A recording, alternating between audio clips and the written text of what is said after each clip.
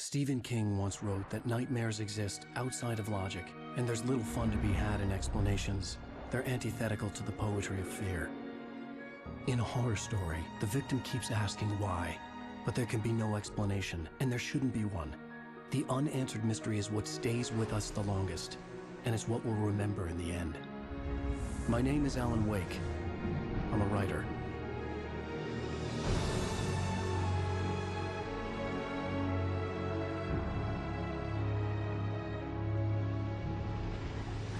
I've always had a vivid imagination, but this dream unsettled me. It was wild and dark and weird, even by my standards. So yes, it began with a dream. Following a typical nightmare pattern, I was late, desperately trying to reach my destination, a lighthouse. For some urgent reason, I couldn't remember. I'd been driving too fast down a coastal road to get there.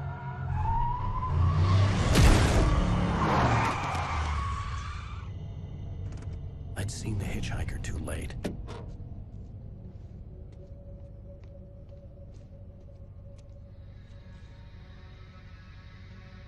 He was dead.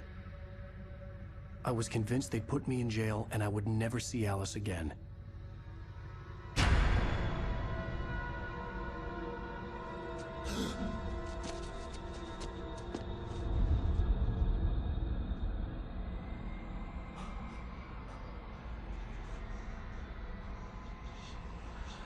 Suddenly, his body was gone. I was in shock from the crash. I could hardly stay on my feet.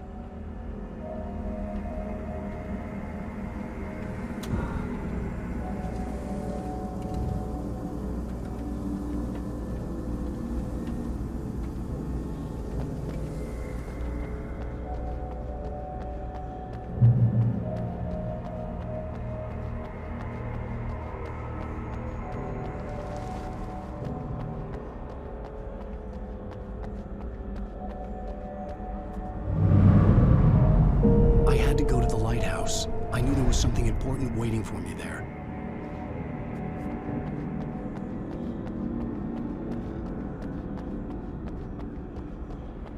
The bridge had collapsed. I'd have to find another way to the lighthouse.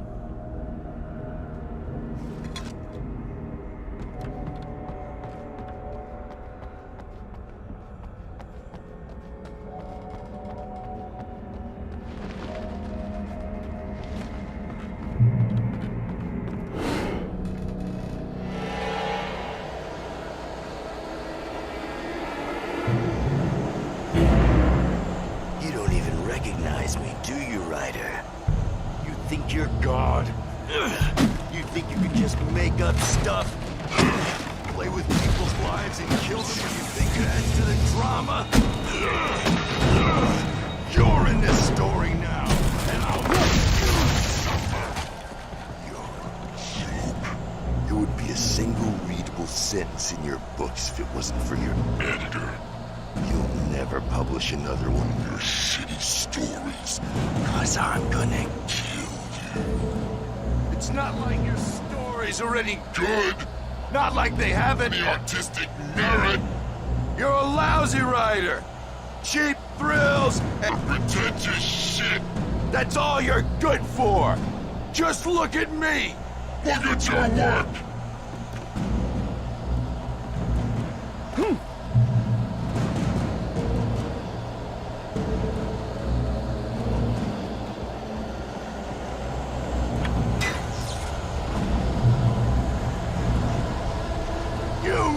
Your deadline!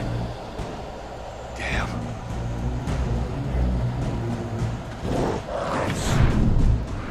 You can't stop me!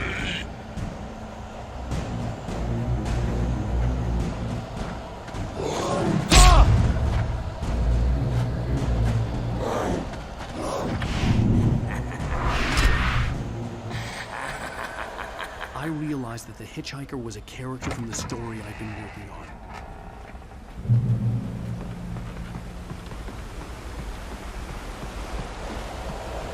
How does it feel to die by the hands of your own creation?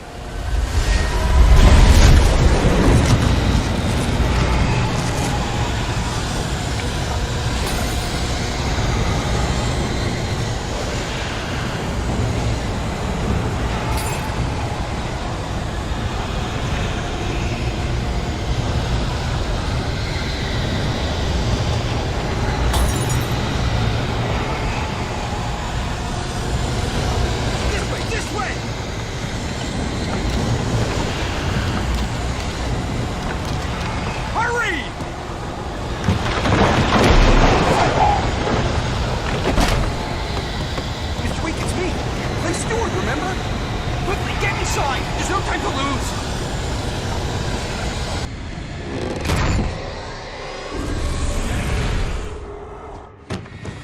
Oh no! Stop! No! Damn it, die!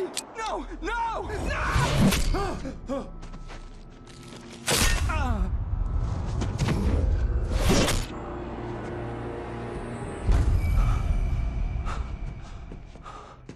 I was trapped. There was no way out.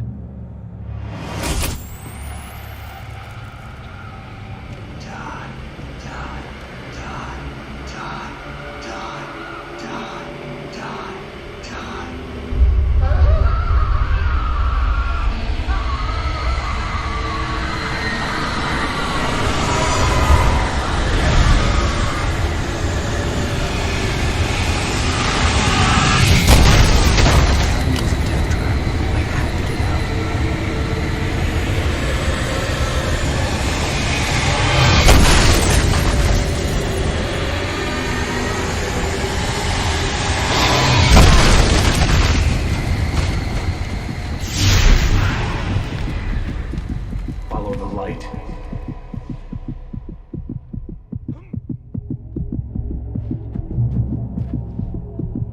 You are hurt. You should go into the light. You are only safe there.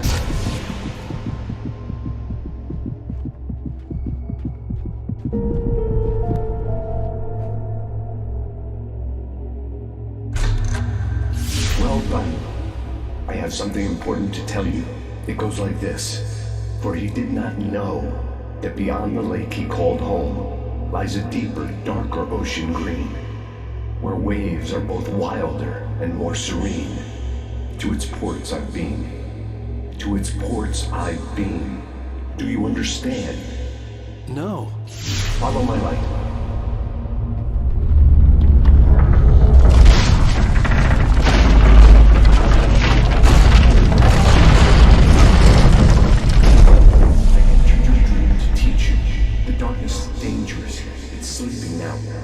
When it feels you coming, it will wake up. There's no time. I can only show you the most important thing. The hitchhiker has been taken over by the dark presence. You can't hurt him now. The darkness protects him from all harm. Only light can drive the darkness away and make him vulnerable again. Here, take the light. Turn your flashlight toward him and burn the darkness away.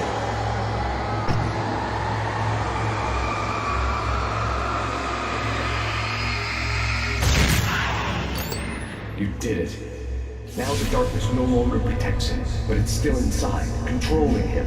He can't be saved. He's still a threat. He is still your enemy. Here, take the gun. Now you'll die.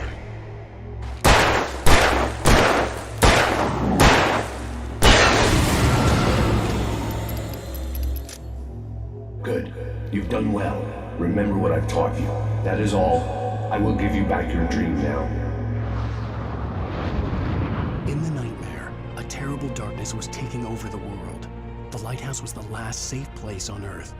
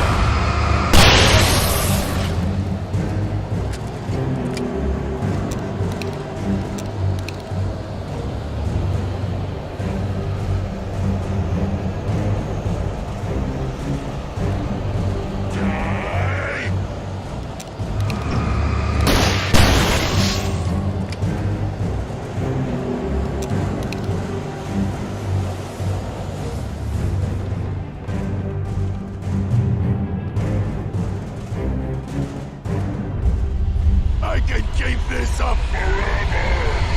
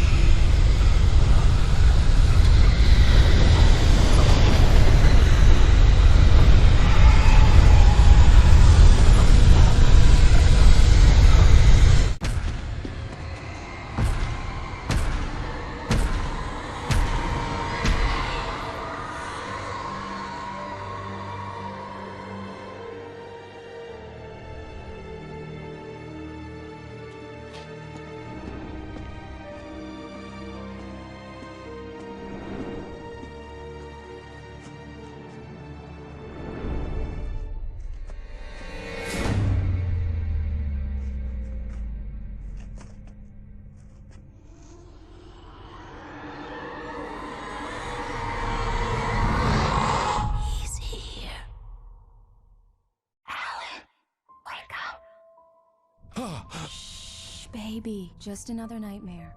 Everything's fine. You dozed off. Right. Anything more than dozed off would be news for everyone. Cheer up, handsome. We're here.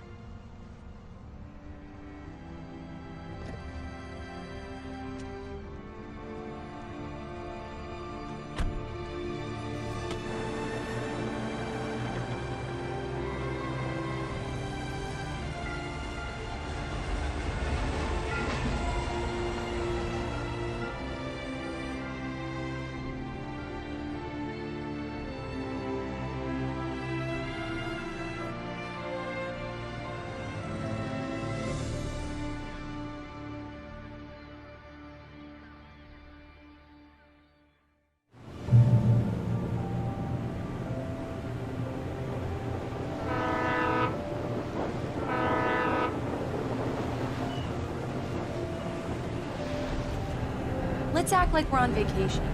Go stand next to that old gentleman there. I want a shot of you with the town in the background. Sure. I'll even give you a title for the shot. A city boy, moments before he got eaten by a bear. Hi. Hello there. You picked a good time to visit our town. Deerfest is just 2 weeks away. Deerfest, huh? Did you hear that, honey? You have a lovely wife, if you don't mind me saying. I'm Pat Maine, by the way. Nice to meet you. Yeah, I'm Alan Wake. I won't pretend I don't recognize a famous writer such as yourself, Mr. Wake. A pleasure. I'm an avid reader myself. I hope this isn't too presumptuous of me, but I'm the night host at the local radio station. Any chance I could get an interview? Look, Mr. Maine, I'm on vacation. In fact, I'd appreciate it if we could keep my being here just between the two of us. I'm sure you understand. Fair enough. You can trust me to be this. Not a hard man to track down if you change your mind, though. I hope you two have a lovely holiday.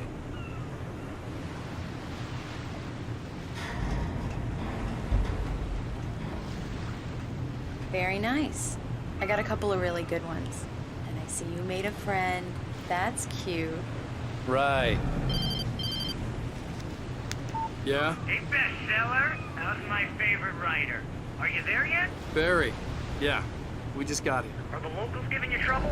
Just say the word and I'll hop on a plane and come make sure that you're left alone, Al. No, Barry, we're fine. Great, great. Just want to make sure you can relax and recharge. So, how is the place? Has it gotten your creative juices flowing? Barry, we're just settling in. Okay, Al. I'll call back later to make sure you're doing okay. And you call me if there's a problem, okay? Okay. Just looking out for you, buddy. Talk to you later. I love you too, Barry. You know he's going to be calling you every 5 minutes. Barry is Barry. I can always turn off the phone. What did I tell you? Text message from Barry. He says hi to you too. Alan, we're here. Come on, let's get back to the car.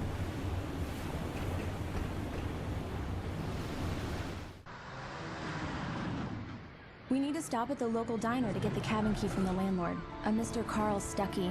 He's waiting for us. I'll go fill her up while you get the key.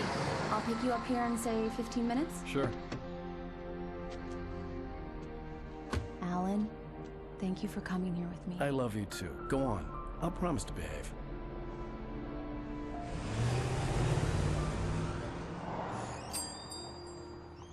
I'd forgotten there were still places like this. Towns where everybody knew everybody.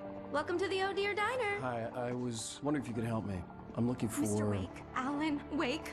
Oh, God! I am your biggest fan. I know people say that all the time, but I really am. I'm glad to hear that. Rose. Rose, I'm looking for Mr. Stucky. Carl Stucky? Carl? Oh, of course, Mr. Wake. He must have gone to visit the restroom. He'll be back in a moment. I can't believe it. I've got all of your books. I got the cutout from the bookstore when they took it out of the window. And you keep it here.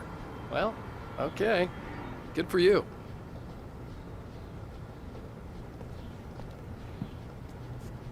Try the coffee. Just don't blame me when you fall in love, 'cause it'll break your heart when you have to leave. Rusty here is no longer human. Nothing but black coffee under a thin layer of skin. Yeah, that makes two of us. Do me a favor, Sonny. I could really use a tune right now. Coconut, number 6 in the jukebox. I'd do it myself, but both of my legs have gone to sleep. Bad circulation. Yeah. Are you serious? Coconut again? You disgust me. Call yourself a rocker. Unbelievable. Ha!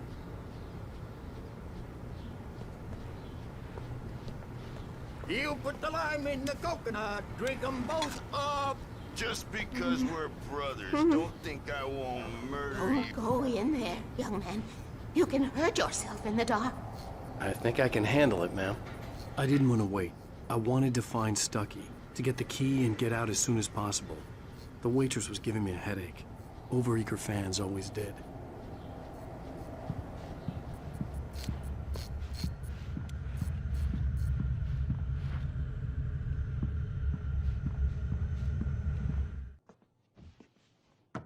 Hello? Mr. Stucky? Carl couldn't make it. Unfortunately, he was taken ill.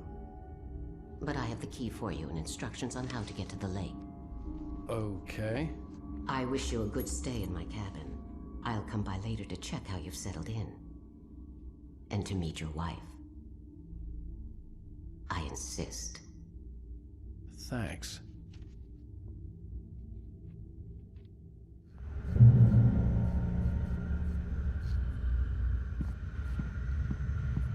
Cauldron Lake is a special place. Very inspiring.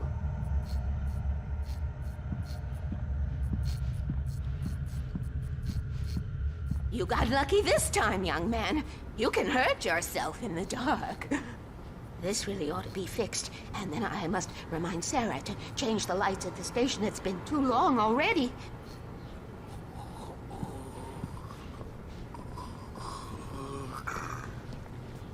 Even that sounds better than your singing. Are you all right? Splendid, splendid! Damn hernia. It swells up like a balloon if I lift anything heavier than a spoon. Yeah, splendid, splendid. It's been a long time, Tom. Good to see you. Hey, you wouldn't happen to have a bottle on you, would you, Tom? I wish.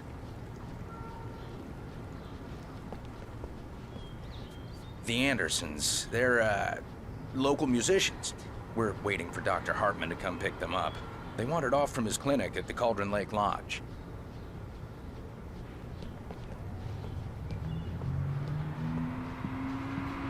Bye, Mr. Wake. Mission accomplished. The key and the directions. My hero. I got some flashlights, just in case. Hey, wait! Mrs. Wake! Your keys!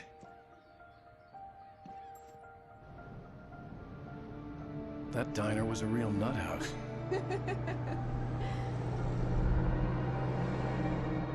Can you believe this place? This would make a wonderful setting for a book. We're supposed to be on vacation, Alice. I'll figure it out when we get back home, okay? Okay. We can talk about this later. Batman here on KBFF. I didn't want to talk about it. I wanted to bury my head in sand. Here's another one of my favorites to go with it. Once upon a time, I was a successful writer, but that was a long time ago. I hadn't been able to write a word in 2 years, not since my last book. And now the weather. It's gonna be a clear night, so you folks in the big city might want to look up every once in a while, see those stars winking down at you. It gets pretty dark out here, but they'll light your way.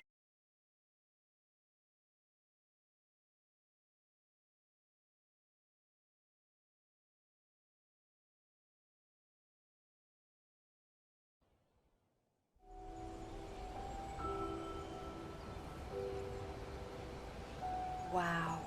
It's gorgeous, Alan. It's something, all right. Don't worry, honey. I'll get you inside safe and sound before it gets dark. And I've got the flashlight. I know. I'm okay. Alice had a phobia, the fear of darkness. I wanted to make sure we were inside with the lights on before sunset.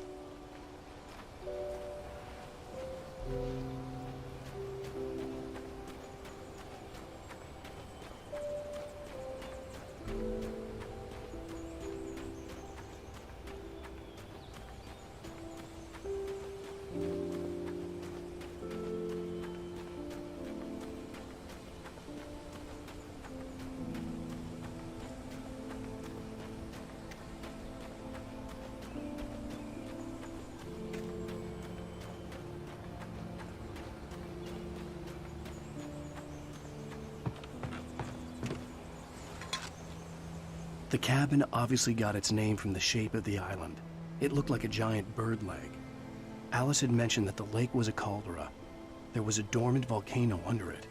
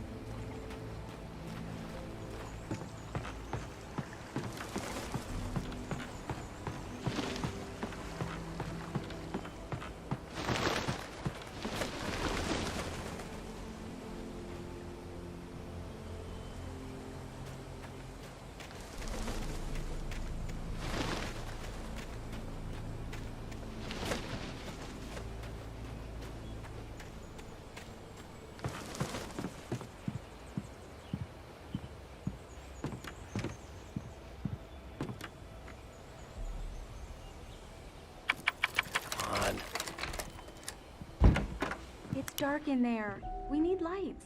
Can you figure out how to get the power on, honey? Sure thing. I'm on it.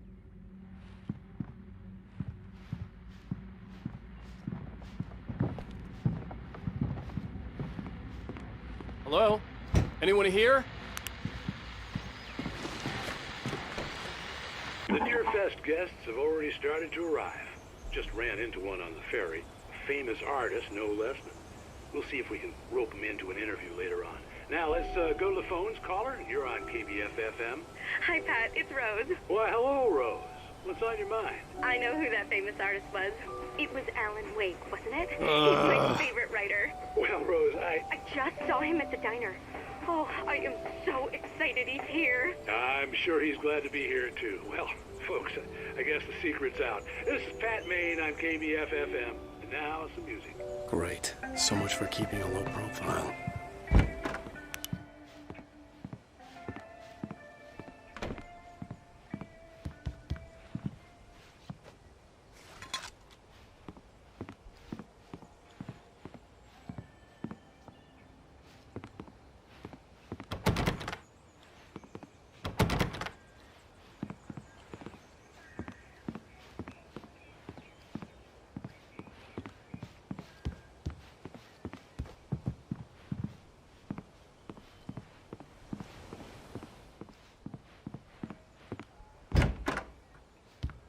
For a moment, the oppressive feel of the nightmare I had seen on the ferry returned. Damn.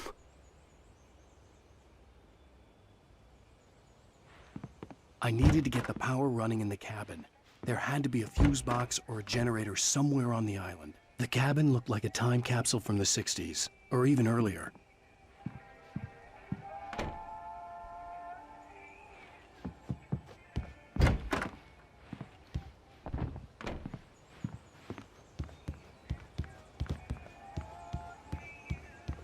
The power cable goes to that shed over there.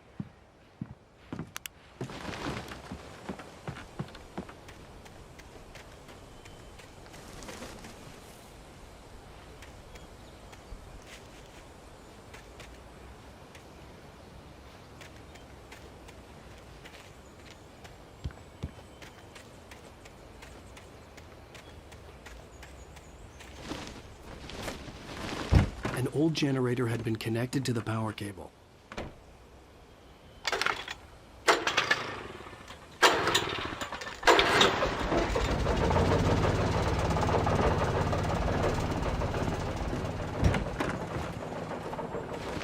The lights are on! Good work, honey.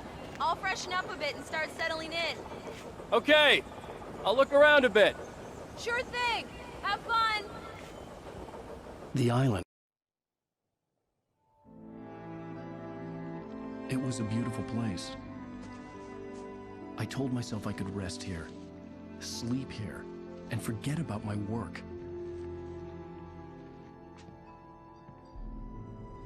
I thought we could be happy here. It's been the site for a love story. Maybe it would be that again.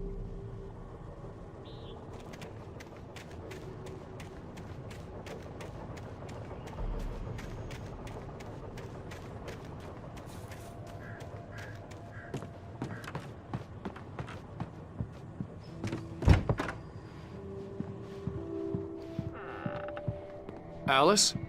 Honey? Alan, I'm upstairs. I have a surprise for you.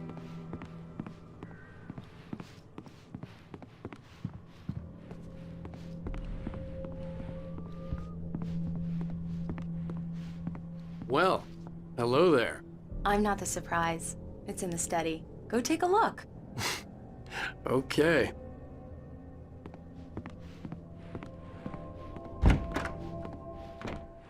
Surprise! Alice? What is this? I guess I have a small confession to make. I thought maybe you could write here that a change of scenery would get you past... Damn it, Alice, everyone keeps... Hey, just hear me out. There's a local doctor, Dr. Hartman. I read a book of his. He has a private clinic here. He specializes in helping artists. So now you want to get me committed? No, it's not like that. That's not... Alan? Alan? Just don't! I don't want to hear it! God damn it, Alice! God damn it! I knew she wouldn't follow me in the dark. I needed some time alone to think things through.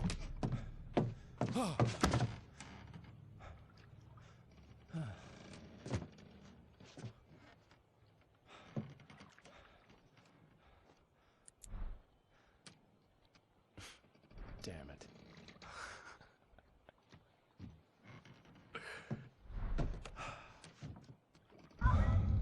Alice? Alice? Alice! The cabin had gone dark. All the lights were out. Alan! Where are you? Help! Alice, I'm coming! It's all right, I'm coming! No! What the hell? Alan! Help me! Alan! Alice? Alice?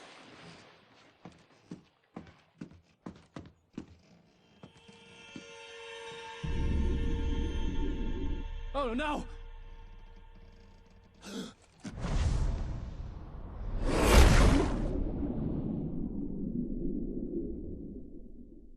Keep going, Alan. Wake up. Alice?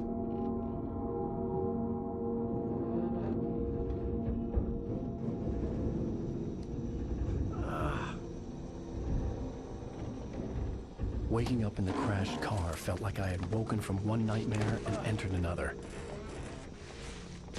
I couldn't remember how I got there. All I knew was that something terrible had happened to Alice. The phone was dead. I'd have to find help on foot.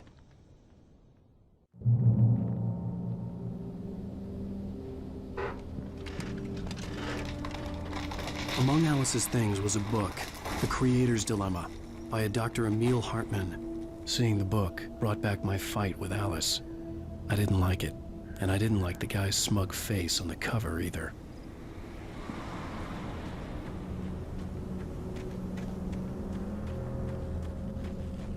The gas station was my best bet.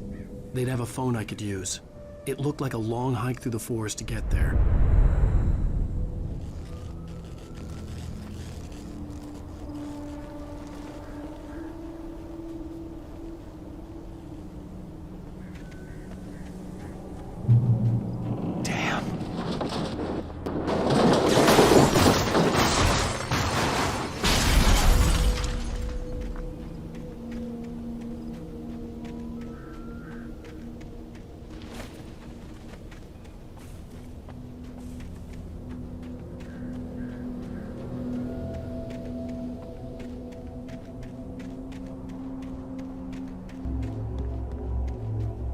Hello?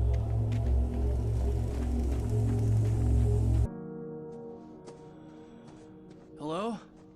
Is someone there?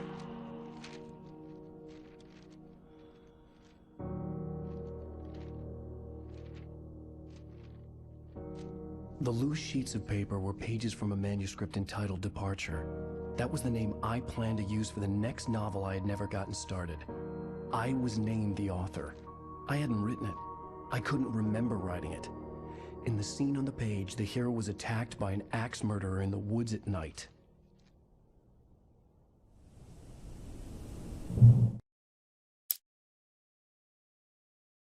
Departure by Alan Wake. The man turned to face me. His face was covered in shadows.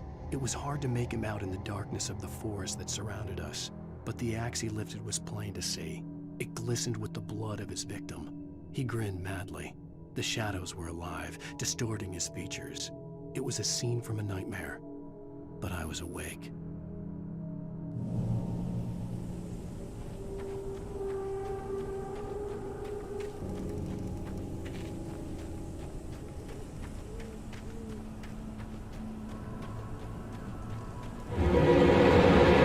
Anybody there? Please, I've been in an accident.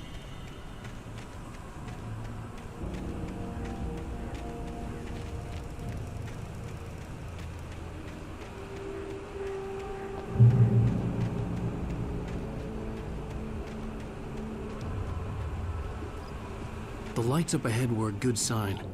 Maybe I wouldn't have to hike all the way down to the gas station to find a phone.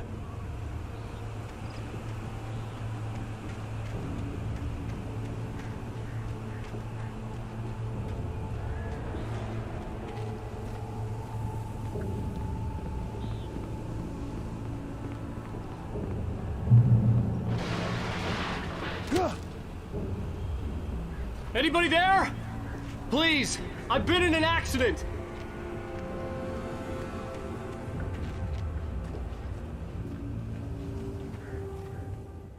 Hey! Hey, you! Phil! There's been an accident. I need help. Listen, I need to... Premium cabins for rent in... Nightfall! Oh, hell. Carl Stucky. Pleased To meet you. Non-refundable reservation deposit required. Fair and square. Fair and square.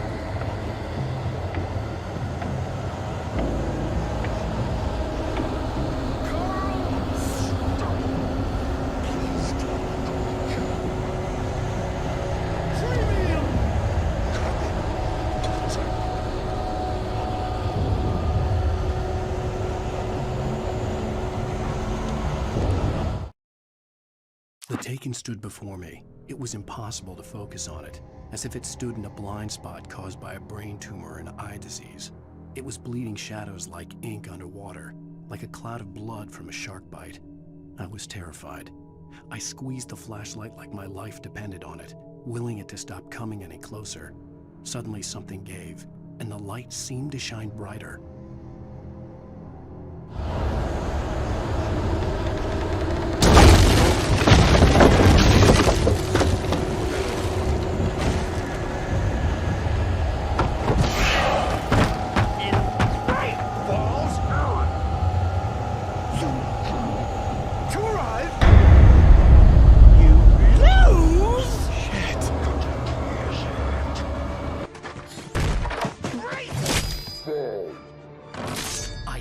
Figure a way out of this. Any second now, and Stucky would be knocking on the door with his axe like Nicholson in The Shining.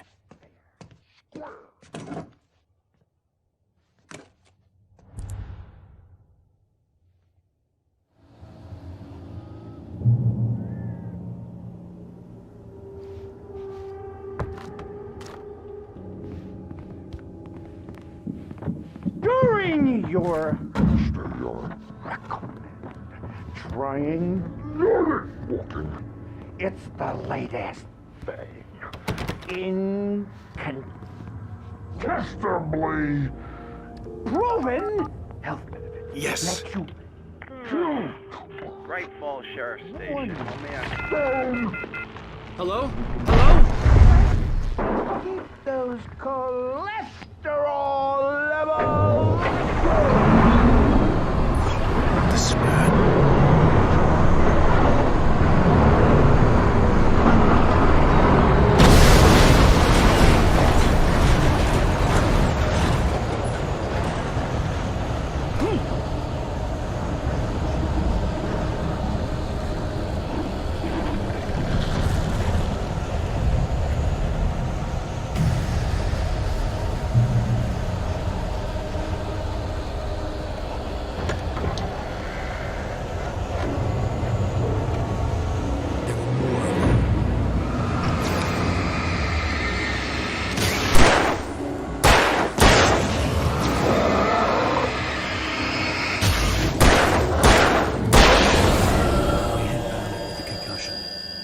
Fired a gun outside a shooting range, and now I just killed someone, or something.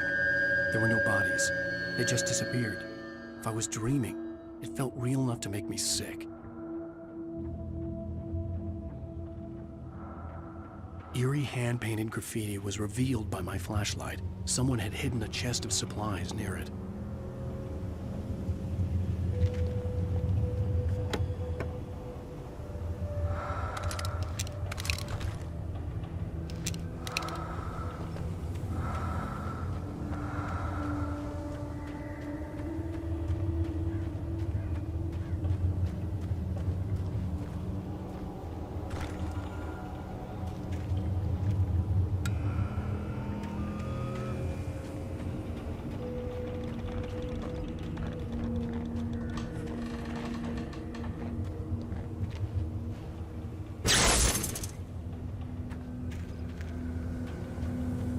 The dark forest was the last place I wanted to go, but I had no choice. I had to get to the gas station.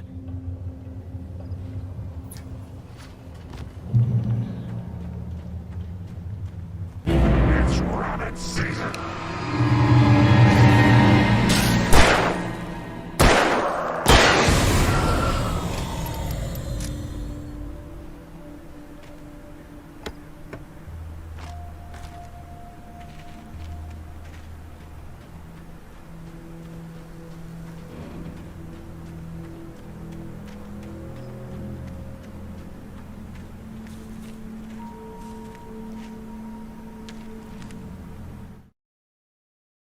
Rose knew she had been gushing, but right now, she didn't care. As far as she was concerned, her brief meeting with Alan Wake was literally the high point of her life. She watched as he got in the car with his wife. She was pretty, confident, at ease with Wake. Not like Rose. They were perfect for each other. She'd have given anything to be called their friend.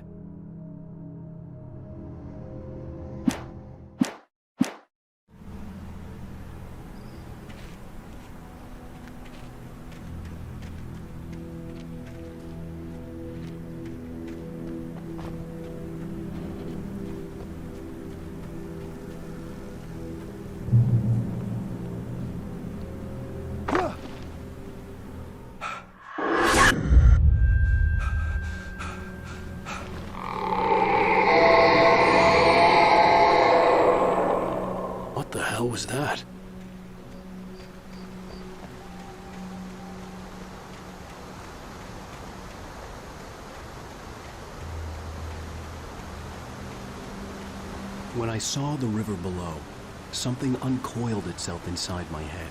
I realized that I'd have to find a way across. I didn't even want to look at the water.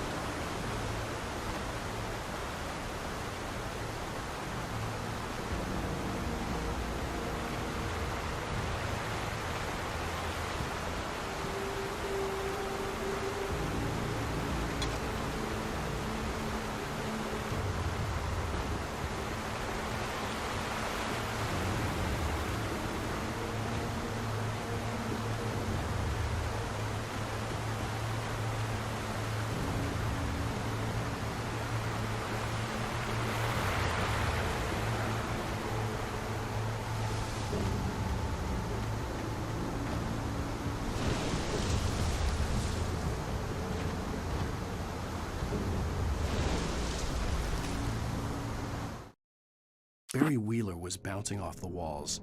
He jumped on a plane after his calls were ignored by both Al and Alice for several days. It could mean that they were both on a second honeymoon, but Barry didn't buy it. Al had been way too unstable for that, not sleeping, messed up. Barry had years of experience dealing with Alan Wake, and he couldn't ignore it. Something was wrong.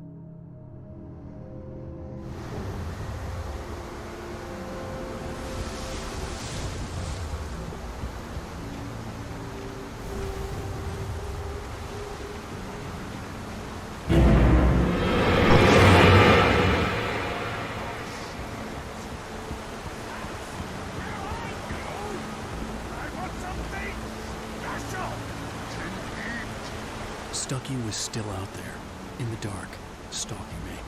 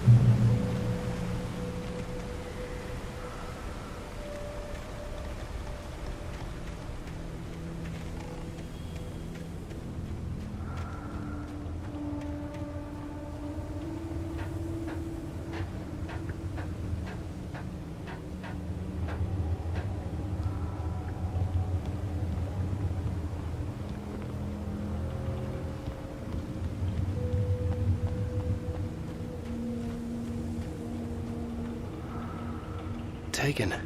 They're taken.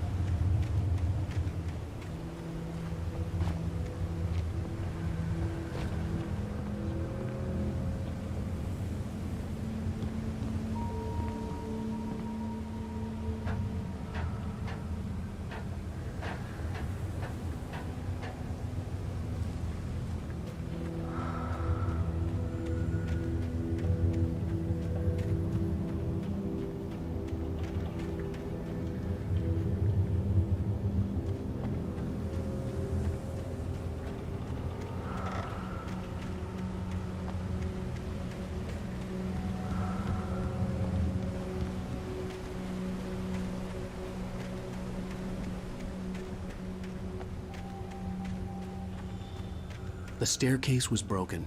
I had to make my way up some other way.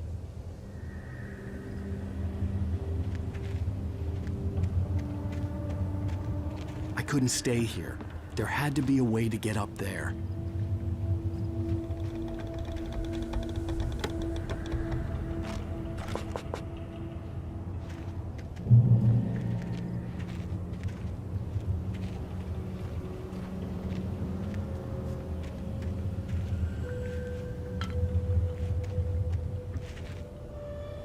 There was no power.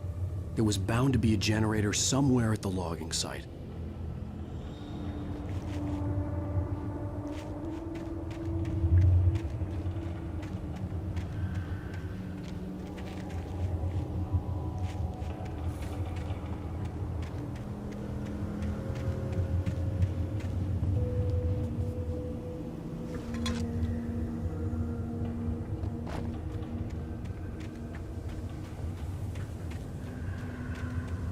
With all this forestry equipment around, there had to be something I could use to reach the top.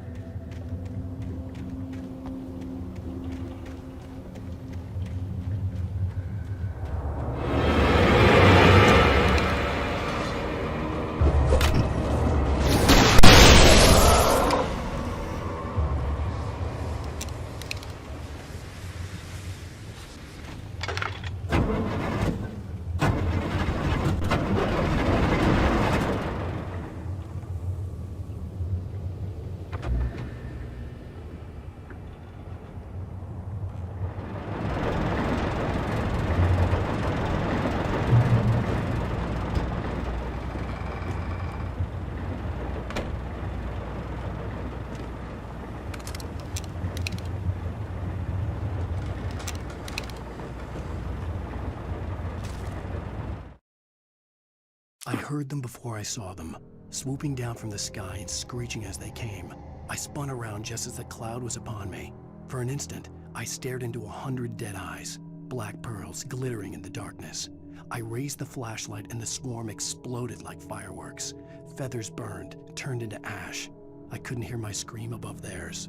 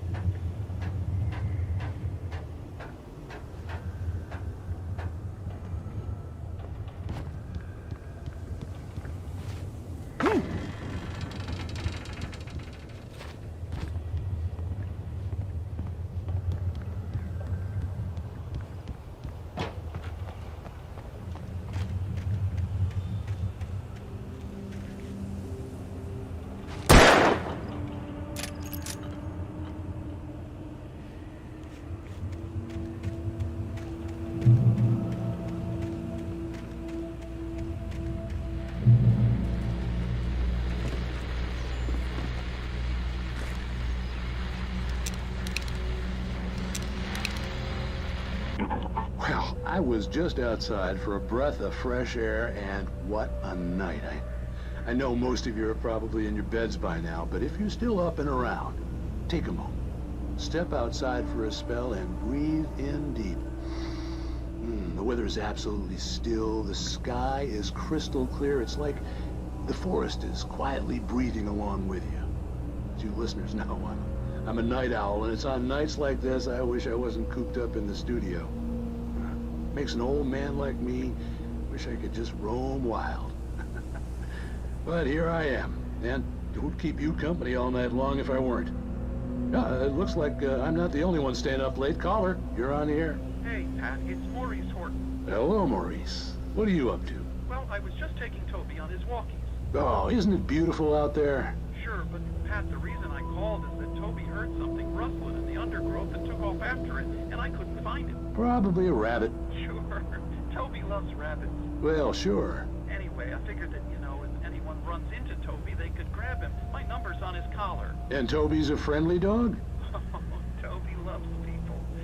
Usually he comes back, but we were pretty far from home, and it sounds like he went pretty wild there. Great dog, but he's just too dumb for his own good. Well, Maurice, it's out there now. Hope Toby comes home soon. Yeah, thanks, Pat. You have a good night now.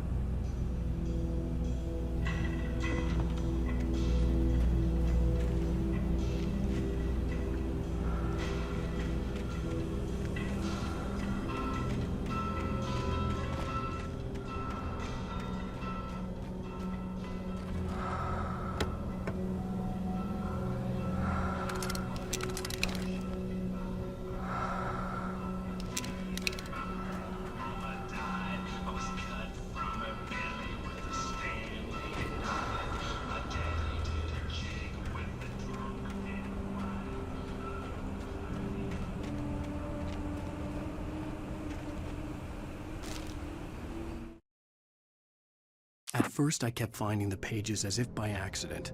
The book I couldn't remember was either a terrible and true prophecy or an act of creation that had rewritten the world. I began to hunt the pages feverishly, for they held the answer to the mystery. With it, I could save myself.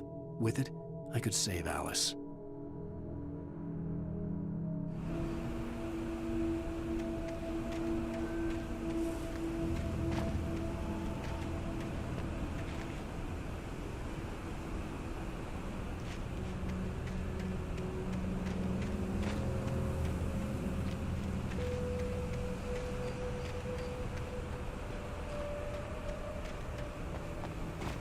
The gas station was closer now, its light welcoming in the darkness. Paul makes the best dogs in the state. Belly Burster is the best with no content. Monster Dog is second best. The famous dog is...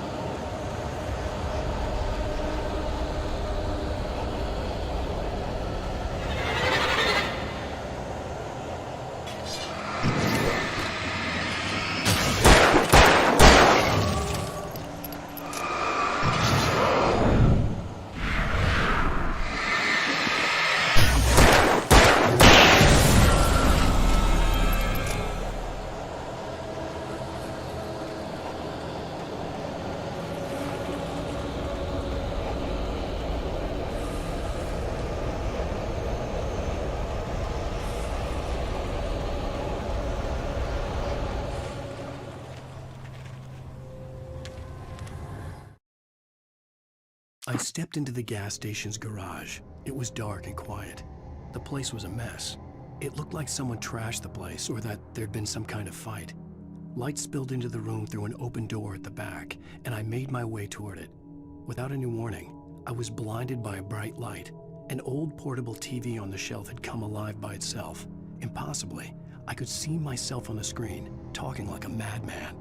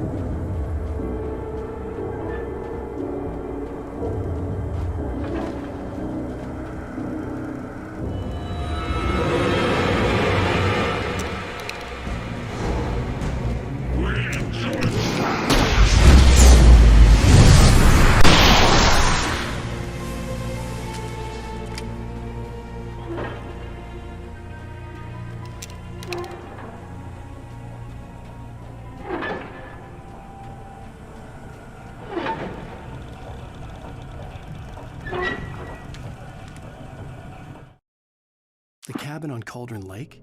She asked. The sheriff looked at me suspiciously. The early morning light flooded through the office windows. I would probably never have gotten out of the woods alive without her help, but I couldn't tell her the truth of what I'd faced the previous night. She'd think I was lying or crazy. She'd lock me up, and she wouldn't help me find Alice.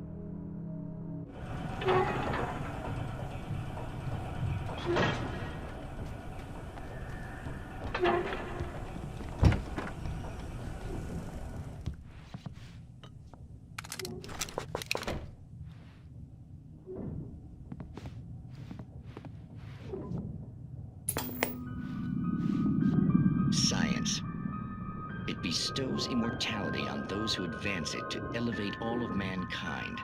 Newton, Einstein, Sagan, princes among men. But the price for such a legacy is steep indeed. In Night Springs. Tonight's episode, a quantum suicide. If our lives are already written, it would take a courageous man to change the script. Having called a press conference, Dr. Barclay Colvin is about to demonstrate that very courage. Ladies and gentlemen of the press, I am Dr. Barclay Colvin, and I'm glad so many of you could join me here at the Moorcock Institute. Tonight, I'm going to give a practical demonstration of the many worlds interpretation. As you can see, this is a loaded 9mm pistol. It shall be part of a thought experiment. And now, a real experiment, known as a quantum suicide. Did he say suicide? Is that a real gun? He's kidding, right? Please, stay calm. There is no risk. Observe what occurs when I place the weapon against my own forehead. Now, you might think this round is merely a dud. Not so. Observe the flower pot. And yet, I myself cannot be harmed with this gun. With each pull of the trigger, two new realities branch off. One in which the weapon didn't fire, and one where it did. With my machine here, I have ensured that this reality is always the former. I have bestowed upon myself quantum immortality. Under no circumstances can this gun kill me. So wait. What you're saying is that every time you pull the trigger, in another reality, you die? Yes, of course, but that's completely trivial. There's an infinite number of things that could happen at any moment, and they always do happen somewhere. The point is, this one thing did not happen here. You're insane, Colvin. Insane? Insane? Hey, was this thing supposed to be plugged in? I stumbled on it. You fools! Gaze upon quantum immortality.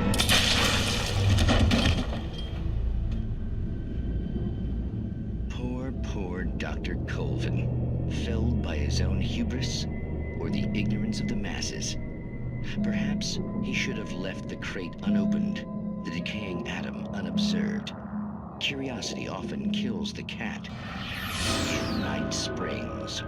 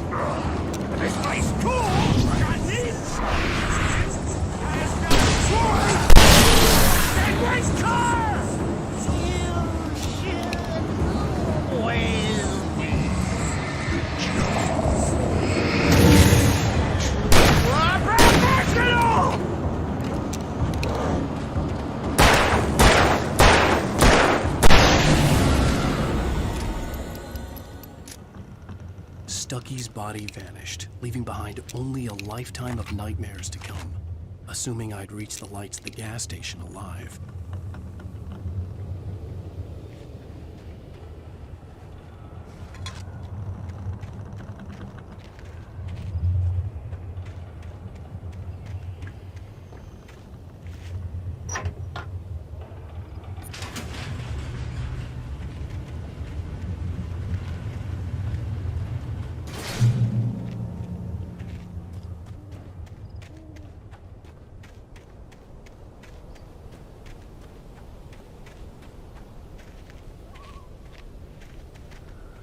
I recognized the parade float I had seen in Bright Falls when I first arrived with Alice.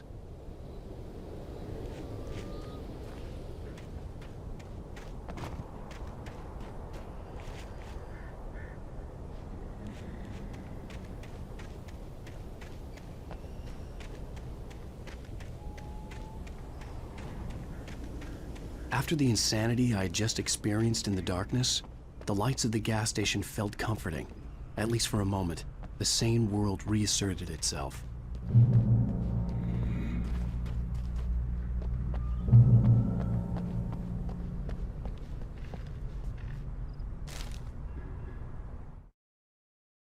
Stucky spat on the garage floor and tried to shake the cobwebs from his head. Ever since the couple never showed to pick up the keys, things had been fuzzy. Something, a feeling caught his attention. Stucky looked up and stared as his brain tried in vain to process the horror before him. He stumbled back, knocking over a can of oil. A black pool spread across the floor while he struggled for a brief moment, then let go as the unrelenting darkness engulfed him.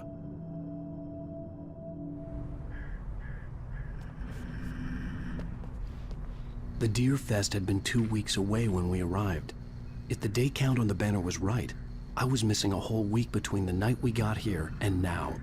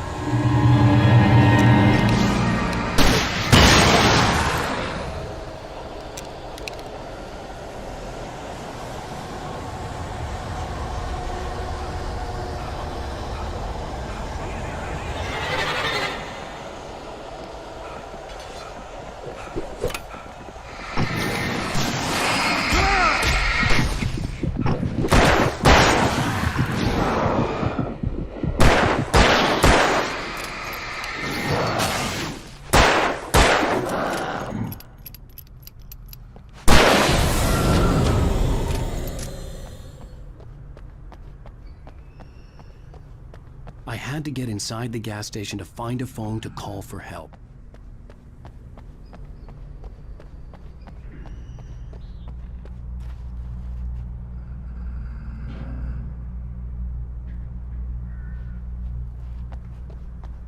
The garage was a mess. It looked like someone had trashed the place, or that there'd been some kind of fight. All right. I'll keep writing. Outside, there's only darkness. Outside the cabin, outside the story, there's only darkness. I can feel her presence in the dark. Just now, I could smell her perfume in the room. I'll reach her, I'll fix it up. I'll bring her back. The story will come true. If I stop, she's lost. I don't believe this. It'd been me on the TV, talking crazy. Was I losing my mind?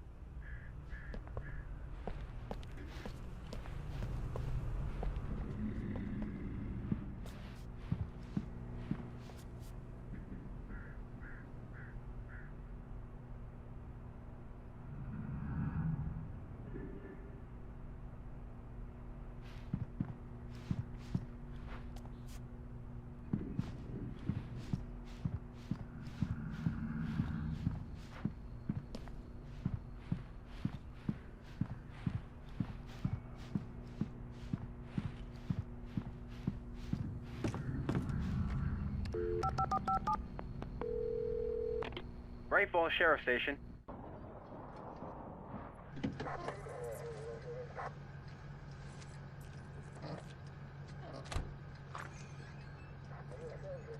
Oh, thank God, Sheriff.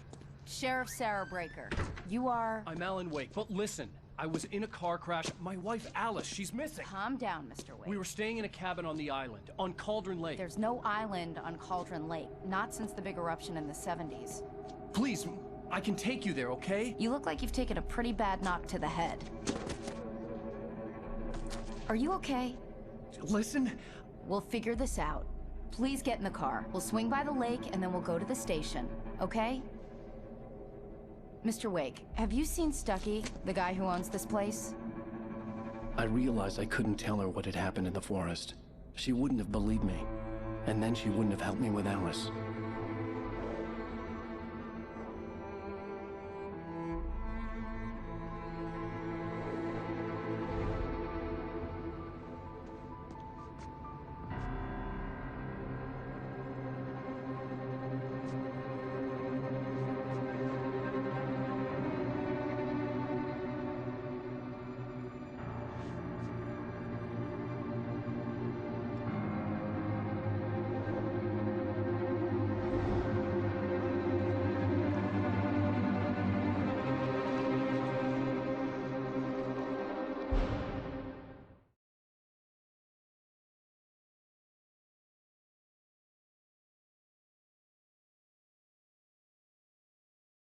Previously on Alan Wake.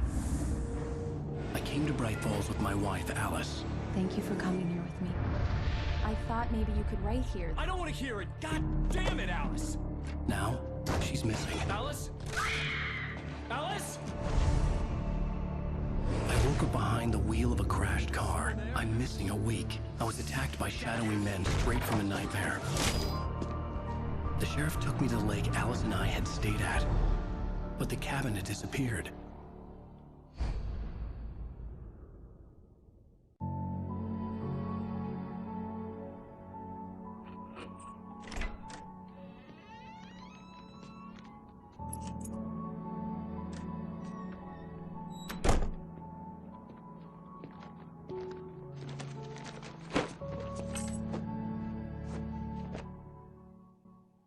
Honey, I'm home. Back here, sweetie. How was it? Worst weather I've ever seen. You should put some coffee on. It'll warm you up. Hey, handsome. This is gonna be a long night, but these shots are turning out great. I guess you're gonna need that coffee then. I'll go put it on.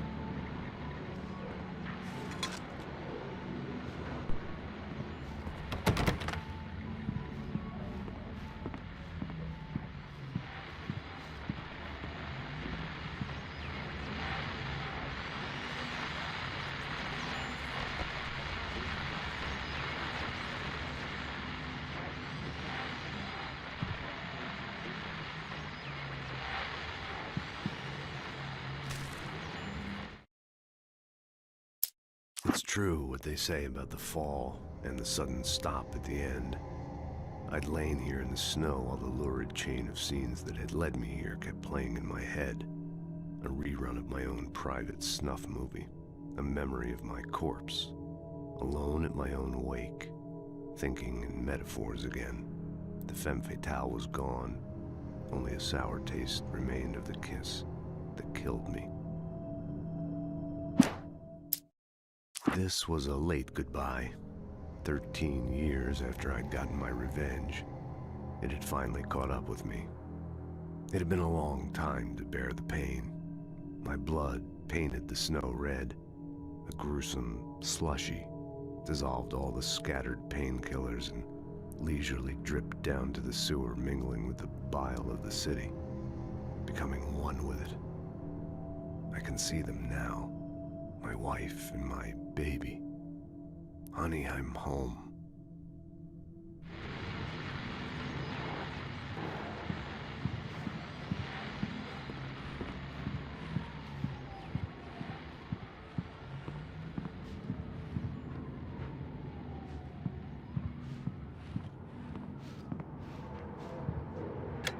Coffee's on. Great, thanks. I'll need it if I'm gonna finish this by tomorrow.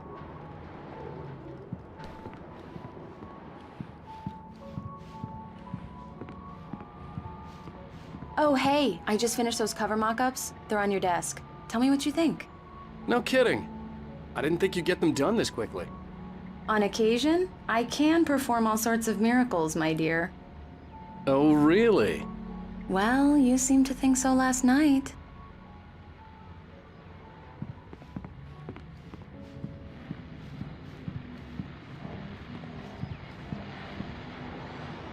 These look really good. Oh, sure, until Barry gets his hands on them. Which, by the way, will happen over my dead body. The last time was the last time. Oh, and speaking of Barry, he called. Alan? Alan, please check the fuse box. I'm right here. I'm on it, honey. Please hurry. I'm right here, baby. I'm fine, I'm fine. Just get the lights back on, now, please. Honey, it's a power outage. I've got the flashlight. Okay. Hi. You okay? I'm sorry. It just really spooked me. Don't worry. We'll just break out the candles. I know it's stupid, but it's just... Especially when I'm not prepared for it, you know? It gets to me. I love you. Tell me a story, writer. Okay. I used to have these nightmares when I was a kid. The dark really spooked me, too. When it got really bad, my mom gave me this old light switch. She called it the clicker. The clicker, huh? Yeah. If I ever got scared of the dark, I could just flip the switch and a magic light would scare the monsters away. Oh, sure. Here it is. Alan. Maybe it'll help you, too. Yeah, nice story, writer boy. You made that up right now, didn't you? No. Seriously. I love you, even if you are a liar. Thanks for this.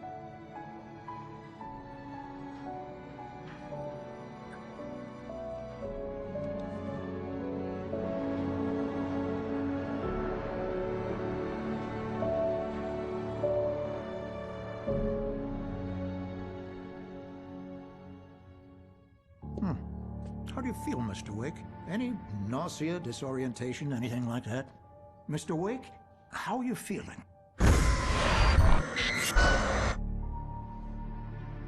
I'm okay. My head's fine. I had to lie about my headache and memory loss. He'd send me to a hospital for tests. I couldn't leave without Alice. Very well. I don't think you have a concussion, but you've obviously been through quite a shock. You should take it easy for a couple of days. Thanks. Well then, Mr. Wake, we're done here. If the pain gets any worse or you experience any other symptoms, you should come see me. I'll let you get on with it then. Sarah, Sheriff Breaker, is waiting for you. She's very good at her job. I'm sure she can locate your wife in no time. Doc Nelson was the image of a small-town doctor. Sheriff Breaker had called him to the station to take a look at the cut in my head.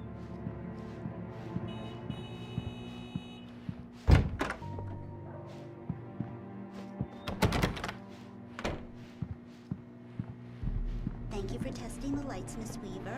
Everything seems to be fine. I don't have the luxury of being complacent, Deputy Grant. The bulbs will need changing soon. You can't change them in the dark. I'll be sure to take care of it, Miss Weaver. Have a nice day now. Very good. I'll come back later on to remind you, just in case.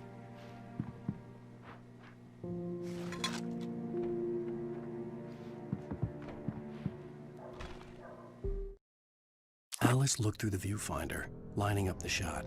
Cauldron Lake was breathtaking. Something caught her eye. A figure standing in the shadows behind the cabin, like a thin woman in a black dress. She lowered the camera and looked again. No one there. Just a collection of bushes that looked vaguely human-shaped. She shook her head and laughed.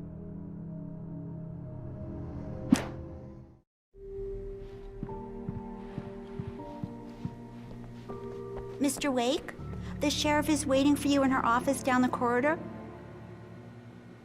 That was Cynthia Weaver. I guess you can call her the town eccentric. She used to be the editor of the local newspaper, but she's focused on, other things these days. She'd fit right in where I come from. As you can see, she's a little obsessed with maintaining the light bulbs of the whole town, refuses to step on shadows, things like that. Back in her day, she wrote about all sorts of weird things in the paper. Bright Falls has a colorful history. Of course, what small town hasn't?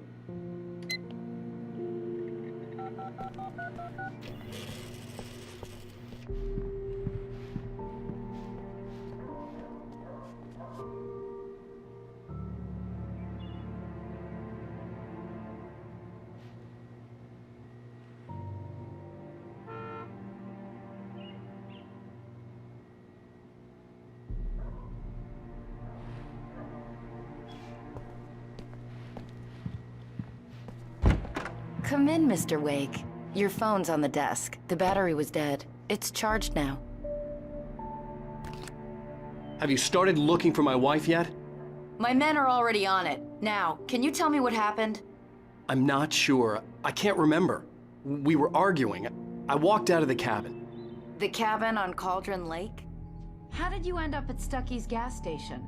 I wanted to tell her what had happened last night, but I couldn't. She'd lock me up. Excuse me, I need to take this. Hello? Alan, please help me. Alice? Stop talking to the law.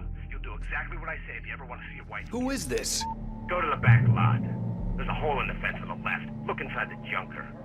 I left a little something there to convince you we're all on the same page here. After you ditch the cops, you're gonna meet me in Elderwood National Park. There's a spot called Lover's Peak. Midnight. Don't do nothing stupid, pal.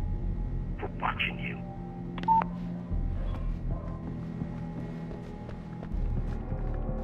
Mr. Wake, can I help you with anything? I need to get some air. The sheriff said I could go out back. Of course, Mr. Wake. You can get there through the cell corridor. Just don't mind Walter in there.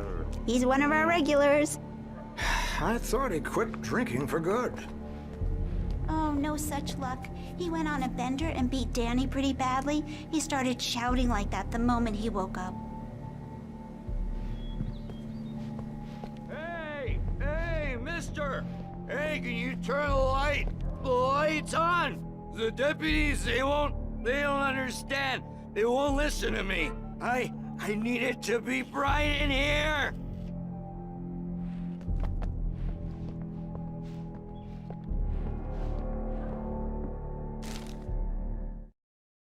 In spite of its human mask, to describe the dark presence as intelligent would have implied human qualities on something decidedly inhuman. Nonetheless, it found the one spot in the diner that was dark enough. Some light spilled into the corridor, ravaging it. But it took the pain. Horrible as it was, the writer would soon fix that. He would be coming to the one place where it still had power. Hey, you! The early morning light hurt my eyes and made my head ache. The man on the phone had said, "Go through the fence on the left."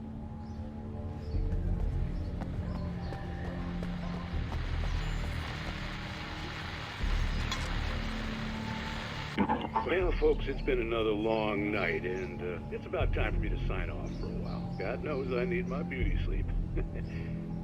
Just one more item before I go. It's been a busy night for the sheriff's department. We've had a few broken windows, even a report of shots fired on Main Street. Deputies Mulligan and Thornton had to deal with two intoxicated young men who were celebrating the completion of their Deer Fest float. Now, folks, we get this every year. I know it's exciting, the big day's almost here, but let's save it for the party and leave the gunplay for the shooting competition, huh? There's no point in getting all worked up yet.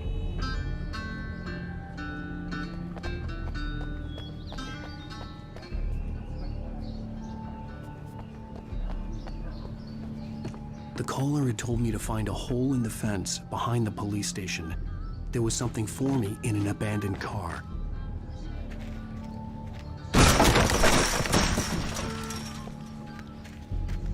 Alice's driver's license had been placed on the front seat. The caller meant business. Barry? Ow! Ow! Thank God! Where the hell have you been? I've been trying to reach you for a week, you and Alice. I've been worried sick. I flew out yesterday. I'm here in Bright Falls. Barry, listen to me. I'm at the sheriff's station. Come and get me. I can't talk now. Al, what the hell is going on? I had to get the sheriff to let me go. I needed to get to Elderwood National Park to meet Alice's kidnappers.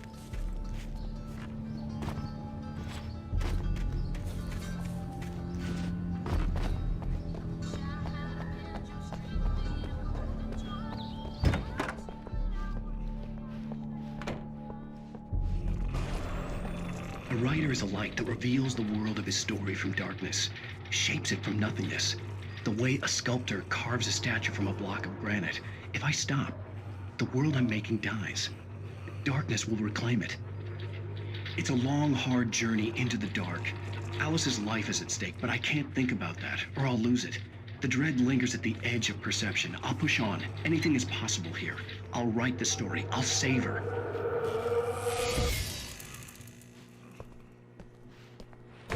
Marvelous, Sarah. I just wanted to settle all the damage the Anderson brothers might have inadvertently caused on their recent and regrettable little outing. They are not accountable for their actions, of course. I can assure you that my staff has been reprimanded. Tor and Odin never caused any trouble to anyone when they were still living at their farm. Indeed. All we can do is to slow down the progress of their dementia. Are you feeling any better, Mr. Wake? I'd like to leave. Am I free to go?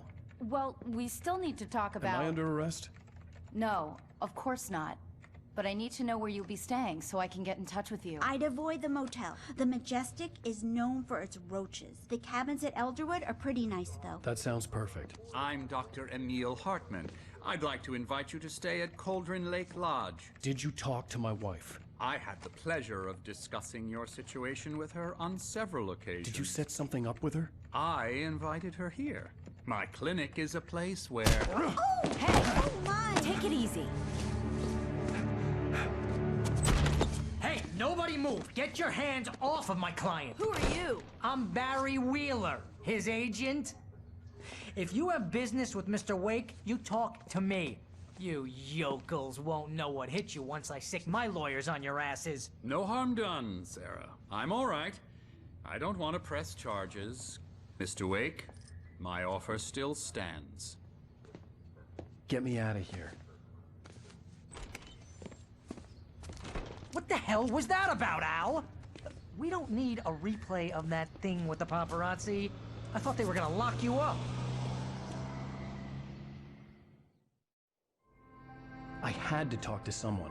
I told Barry everything. He thought I was certifiable, but when he heard about the manuscript, I had him. The fact that I'd written something, even if I couldn't remember it, was enough for him. He smelled money. And he believed that Alice had been kidnapped. Anything beyond that was another story. I had a midnight appointment with the kidnapper in a place called Lover's Peak, somewhere in Elderwood National Park. The plan was to rent a cabin. I don't like it, Al. I don't like any of it. It's not good. In fact, it's the absolute opposite of good. Mr. Wake! Barry, you found him! Hi, Rose. Oh, wow. I was just thinking about you, too. Great. I was just bringing Rusty some coffee. He's on the balcony, looking after Max. Poor thing. I really need to go. Great to see you again, Mr. Wake. Later! Who's Max?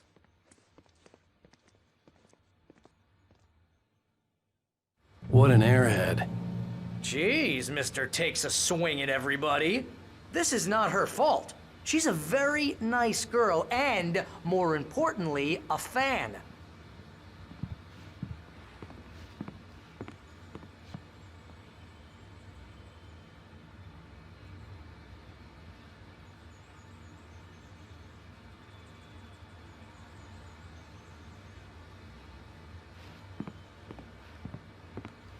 Seriously, Al, what you were saying in the car? Just listen to yourself. What, you shot a guy and his body just disappeared? When was the last time you slept? What, are you high? Have you been drinking? No! Look, Barry, I'm missing a week, and someone's got Alice. Do you and understand what it sounds like when you say stuff like that? Don't get me wrong, it's a good story, could be a bestseller. But when you start confusing fiction with reality, you're buying yourself a ticket to the funny farm. All right, wait here.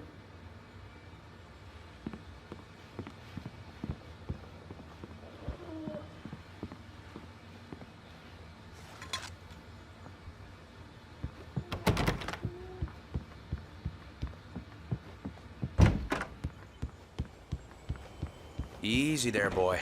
I'm almost done. Hey, Rusty, right? You rent cabins. Oh, Mr. Wake. I'd shake your hand, but mine are kind of full here. Actually, I'm sorry about this. Would you mind grabbing the registration form from the desk? It's just across from Bucktooth Charlie. Okay, sure. What happened? Crazy poachers. Max here got his foot caught in a trap. They're illegal to use here. Hell, you're not supposed to hunt within the park at all. But that doesn't stop some lowlifes. Hell, at least Max is gonna be okay. He got lucky. Max is still groggy from the shot I gave him, and I'd rather not leave him alone just yet. The form's on the desk across from the mammoth skeleton.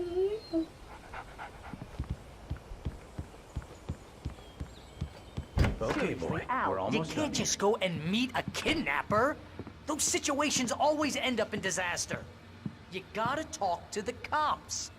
She's my wife, and it's my call. Can we talk about this later? No, this whole thing, listen, you hit your head. I mean, geez, Al, come on. You gotta understand how crazy all this sounds. If you're trying to pull a joke on me, freak me out, it's working. Ha ha, let's have a laugh on Barry. Well, you had me going there real funny, Al. You can quit it now.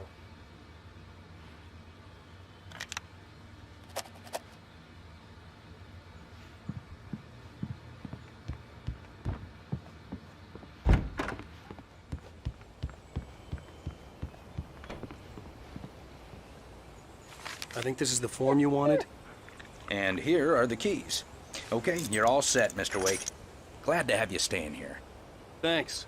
Can you tell me how to get to Lover's Peak? Oh, sure. It's at the end of the nature trail. Just follow the paths, you'll get to it eventually. It's an easy walk. Nice spot, too. If you have any trouble finding it, just keep your eyes on the radio mast. It's right below that.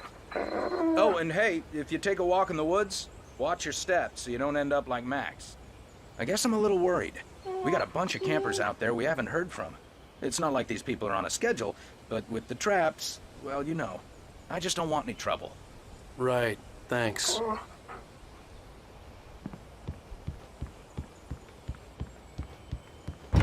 Look, Al, you're asking me to believe that you shot a dude who went poof into thin air, a guy who was bulletproof until you pointed a flashlight at him.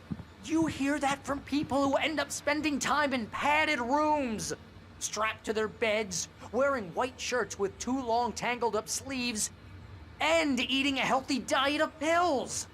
Al, you make cruel jokes about people who believe that kind of stuff. You're the skeptic. You gave me an hour-long lecture on homeopathy last month. What was it? If there's no proof, it's pure bullshit. Period. Guess the laugh's on me then. Al, come on! I mean, okay. Okay, maybe something weird happened to you, okay? Well, thanks for the heartfelt vote of confidence. All I'm saying is you gotta throw me a bone here, bestseller. What would you think if it was me? There's no way you should be going out at midnight with a gun. No one asked you to come here, Barry. Either work with me on this or go straight back to New York. Your choice.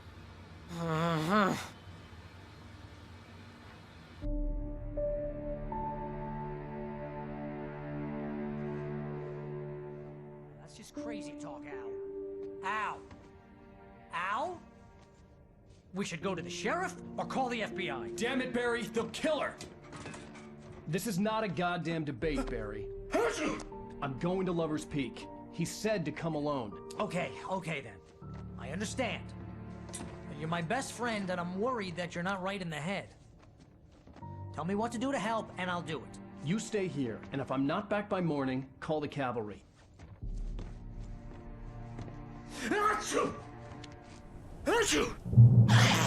Just be careful with the natives, Al. These yokels are dangerous. Everybody hates a tourist, or it'll be deliverance all over again. Bless you. Oh, this place is trying to kill me. I'll bet there's mold in here, spores, poison ivy, God knows what. This is so not worth a 15% commission.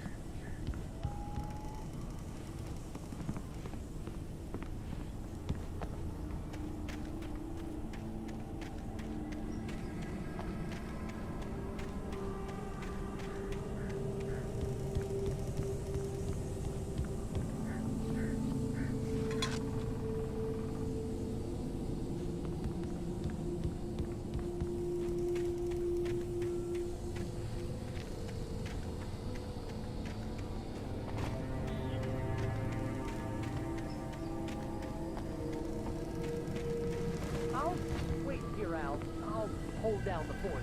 I'll be with you in spirit every step of the way, Al. Locking the door now.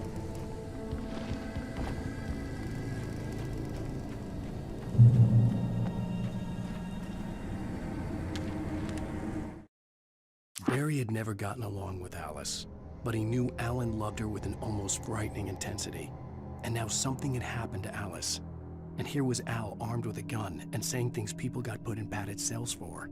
It was as if his friend had experienced a massive psychotic episode and was now totally disconnected from reality. It scared the shit out of Barry.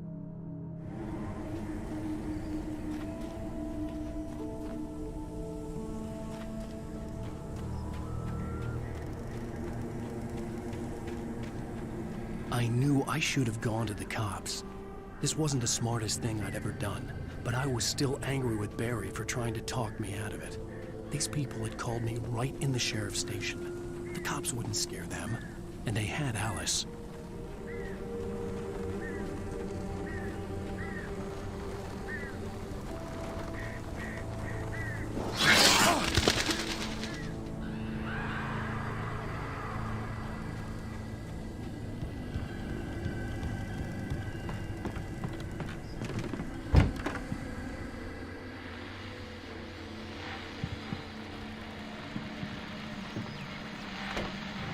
Welcome back to the show, folks. As promised, our very own Dr. Nelson has just parked his rear end in the studio. Doc, what's your Deerfest plan like? My plan? You make it sound a lot more organized than I ever seem to manage.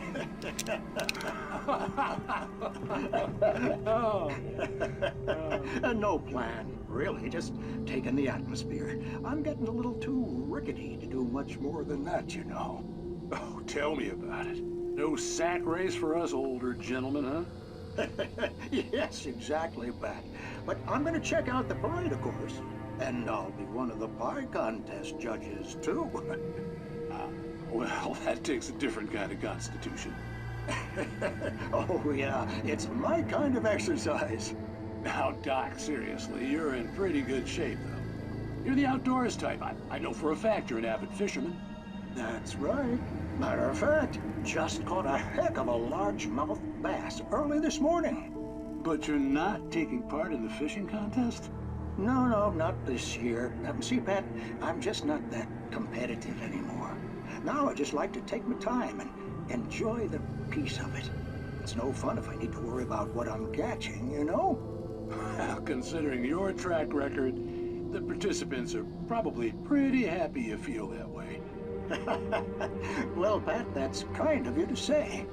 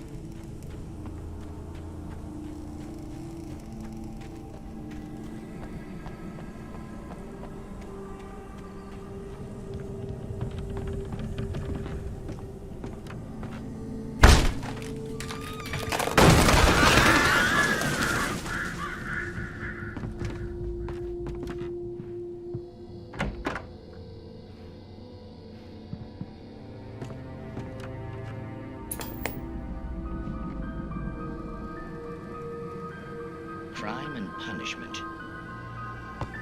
The cancer and cure of civilization. But some crimes are impossible to punish, especially in Night Springs. Tonight's episode, The Man in the Mirror.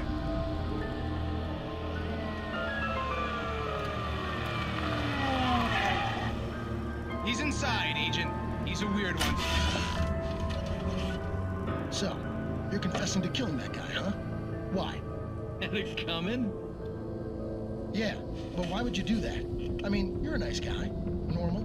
Took a kid to a soccer game. So how come at the game, you pick a guy and, quoting from the arresting officer's report here, Assault the victim's head area repeatedly with the weapon of choice being a pair of bare fists. Wow, that sentence really flows, huh? Maybe you're not the literary type.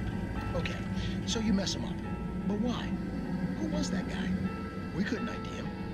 Why would a guy like you do him like that? I didn't like his face? Well, you must have hated it, because you really went to town there. I mean, there's no way to tell what he looked like. No ID on him either. That must be difficult. But then we ran the fingerprints. Got a match. Your prints. Identical. Huh, how about that? Your son said you were wearing a white shirt when you took him to the game. The white shirt is on the dead guy. It's plenty red now. You won't get away with this. Do you really think that's in any way relevant to me? I had plenty of time to talk to my boy before the cops arrived, you know? He won't stop screaming, am I right? You think he's ever gonna be okay? I left my mark. Believe me. You bastard. What? You gonna shoot me? What's the point? I'm going to prison. You got me. I don't understand any of this. And you never will. Don't worry. Maybe you'll see me again, Agent. Maybe in the mirror.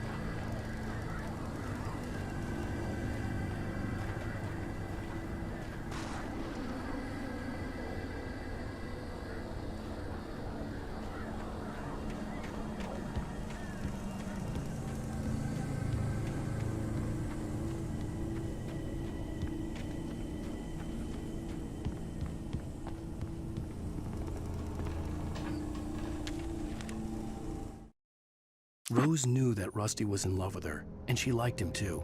She liked him a lot. He taught her to dance, and life had certainly taught her the value of a man who was gentle. He treated her well, made her smile, made her feel good. But Rusty wasn't the prince of her dreams, and that tended to underline the unbearable truth. She was no closer to that Hollywood magic than he was.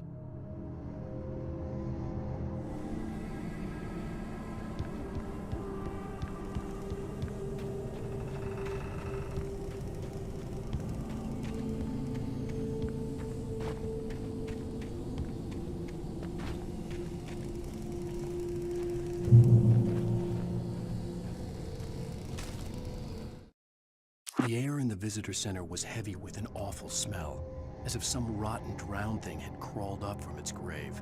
Rusty kept coughing blood. My eyes were drawn to the twisted shape of his broken leg. The attack had been vicious. Max whined in his cage. Rusty's eyes were wild with fear and terror. He gasped. "Mr. Wake, it happened just the way it was on that page."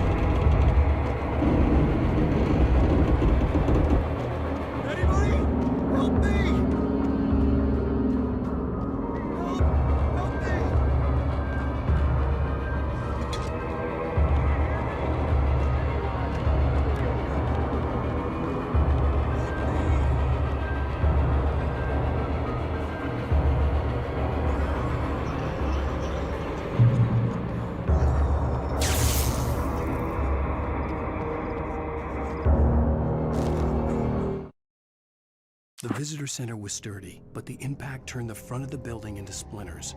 Rusty was thrown across the lobby like a rag doll and hit the far wall hard.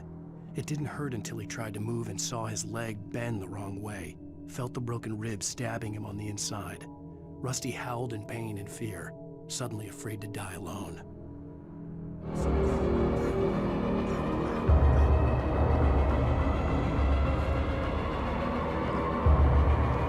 Hello? Back here! I'm back here! Hey! Mr. Wake? Oh, hell. It happened just the way it was on that page. I found. Came true. It knew. So dark. It'll come back for me. You must... The lights. In the office. I have the key. Okay, Rusty. Hang on. I'll be right back. Whatever did this couldn't be far. Rusty had found a page from the manuscript. It would help me understand what had happened.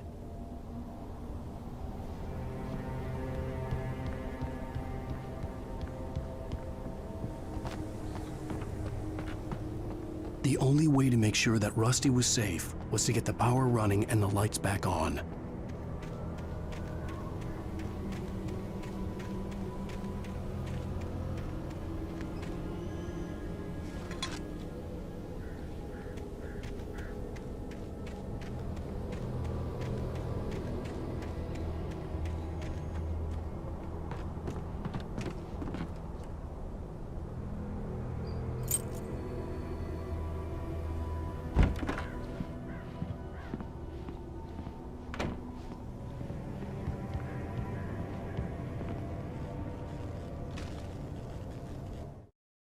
At the last instant, I changed direction and threw myself down.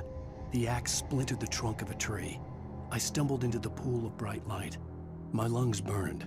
I was too exhausted to move. I tensed as I waited for the killing blow, but it never came. I raised my head. Nothing moved in the darkness beyond. For the moment, bathed in the cold light, I was safe.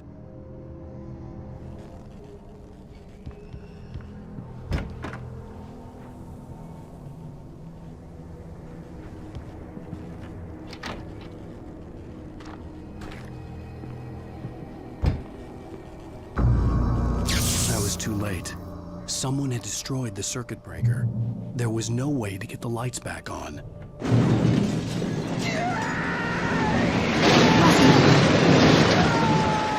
Rusty!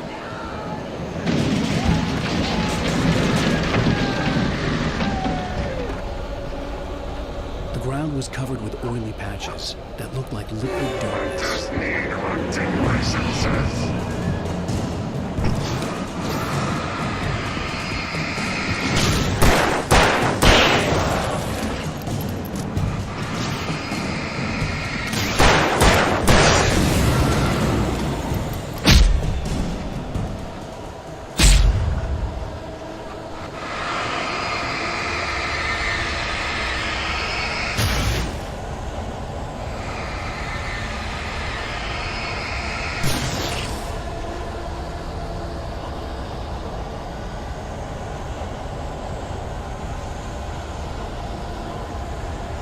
Something had torn a mammoth-sized hole in the wall.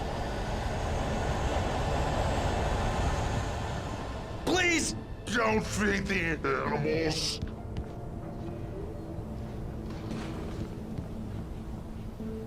Fishing is only permitted for those visitors who purchase a park fishing license. Obey! The park ranger's instructions. At all costs. Rusty? Rusty, no! Never! Two bears and wolves never approach any other wildlife closer than... This must be leashed. Never leave your pet unattended.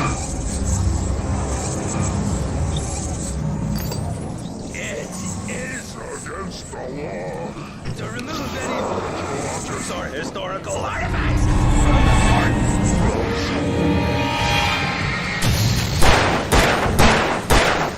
This includes even you may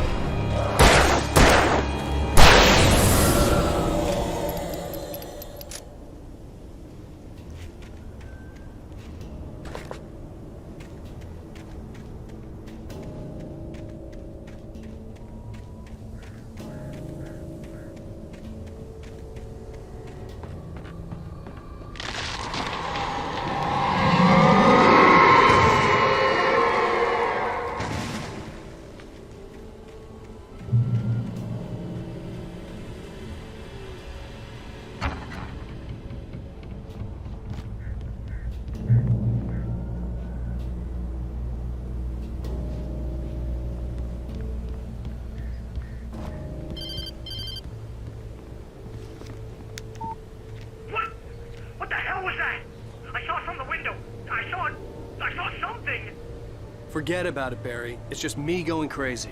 Oh, jeez. Oh, jeez. You're not crazy. I wish you were crazy, but you're not crazy. Ow, be careful. Stay in the cabin. Don't open the door for anyone. I mean it.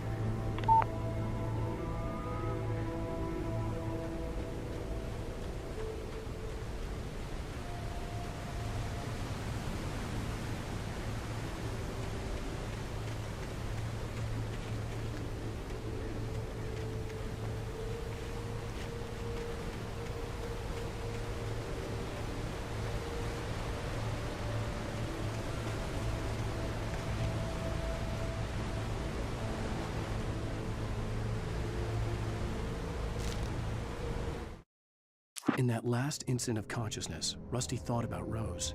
He was older than she was. Rose was barely out of her teens, but she made him feel young and forget what a train wreck his long-dead marriage had been. He still wore the ring. He'd been waiting for her to tell him to take it off. Now she never would.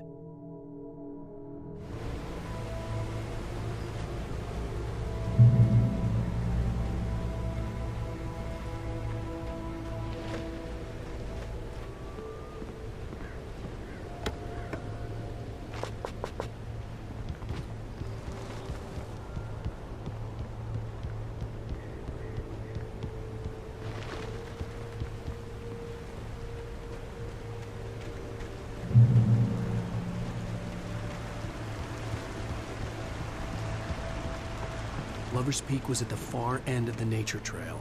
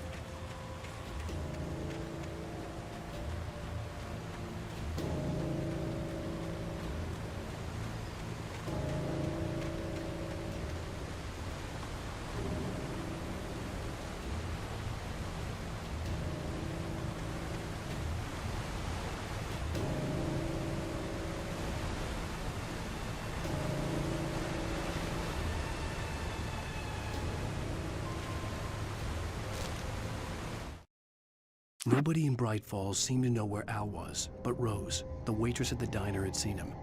From what Barry could tell, Al pretty much fell off the face of the earth when he left the diner.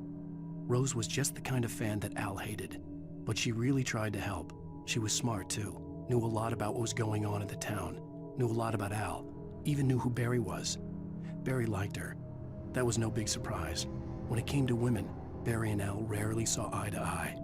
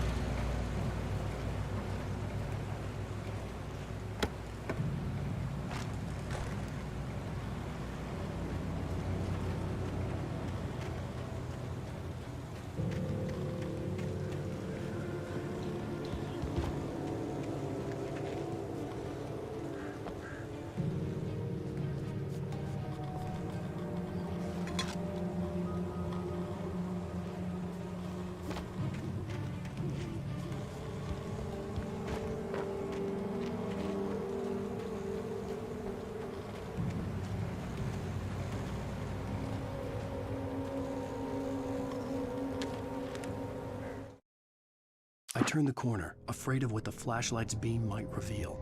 Suddenly, a roughly painted symbol of a torch glowed in the light. Behind it, hidden by a rock, sat a battered metal trunk. It was here for a reason. Packed with supplies, batteries, flares, ammo. Things you need to make it through the darkness of the night. Something left behind by someone who knew what I knew, and more.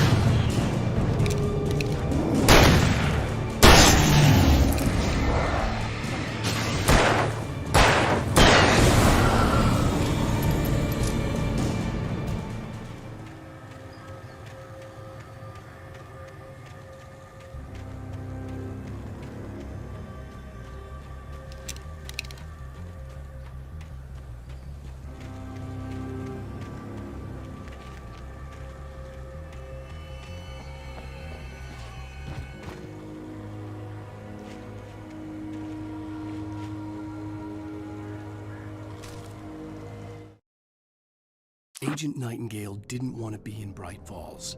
These little communities revolted him, and he didn't like the trees or the coffee. He now knew that impossible horrors lurked behind the storefronts and smiles. He desperately wanted to turn the car around and just drive until he passed out or ran out of road and booze. But he had a job to do. He had a rider to catch, at any cost.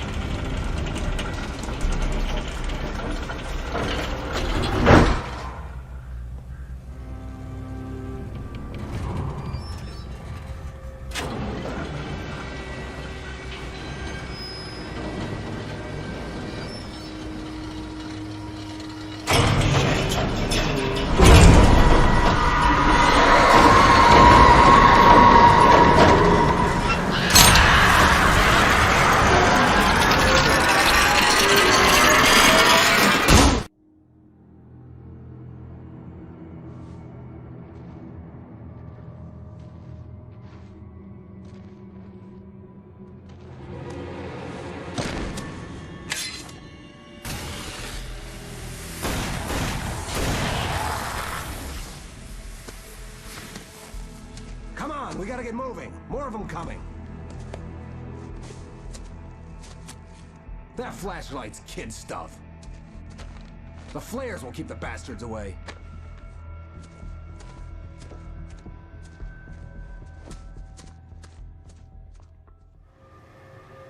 You can see them too? Hell, of course I see them. Come on, we gotta move. Why? Because that's the way the story goes. Yeah, but... Let's move! I lost my gun back there. Oh, I've got a gun. Just keep that light steady on him. It took a moment, but then I recognized him. He'd been on the ferry when I first arrived here with Alice. He knew my name. We were headed in the direction of Lover's Peak. There was no way this was a coincidence. He was the kidnapper. Come on, Wake! You better keep up.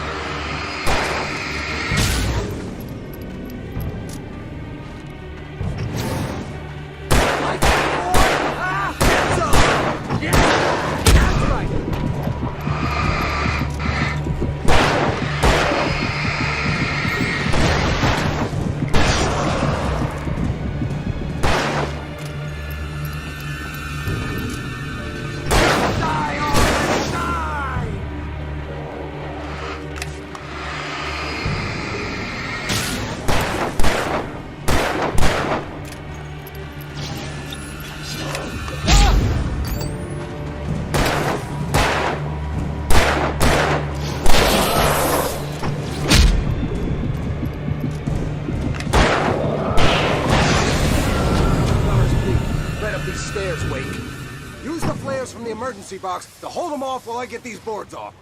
Give me the gun. Yeah, no can do. Are you kidding? Give me the gun!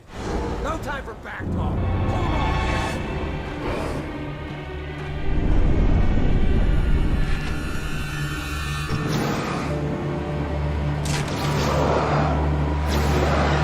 A little longer. Scare them off.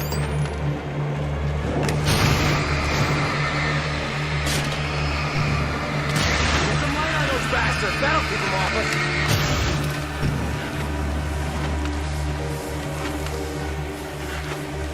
Just a little longer, I almost got it.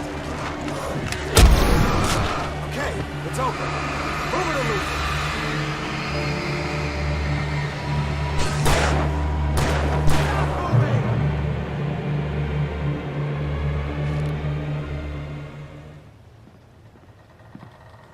Oh, you feeling better now, Wake? All cozy and safe? Better get ready. They'll be on us soon.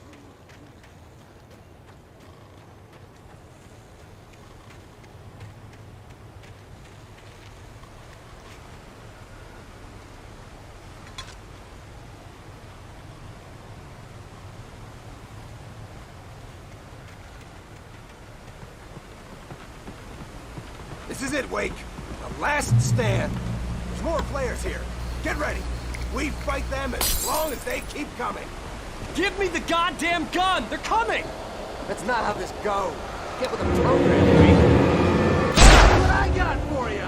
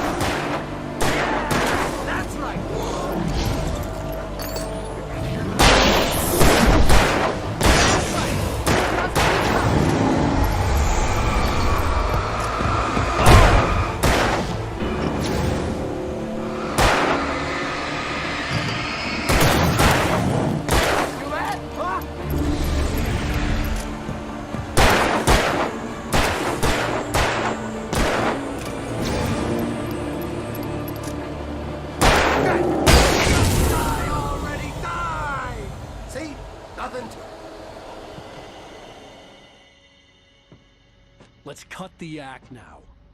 Where's my wife? I knew you were gonna say that. I read it all before. You're a hell of a writer. Congratulations.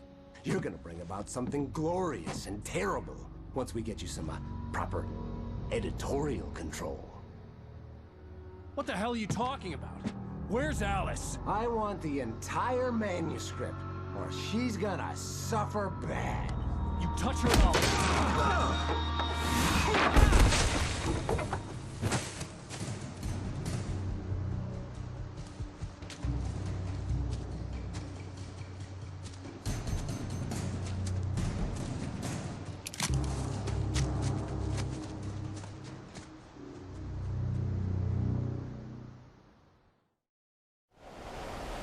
You're gonna give me the manuscript or you'll be sorry!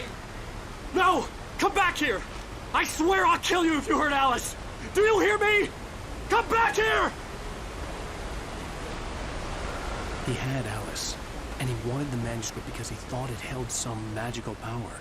But I had no manuscript to give him. I had to get back to Barry and figure out my next move.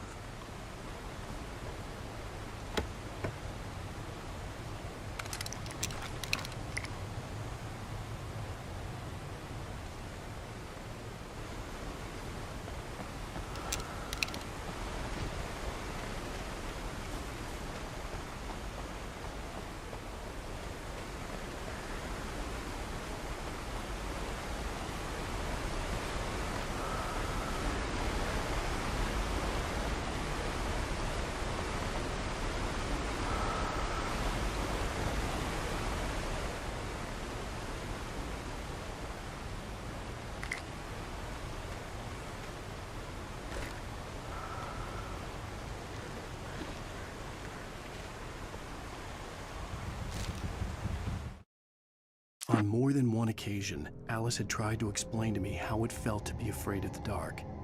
To her, darkness wasn't simply the absence of light, but something more tangible than that.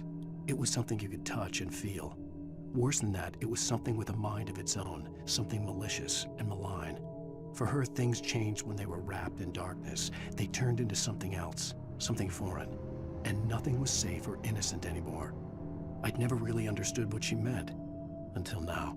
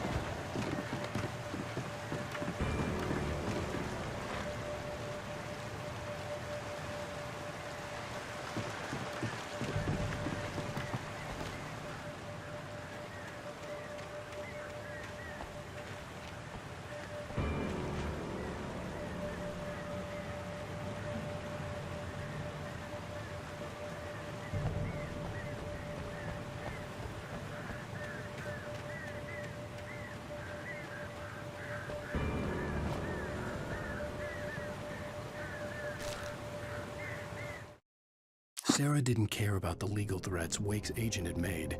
She let Wake go without argument, because there was something about him she couldn't quite put her finger on, something that reminded her of her father. She didn't think Wake would hurt his wife. Then she thought about the way he waded into Hartman, that hair-trigger rage flaring up without warning.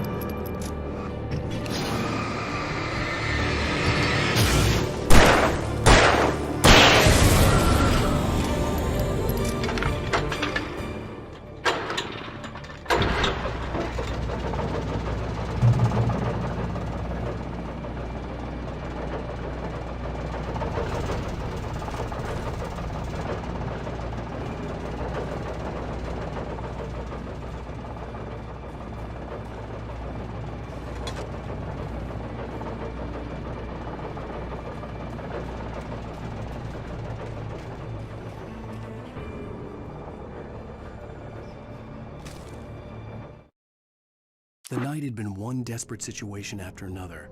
I was exhausted, and my body felt as though it had been chewed up and spat out.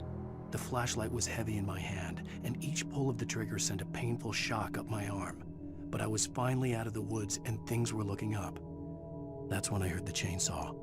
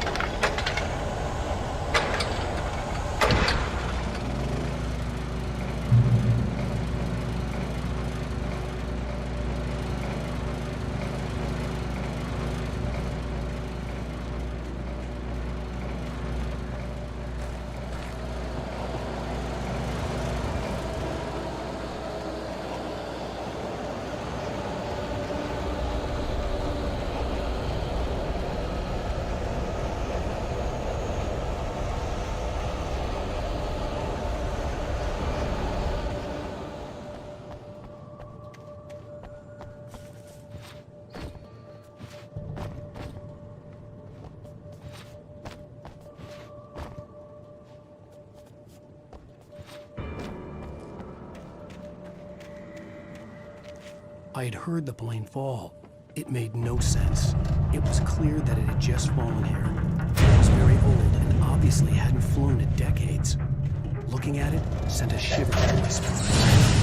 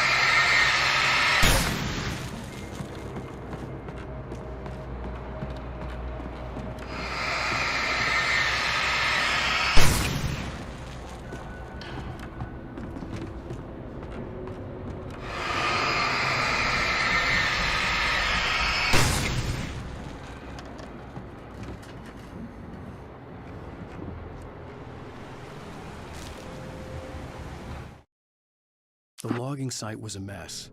The modular office had been pushed off the cliff. Deputy Thornton climbed up from the wreckage excited, breathing hard from the exertion. Nobody there. It's weird. Don't you think that's weird? bored, Mulligan let out a mighty snort. Hell, it's always weird, Thornton. Just a question of sorting out what kind of weird it is this time around.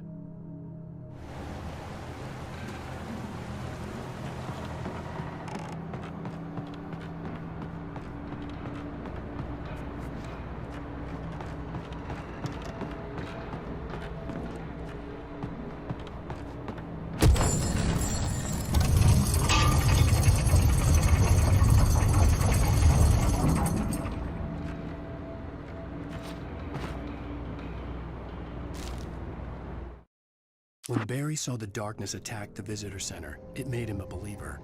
The men Al said he'd shot, they hadn't been just locals on crank. Somehow the world had changed, like the channel had been switched without warning. You think you're watching a sitcom, and you're really watching a horror show. When the birds started attacking the cabin, Barry wasn't surprised, just terrified.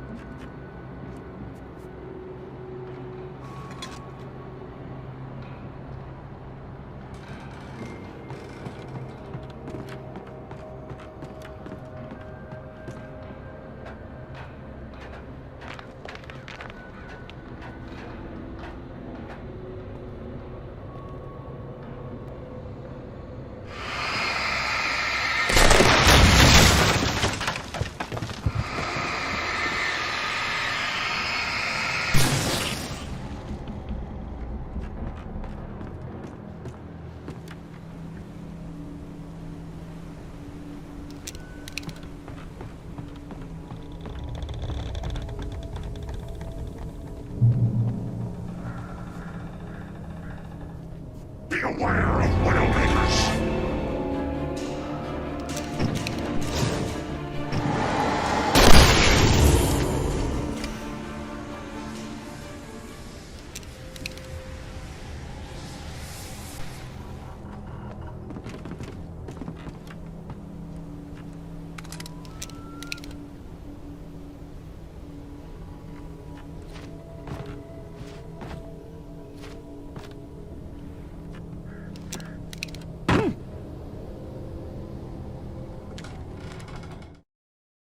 Shadows stirred and the wind picked up as I ran through the forest.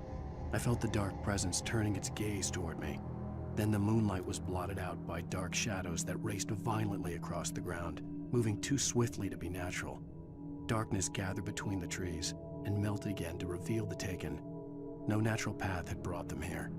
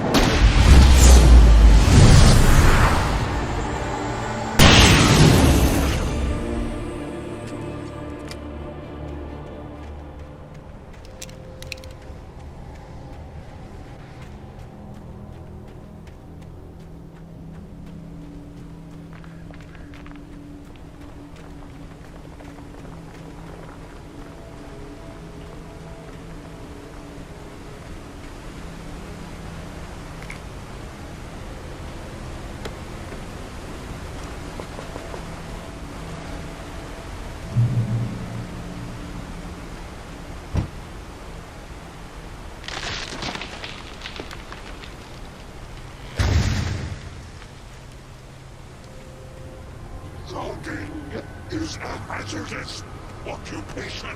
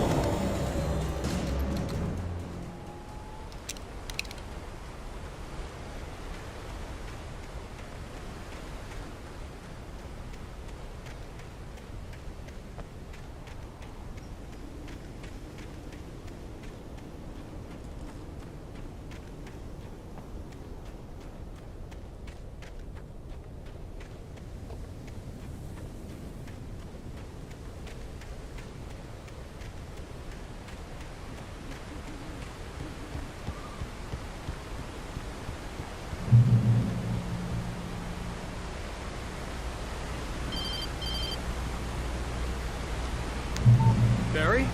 Ow! The porch is covered with birds. They've got all Hitchcock on me. Stay out of sight. I'm on my way. Don't open the door. What am I, crazy? Stay hidden. I'll be there soon. Just make sure you keep the lights on.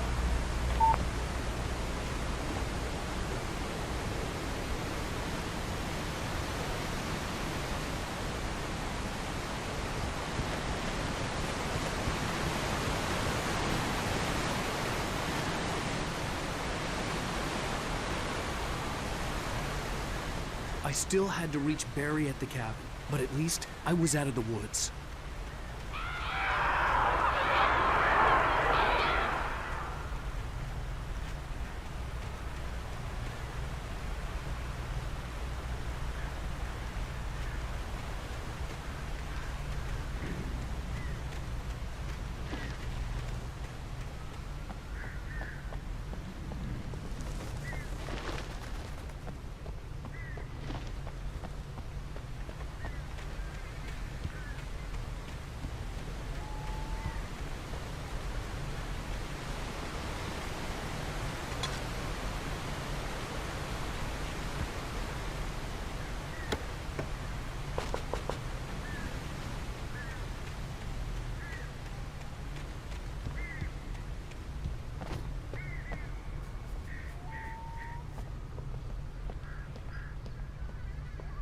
I had to find the key to the garage.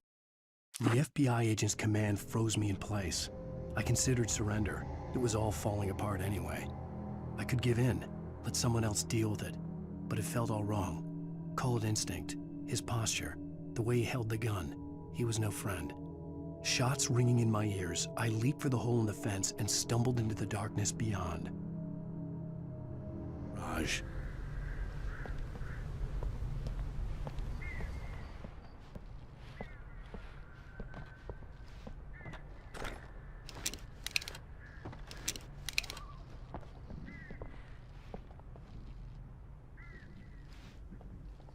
I needed the garage key to get to the car.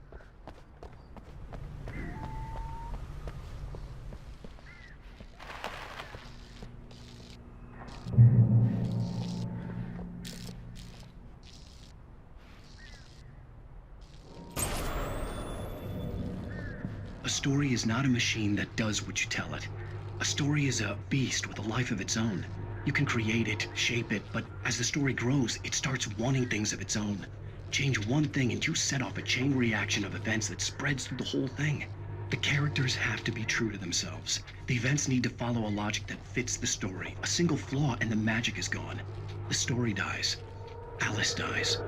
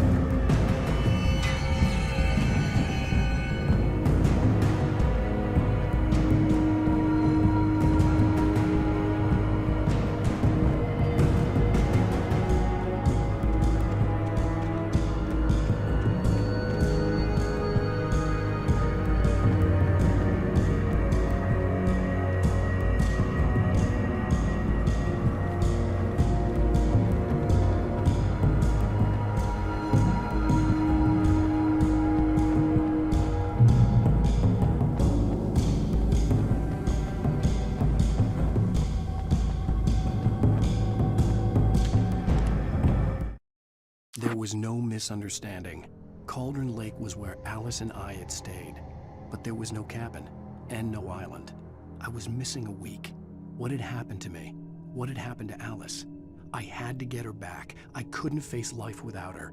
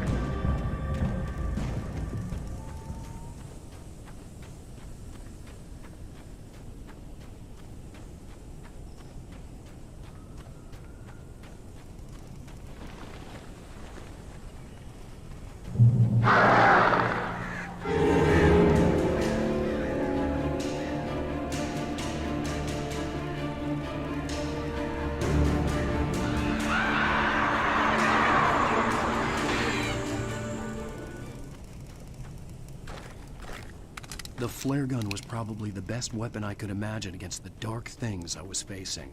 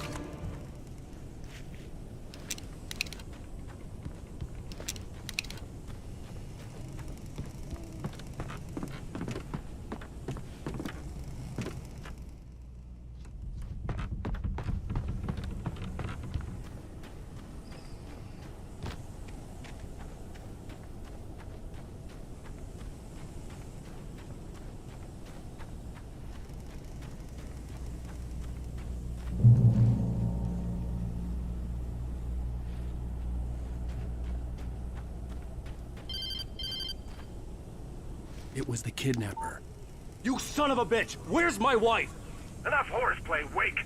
You deliver the manuscript, and you can have your woman back. Simple as that. I don't... Listen. I'm gonna need time to finish it. I still need to write the ending. I need... a week. It's not done? I need a week. 2 days. The old Bright Falls coal mine is nearby.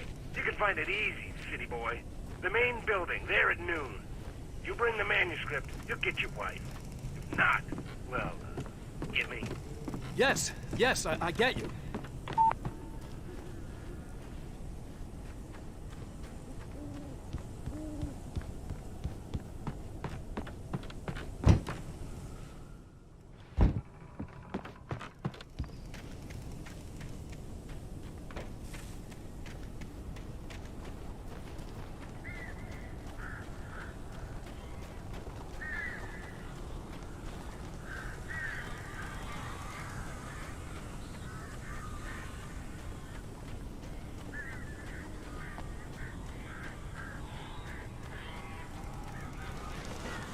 Barry had talked about birds over the phone.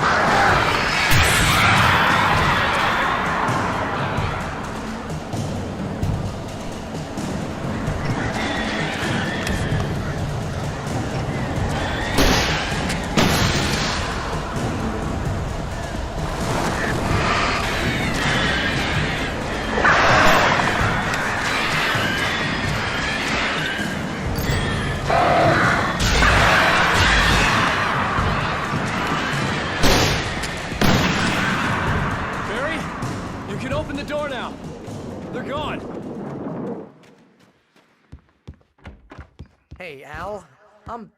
I'm sorry for thinking you were having a psychotic episode, man. I sent Barry to the town to ask around about a man fitting the kidnapper's description. He'd go through the archives of the local paper. Perhaps he could learn something. Anything about the island and the cabin that had disappeared. The man wanted a manuscript. I had to try to write him one to get Alice back.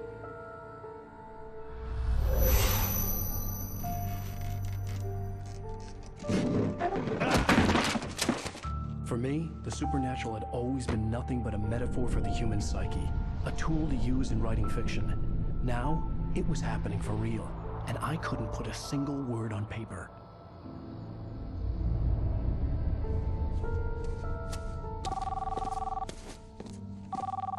Barry Wheeler speaking. This is Rose. Rose? I found Mr. Wake's pages. Oh, you sweet, brilliant girl. Could you and Mr. Wake come get them? I live in the trailer park outside the town. We'll be there in less than an hour. I know. See you soon. Have a great day. Hope you come back soon. Welcome to the Oh Dear Diner. Good girl.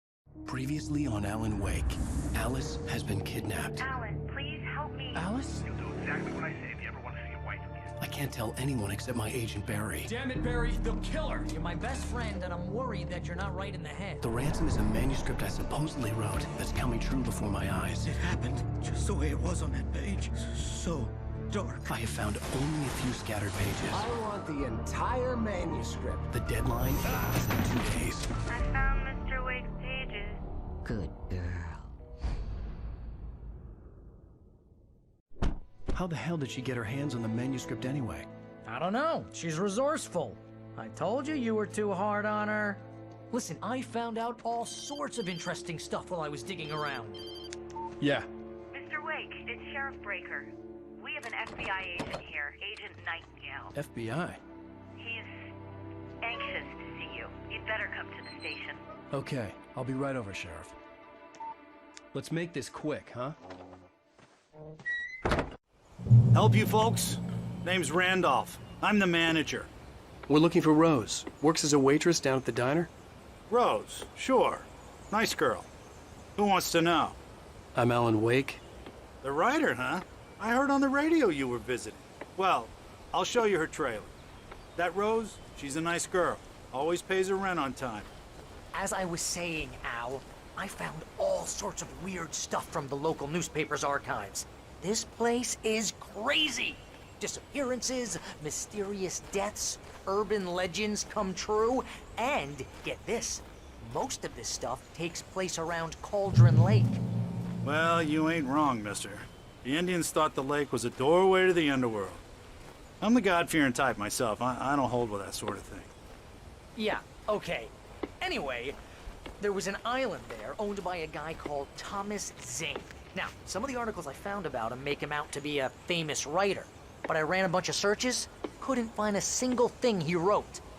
Zane was heavily into diving, so much so that the place came to be called Diver's Isle. But the volcano under the lake erupted in 1970, and Zane went down with the island.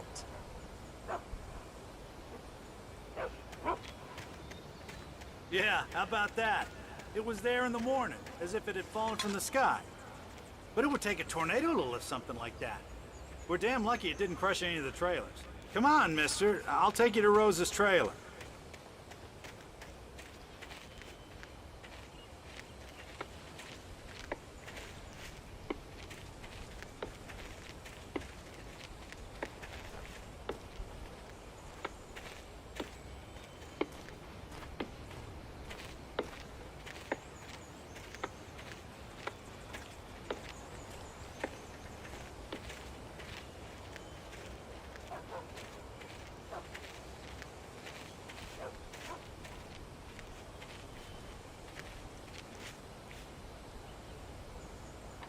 Gets better. A local girl, Barbara Jagger, drowned in Cauldron Lake just a week earlier. They were lovers. Sure, Jagger's a local spook story. The Scratching Hag comes for you in the dark. Childish stuff like that. Anyway, Al, I'm just getting to the best part. All of the articles about this stuff were written by Cynthia Weaver. I asked around, and she's that crazy bag lady you met. What, the lamp lady? She can be a little loopy, but she's not homeless or anything. Yeah, anyway, she knew both Jagger and Zane before they both died, and she had some kind of a breakdown.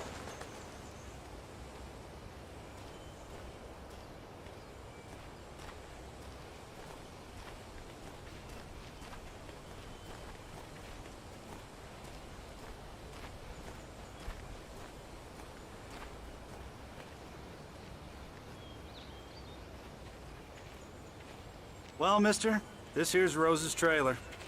You mind me asking what you want with her? We're just here to talk to her, pal.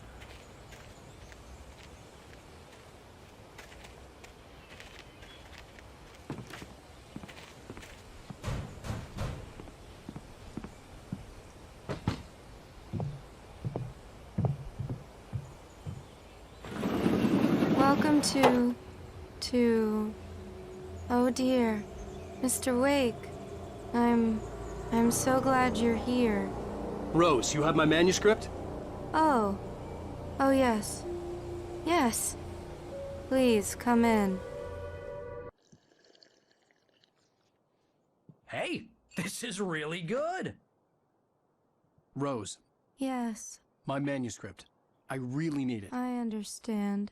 I know what you need. A muse to inspire you. Oh, for Barry. She doesn't have anything. Yeah, hey, Al? Al, what's... Oh... Barry! What? What?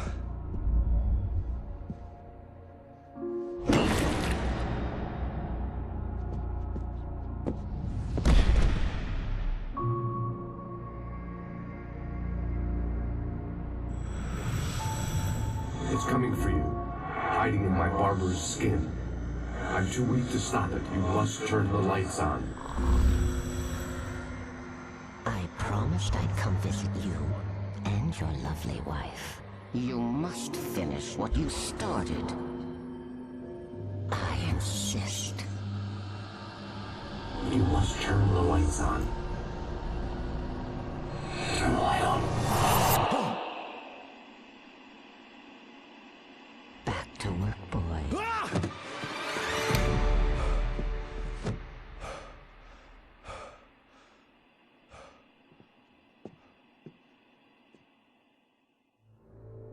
I felt nauseous, hungover. Only anger kept me going. I can't tell reality from dream anymore, but it seems I have an imaginary editor to help me. She's an old woman in a funeral dress. I call her Barbara Jagger. She's very strict. I'm writing faster and faster. My manuscript is being heavily revised. The edits are getting very aggressive, and each day there's less of me and more of her. I hate it, but I know she's right. She promises me I can save Alice this way. She knows more of this than I do. About the complex incantation I'm attempting. About this place. She's worked with another writer under similar circumstances, Thomas Zane. The genre of the story seems to be shifting. It's turning into a horror story. I'm getting close. I can feel it.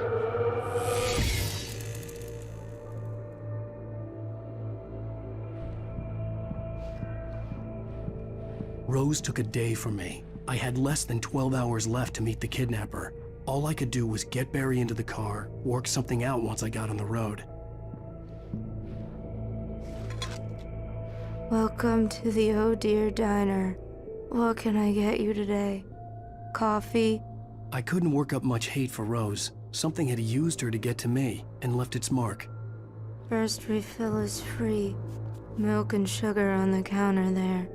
Would you like to hear today's specials? Thank you. A nice day. Come back soon.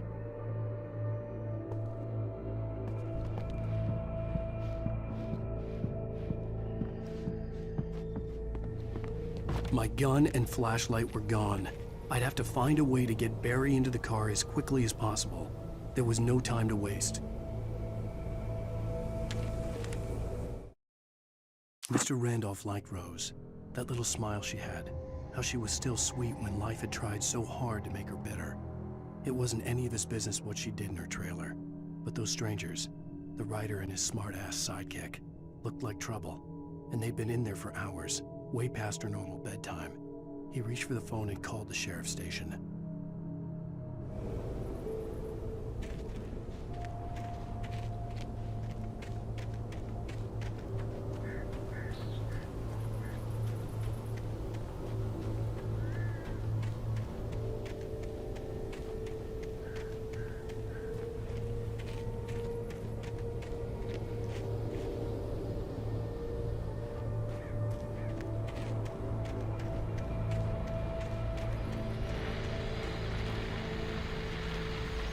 I just stepped outside to catch a breath of fresh air, and let me tell you, the weather's getting heavy. Nights like this make me especially glad I'm here talking to you and not home in bed. Once the weather takes a turn like this, I can't sleep at all. It's all tangled bed sheets and dark thoughts, punctuated by the occasional plunge into nightmare. Is it just me? Well, perhaps it is. But I hope I can make the night a little bit easier to get through. Caller, you're on KBF FM. Hey, Pat, it's Walt Snyder. What's on your mind, Walt? Well, I ain't the way you are, but, well, I can't sleep either, you know? I just been staring out the window here, trying to make sense of it all, but, I ain't been drinking either, you know? I just... Well, you sound like a man with a problem, Walt. I had argument with Danny, and, then I got in trouble with the law, and, I'm just, well... I heard something like that, Walt. Yeah, well, Danny's my best friend, and, they let me on bail today, and now I'm just alone here at the window,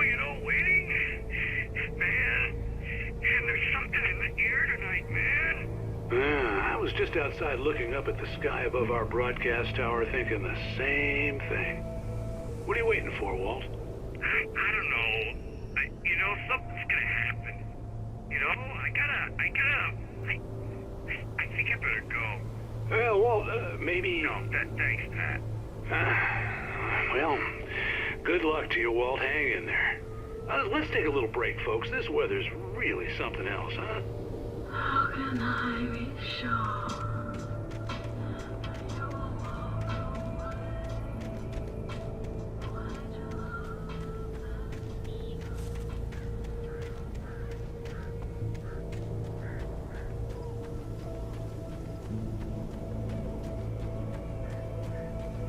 Oh, you're gonna get it now. God knows what you've done to that poor girl. This is Agent Nightingale, FBI! Get him up, Hemingway! You're under arrest! You move a muscle, I'll unload right in your goddamn face! Stay right where you are, Slade!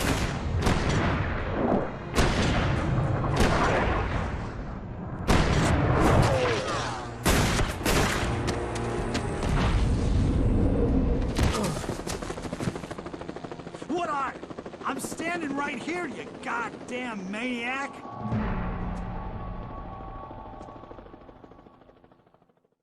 I hated to leave Barry behind, but there was no way I'd miss my appointment with the kidnapper. Give it up, Mr. Wake. Come on.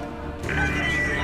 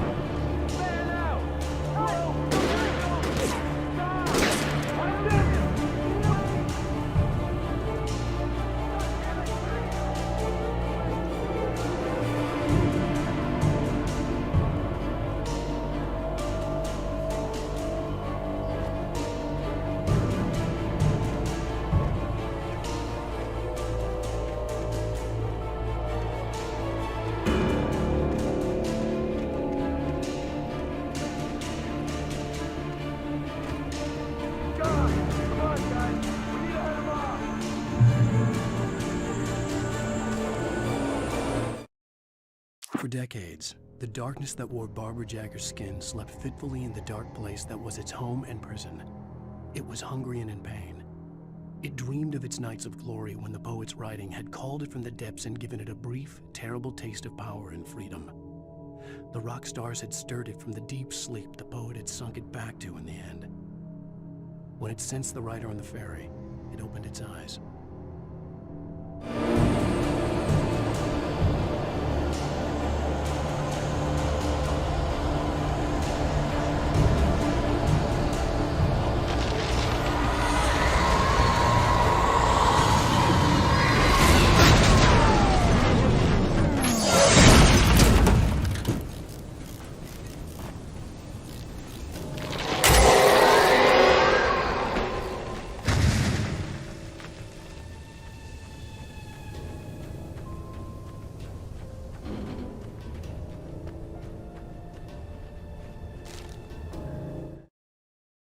Rose didn't know how the strange old lady got in her trailer, and she looked wrong somehow. The woman showed her teeth in an approximation of a smile and traced a finger down Rose's cheek. "Pretty girl," she said. Rose felt as if she was falling asleep, but her knees didn't buckle. The crone spoke in a whisper, her words ice cold and dark in Rose's ear.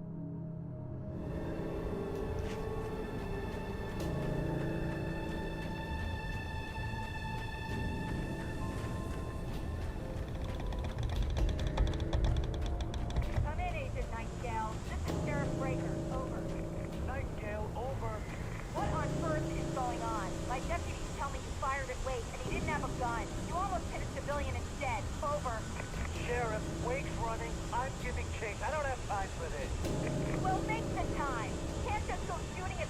my town. Over. I'm a federal agent pursuing a fugitive. You want to discuss my methods, Sheriff? Make an appointment. Over. You stay right where you are, Agent Nightingale. I'm on my way. Out.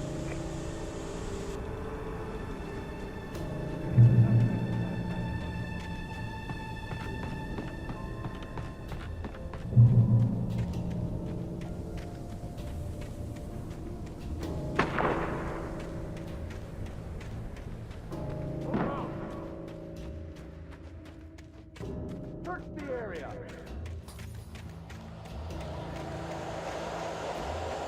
Stay sharp. This way. Over here.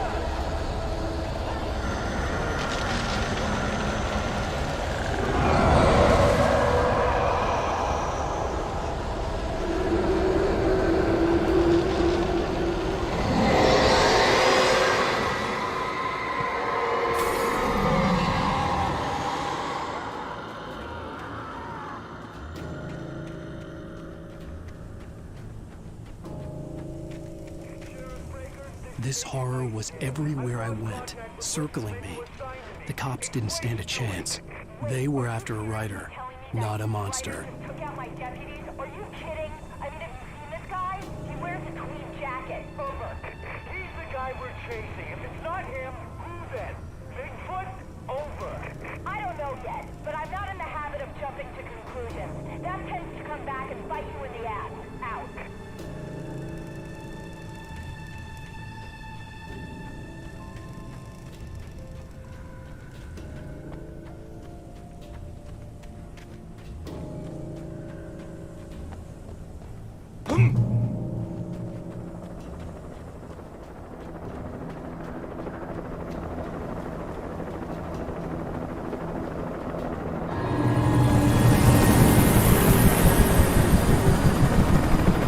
You on the ground.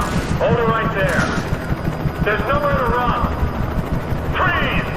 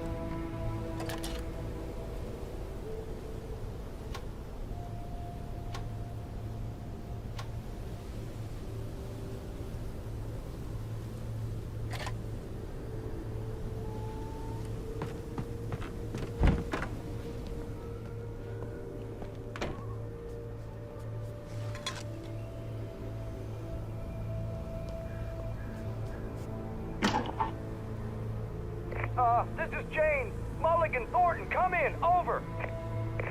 Thornton here. Jane, we got both Wheeler and Rose in custody. They didn't put up a fight or anything. Why, they were... Hey, what are you doing? Come on! Sit down and give me that. Jane, Mulligan here. Over. Go ahead, Mulligan. Over. We got Wheeler and Rose here. Wheeler's drunk or hopped up on something. Speaking of which, that Fed had a pretty distinctive whiff of Otis Scotch about him, if you know what I mean.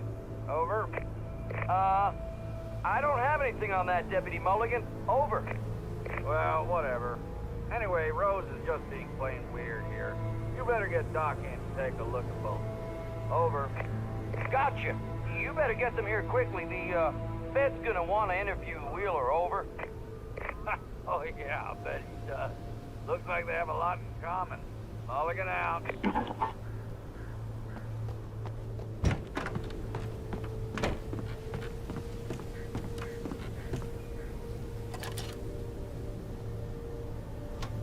I could see the lights of the radio station in the distance.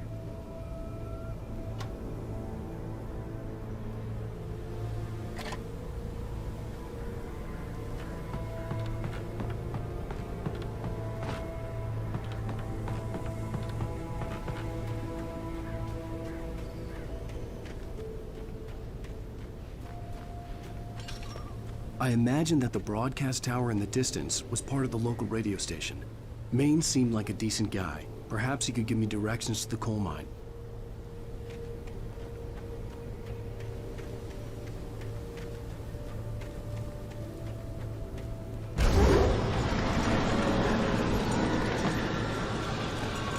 Unnatural shadows clung to the gate. The darkness that was after me was trying to stop me. I wouldn't get through without a light.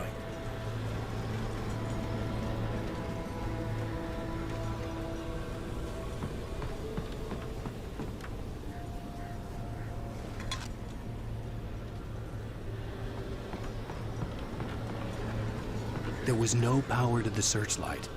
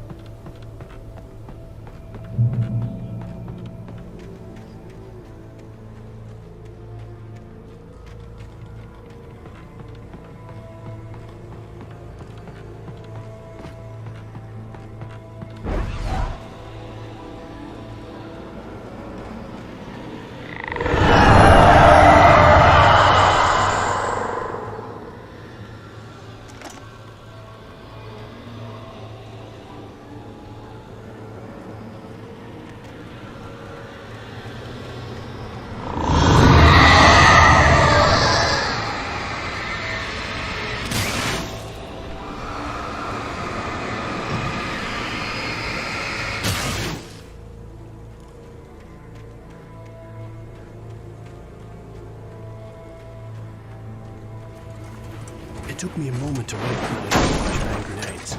They were an ideal weapon for my situation. Team 1, come in. Over. Team 1, this is Sheriff Breaker. Report. Over. Team 2, come in. I need a report. Over. Come on, guys. Talk to me. Come in, please. Over.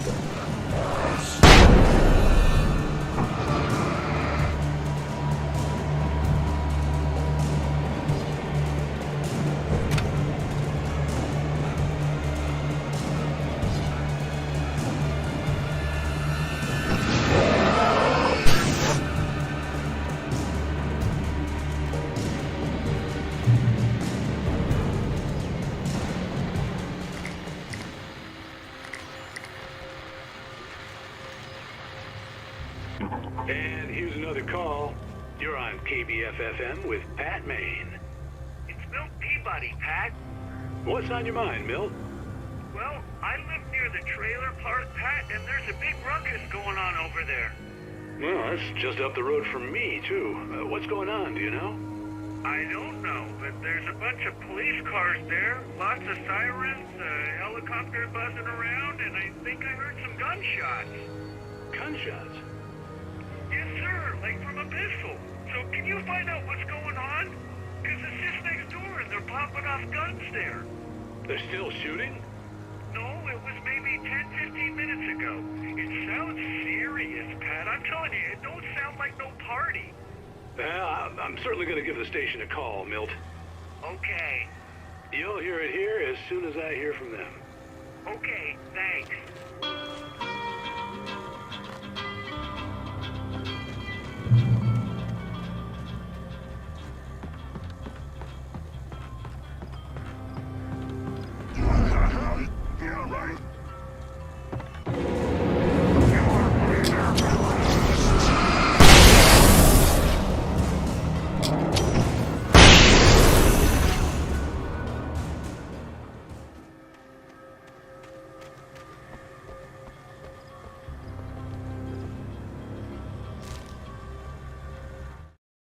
Touched by the dark presence, Rose was lost in a dreamland where everything was drawn in black and gray crayons.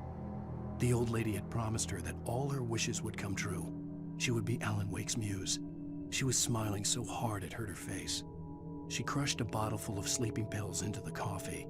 Deep down inside, she was screaming in terror.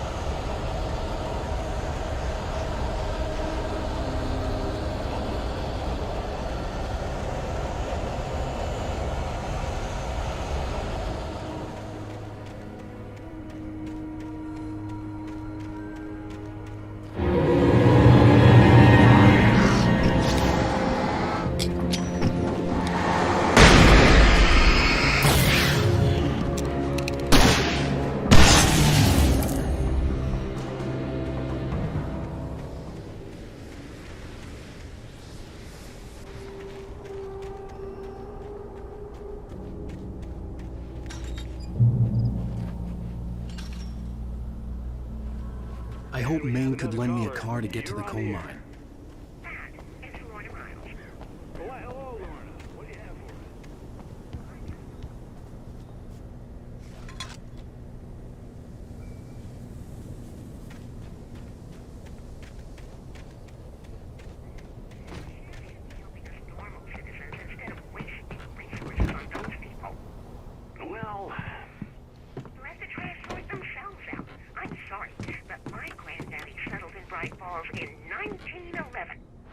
Well, thank you very much for that compassionate viewpoint, Lorna.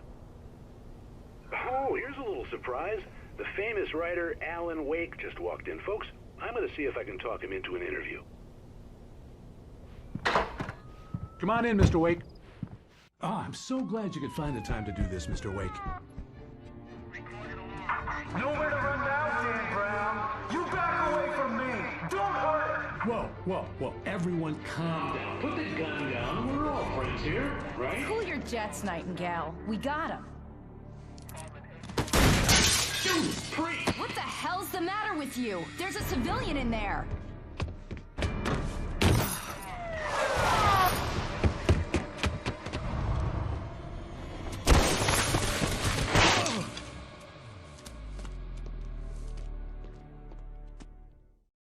I'll get you yet, even if it kills me. You hear me? You hear me, H.P. Lovecraft? I had fallen off so many cliffs it was ridiculous. That's what you get for naming a book The Sudden Stop. It was probably good I hadn't had the chance to tell Maine where I was going. I'd have to lose the cops and find my own way to the mine. Nightingale stared through the broken studio window into the dark woods. He turned around, started to walk out, but Maine grabbed his arm. "Young man, you almost shot me. You don't shoot off rounds at people like that. What's the matter with you?" Nightingale shook his arm free, marched out. His cheeks burned with rage and humiliation.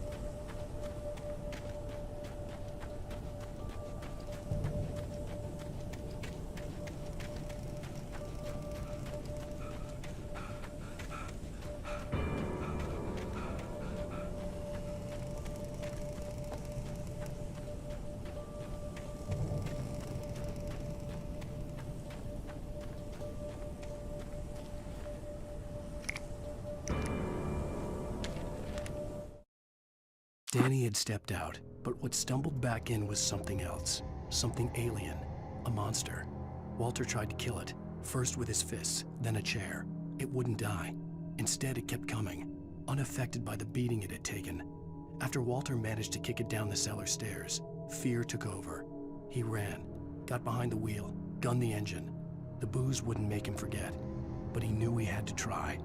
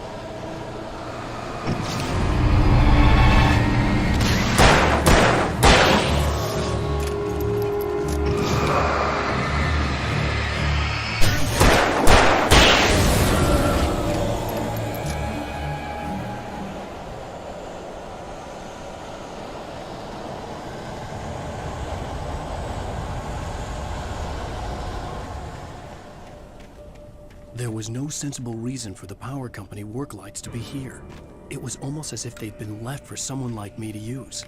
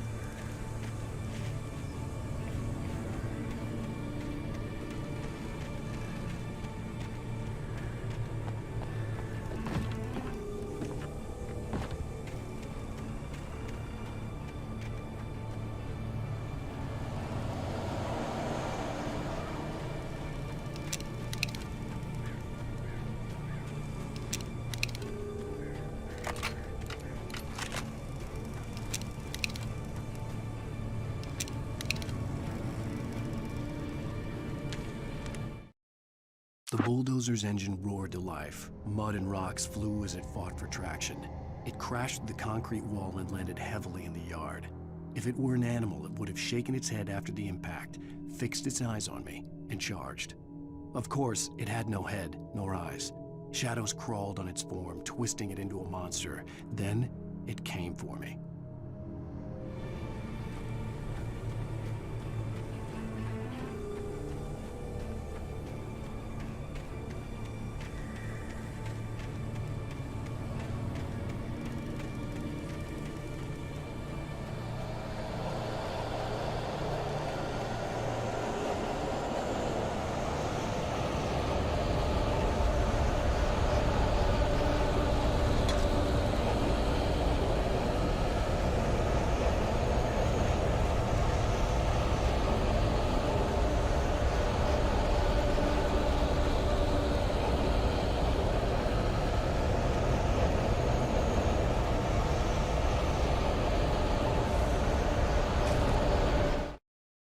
Sarah trusted her gut, and her gut said Agent Nightingale was an asshole.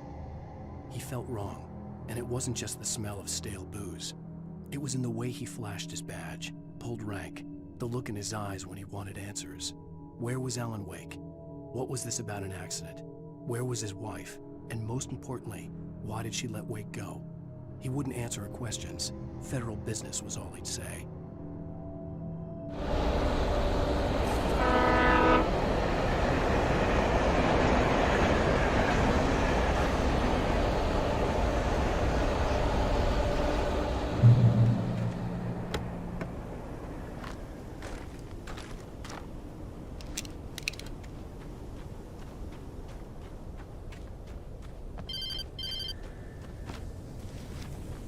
Hello? The most stubborn man I've ever met. Alice? Alice? Alan, Alan. I'm so afraid. It keeps me in the dark. Please help me.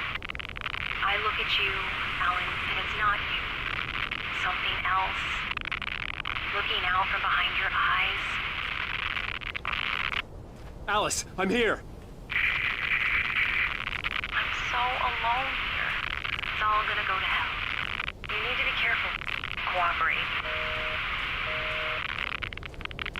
The connection had been terrible, but that wasn't the only thing that hadn't been right with the call.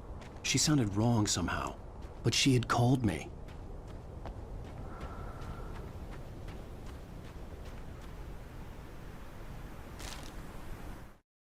The pipe wrenched itself loose from the bridge's steel framework.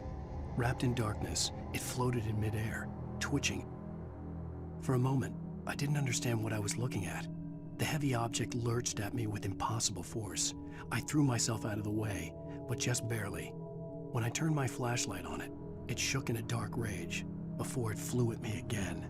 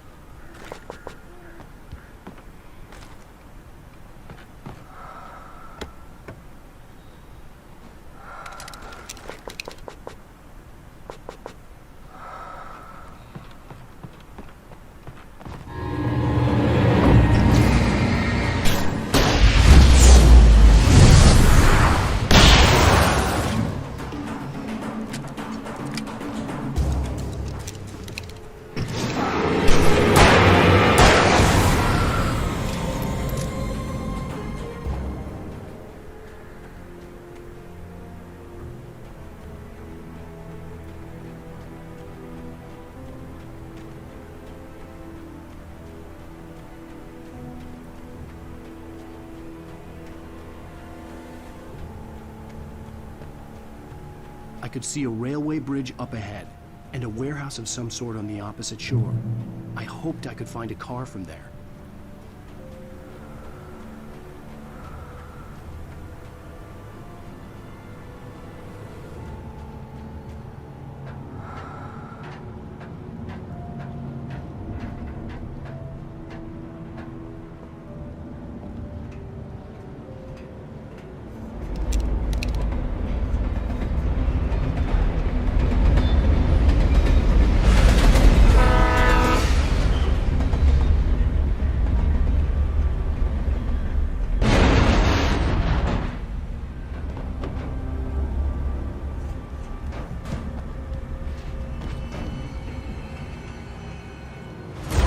That was pursuing me was growing stronger, and it was taking over everything in its path.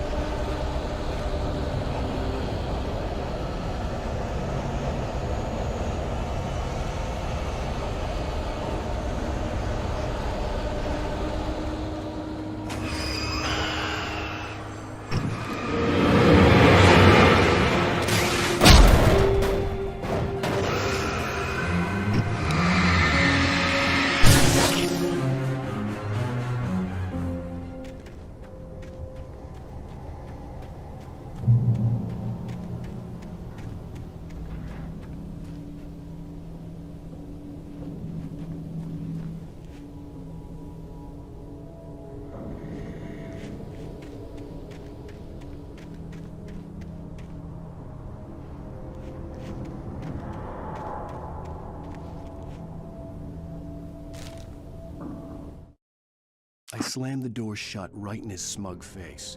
He pleaded for me to open the door. True to form, the asshole actually thought I would obey. I had no sympathy left, no guilt either, not for him. I took a moment to savor the scream. I bet I had a smile on my face. It was all that I had time for. The dark presence was inside the lodge with me.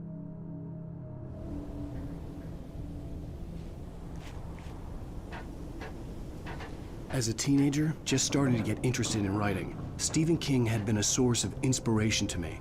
I thought about all the inanimate objects that had come to life in his books. No one is safe in a good horror story, certainly not the protagonist. That's what makes them fun. This was anything but. The darkness could possess anything, and it was getting closer.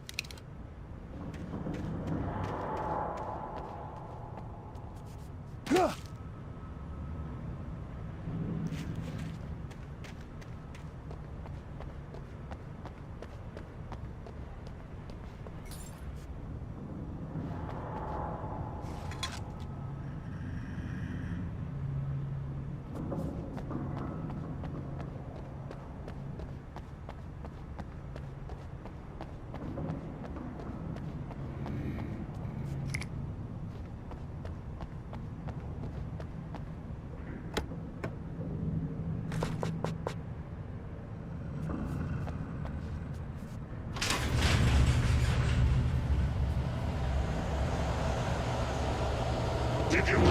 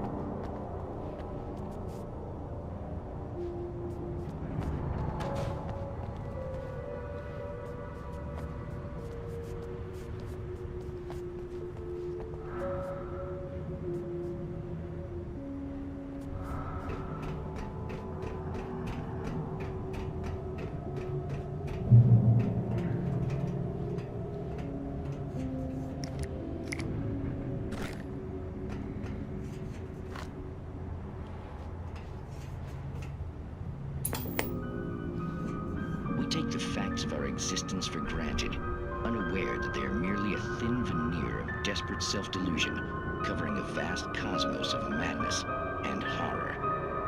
All too often, the stars are right. In Night Springs. Tonight's episode, a family occasion. Journalist Alvin Derleth's trip to study the local customs of an insular community in Night Springs has been less than successful. Until tonight. Well, I'm glad you changed your minds about this. Ancient customs, local mythology. My editor loves this kind of stuff. Well, Mr. Derleth, we don't want to feel like we're on exhibition. But you have demonstrated the seriousness of your intent. Oh, I am serious. Really, just do your thing. I'll stay out of your way and observe. Actually, I thought you could assist us. I'm afraid we are a man short. It would provide you with an intimate perspective. Could I really? Of course, Mr. Derleth. Well, I guess that's the least I... What would I have to do? Oh, here. Let me show you with a kiss. Oh,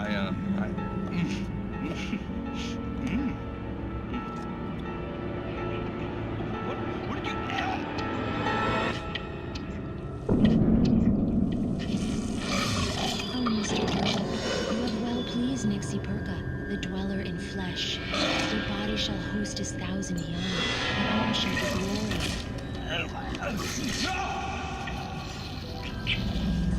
Shh, darling, be calm.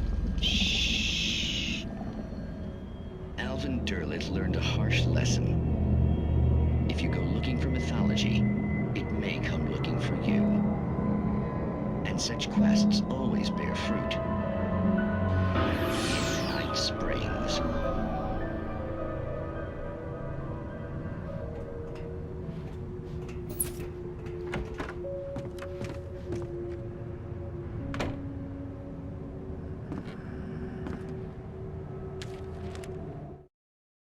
The darkness surged towards me, sucking everything loose from the ground into its depths, tugging at my clothes.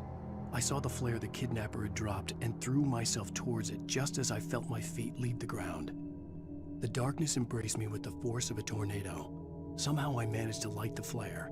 The darkness roared and cast me away. I fell toward the dark waters of the lake far below.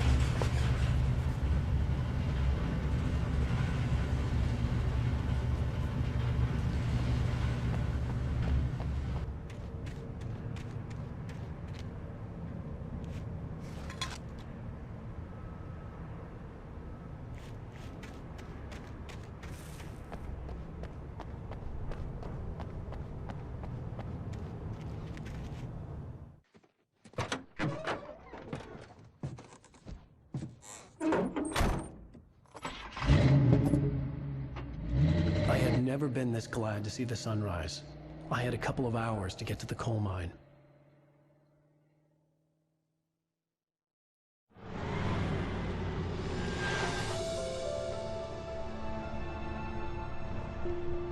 The coal mine wasn't far now.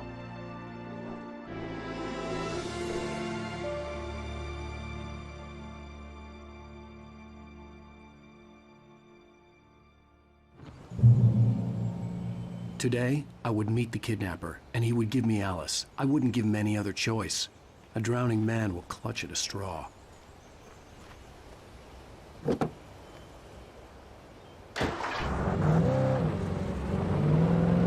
by little, without realizing it, I'd come to believe that the story in the manuscript was coming true. The current of its narrative had taken me deeper and deeper into dark waters. Alice had been taken from me. Barry was probably in jail. I was a fugitive from the FBI. The whole world taken over by the dark presence was trying to destroy me. It all felt real, but it matched a textbook case of insanity.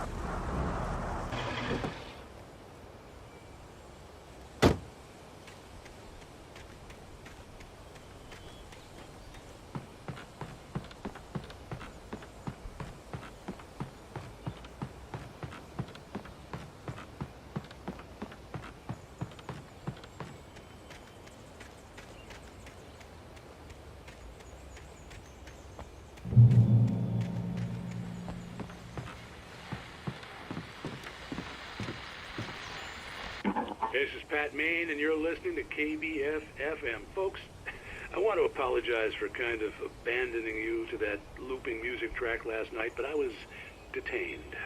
You see, I encountered a big-shot G-man with an itchy trigger finger who could use a lesson in manners and a boot in the ass, not necessarily in that order either. Now, folks, I know I'm not being very informative here, and I apologize for that. I really should just keep quiet, but I'm just so peeved right now, because some people just shouldn't be carrying badges. I'm just glad that our Sheriff Breaker was there to straighten things out. And if someone I met last night is listening, let me just say, I'm sorry if my mouth got you in trouble.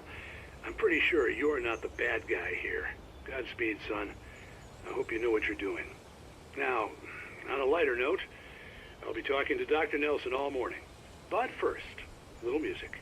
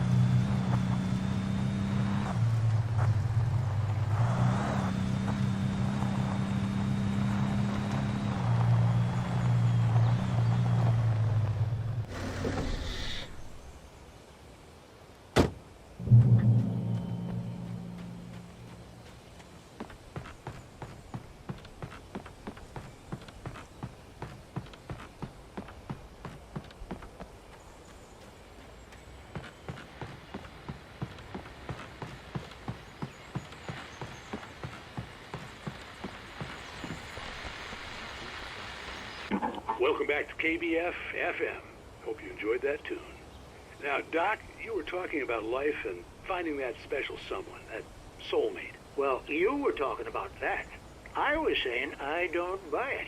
Well, see, to me, that's strange, because I always pegged you as a hopeless romantic. You got me there, Pat.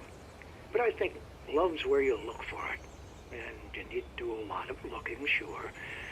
But the idea that there's that one special person out there for you, and if you miss that chance, it's gone forever, and you're forever incomplete. I mean, isn't that depressing? Or, heck, childish even? There's plenty of fish in the sea. And apparently a fisherman has a fishing analogy for everything, but what you're saying, isn't that a little harsh? Well, no. What I am saying is that your potential for finding that connection isn't limited to what's essentially a chance encounter. How is that harsh? Yeah, well, I guess that's a nice thought, but let me say something personal here. Okay. Now, well, I don't disagree with you exactly, but I can't really fit that together with what I feel, what I felt for someone, because she was the one. She was. And I let her drift away from me. Maybe I didn't put in the work, I don't know, but well, since then, and it was a long time ago, but since then, there hasn't been anyone, not like her. And I'm not saying I dwell on her or haven't moved on. I like my life. I'm not living in the past, but I do miss the way she completed me. You can't argue with the heart, Pat. I'm sorry, folks. I had kind of a scary experience last night, and let's just say it's shaken a few things loose.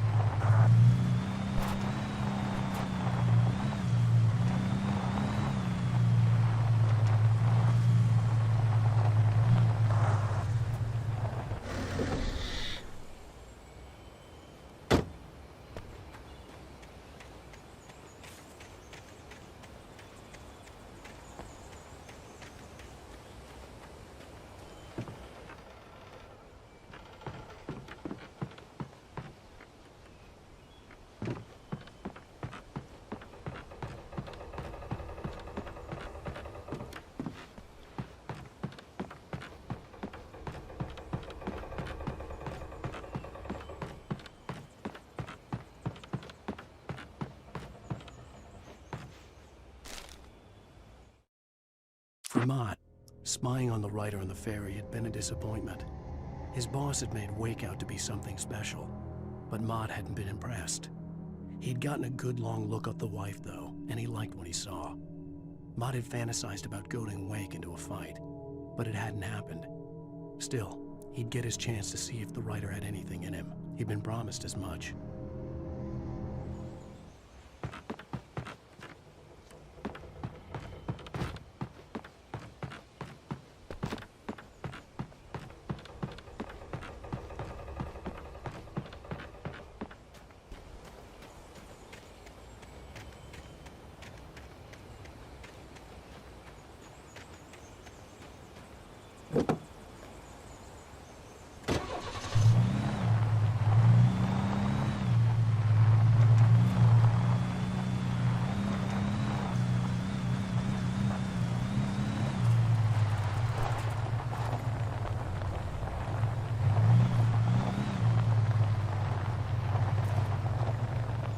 I was early.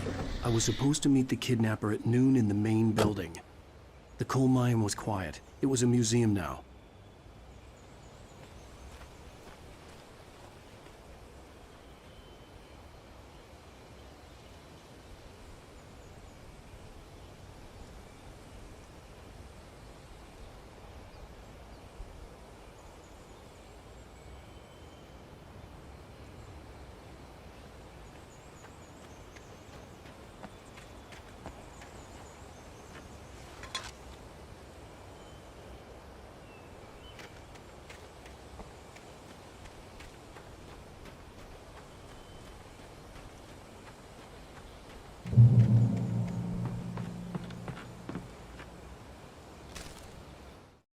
With Nightingale gone and the night wind blowing in through the broken studio window, Maine stared at Sarah. The sheriff looked away. Maine's voice shook with barely controlled anger. That boy's doing more drinking than thinking. I hope you know what you're doing, Sarah. He's got a sickness in his eyes. You take my word for it. He wants Wake for a reason, and it's not for anything good.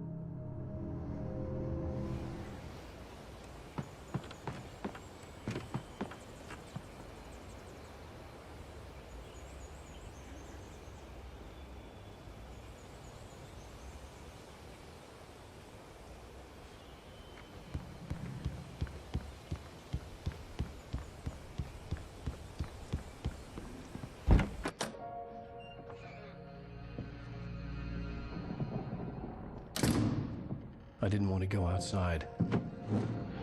Cops had to be looking for me. The noon sun turned the place into a sauna. The day dragged on. Different scenarios ran through my mind. Ways of how I'd torture the kidnapper to get Alice back. Or the different horrible things he could have done to her. I imagined her dead. I had no way of knowing she was still alive. It was killing me. I was running on blind hope. It was all a waste of time. The bastard never showed up.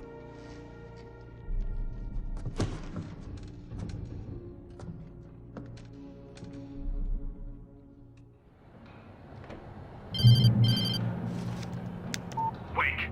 Where the hell are you? Change of plans. You know where Mirror Peak is? It's a big mountain north of where you are. You follow the path from the mine, you can't miss it. There's a lookout point there. I'll be waiting. I'm through being jerked around by you. You want to see your wife alive? Because if you do, you better watch what you say to me. Do we understand each other? I want to talk to Alice. Yeah, and I want the manuscript. Don't keep me waiting, Wake. Hello? Hello? Ah! I'm gonna kill him! I had to get to Mirror Peak.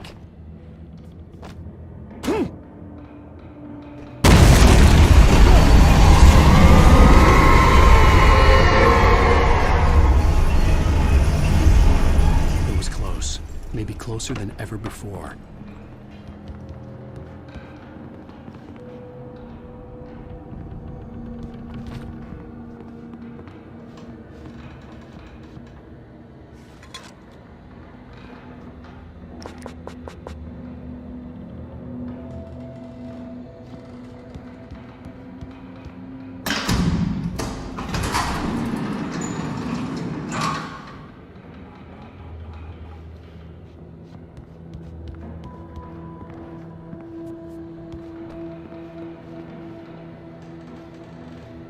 When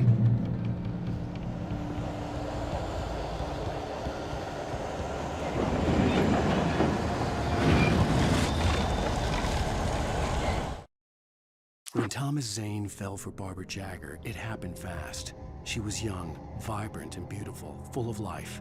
He had never been a very happy man, and without any seeming effort, she had changed all that. Zane felt good for the first time in his life. Everything she did was another piece of a jigsaw puzzle he hadn't even known he'd been missing. And best of all, she made the words flow, strong and sharp. She was his muse.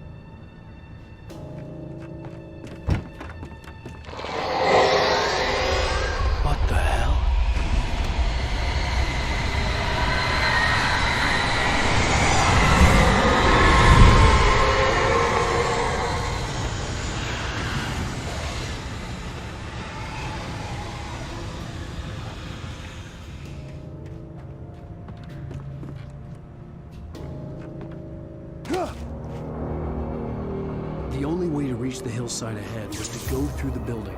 I had to find a way to avoid electrocution.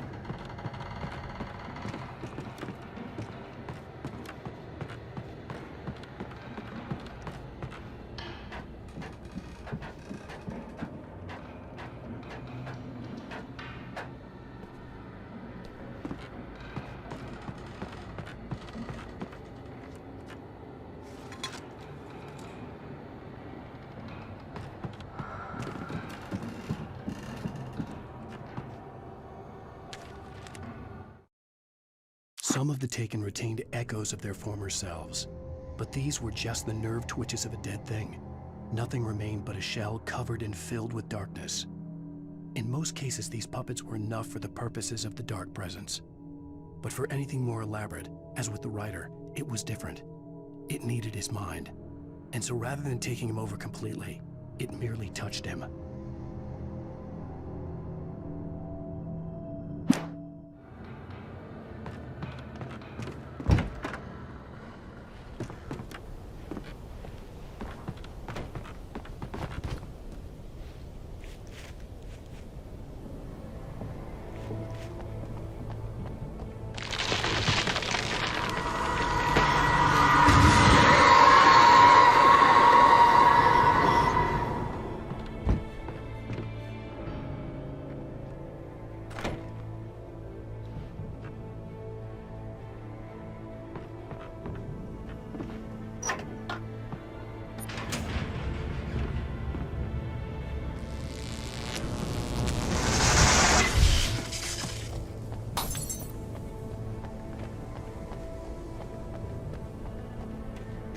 There was no way the flashbang grenades were standard power company equipment.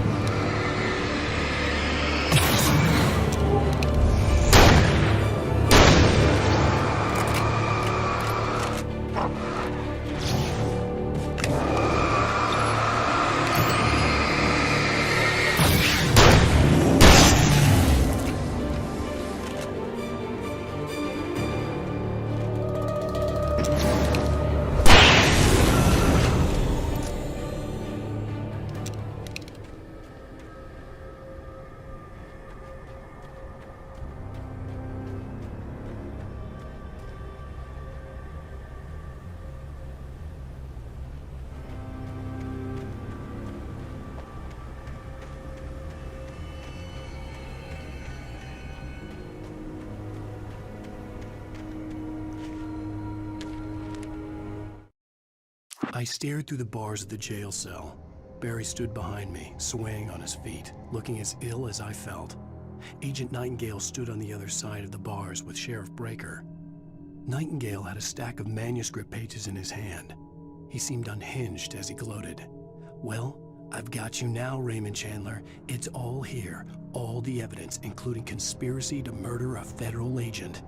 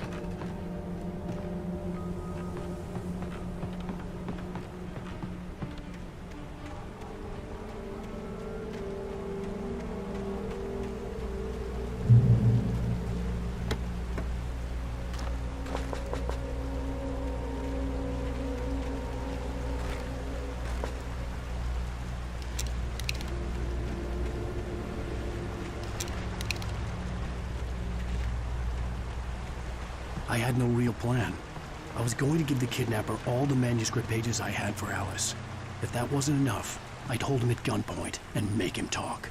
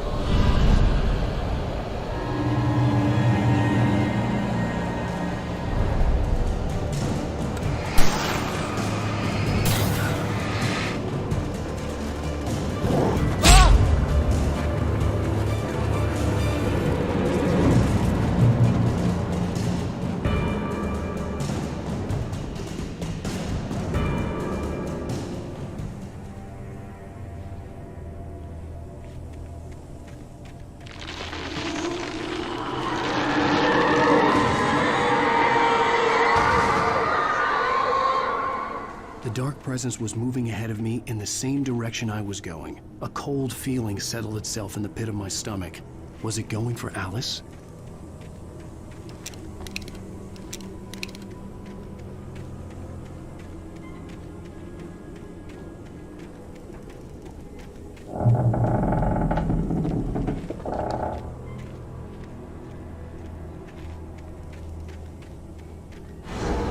The graveyard shift may cause cancer.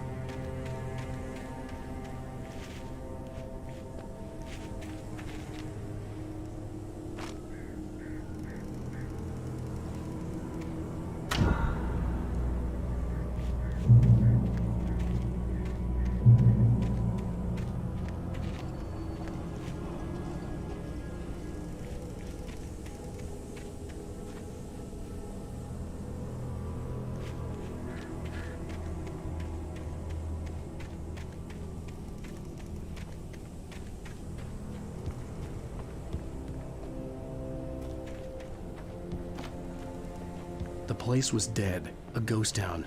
Had been for decades, maybe a century.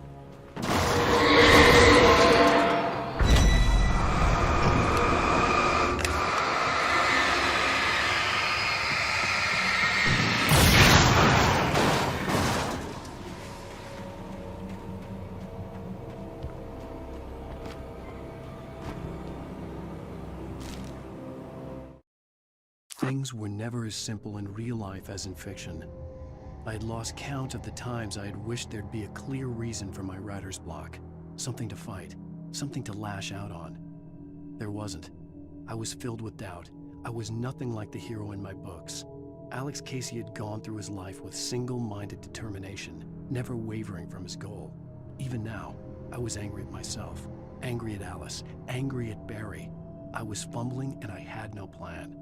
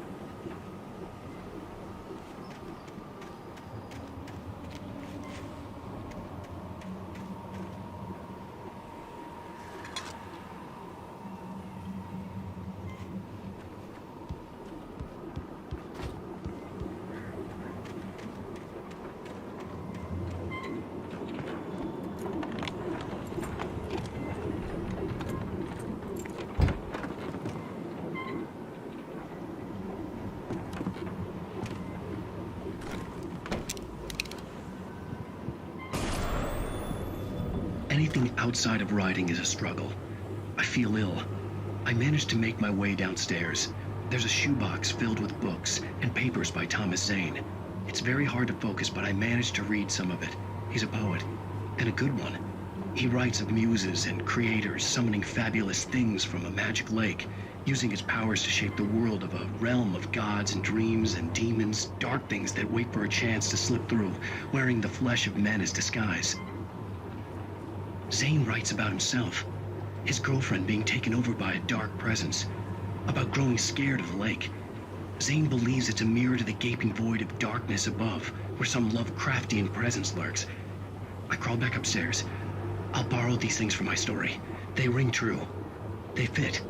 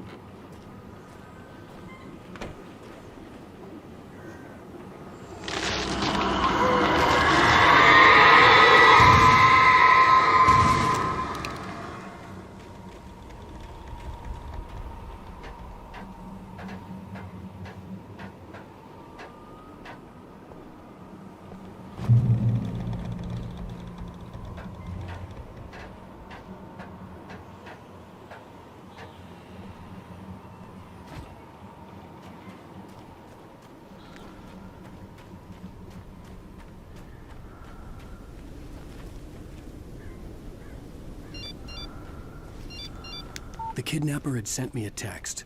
The message was full of spelling errors and insults. It was telling me to hurry up.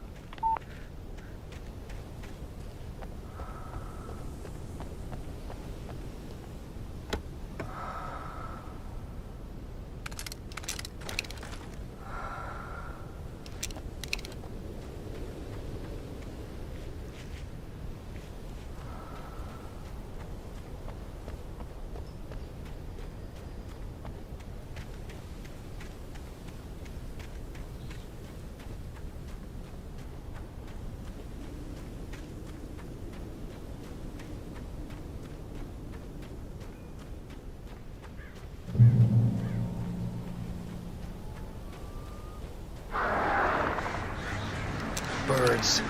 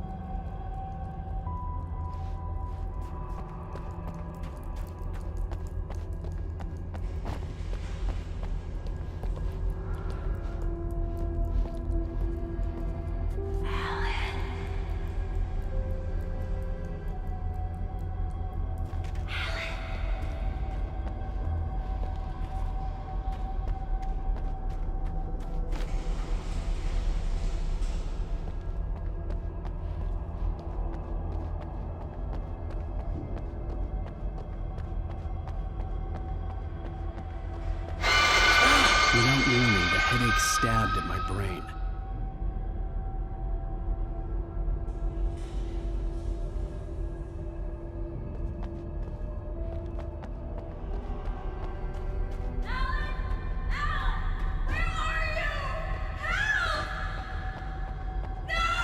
Alice?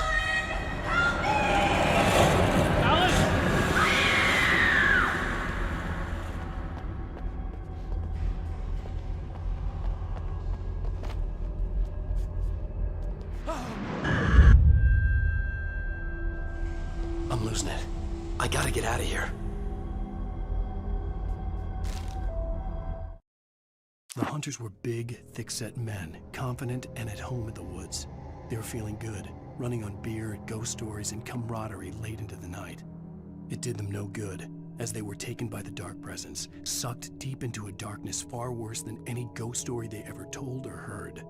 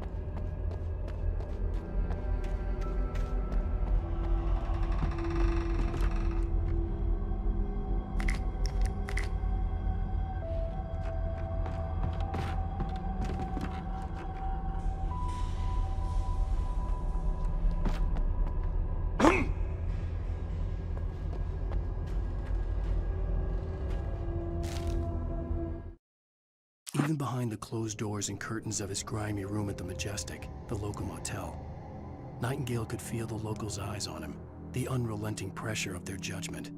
He forced it out of his mind. For all he knew, they could all be under Wake's spell already. You do what you have to do to get the job done. He took comfort from the bottle in his hand. Please, he thought, just let me get through this.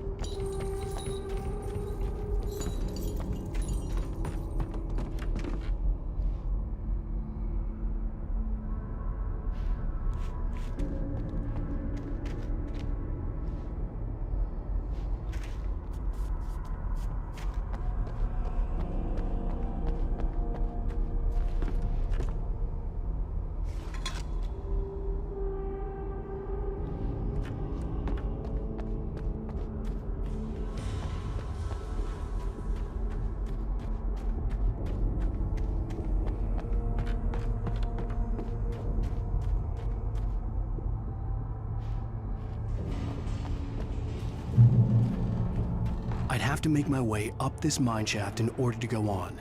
Maybe the machinery could help me with that.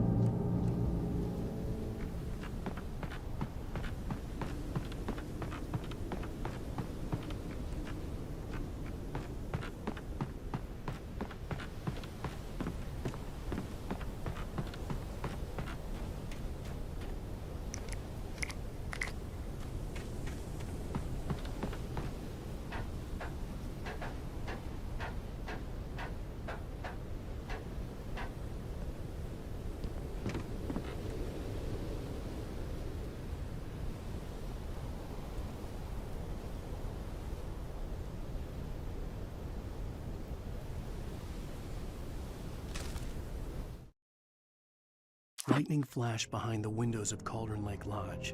Tor Anderson laughed and held the steel hammer above his head.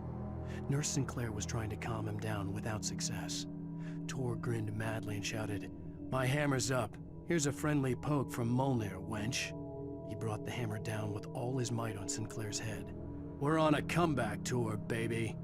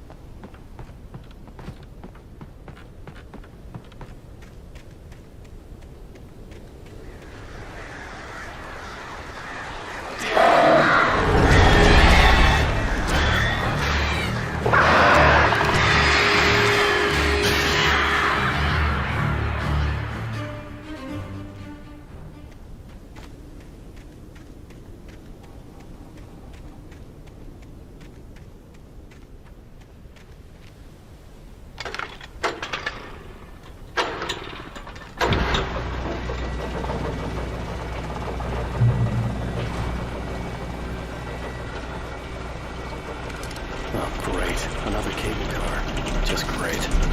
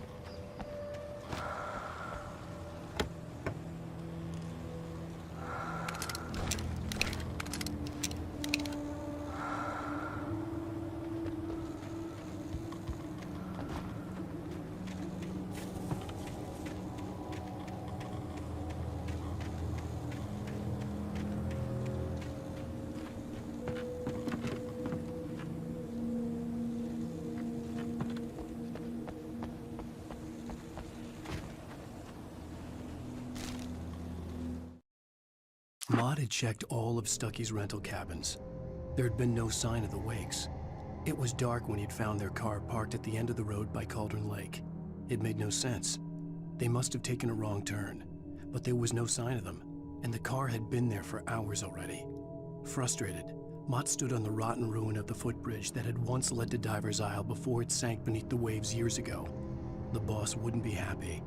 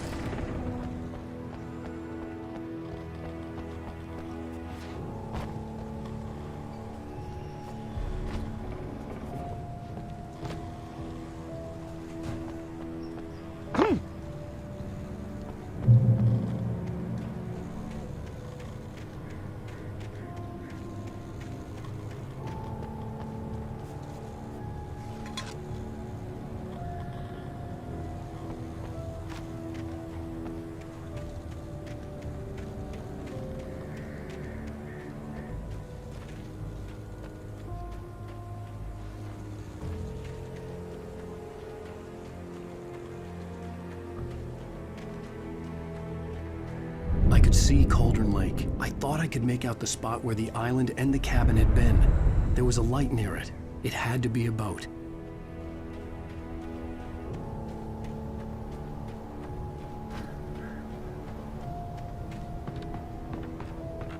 I was close now. I had to get there fast. I tried to hold on to Alice, but her form melted away. I was losing control. Dr. Hartman stood in her place. I wanted to hit him, but my arms were jelly. He smiled. It was a reassuring smile, and I hated him for it. I had to give you a sedative. Don't fight it. You went through another rough period. Right now, it's very important that you stay calm. We don't want you to have another episode. You're a patient at my clinic. Have been for a while now. I dreaded what I would find.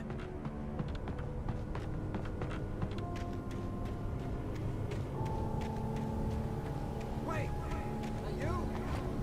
Wait! Hey, I'm here! I'm coming! No! Get away! Sorry. Please, lady. The boss didn't know who he was messing with. I didn't know. I swear I didn't know. We don't have his wife. We don't know where she is. She's probably drowned.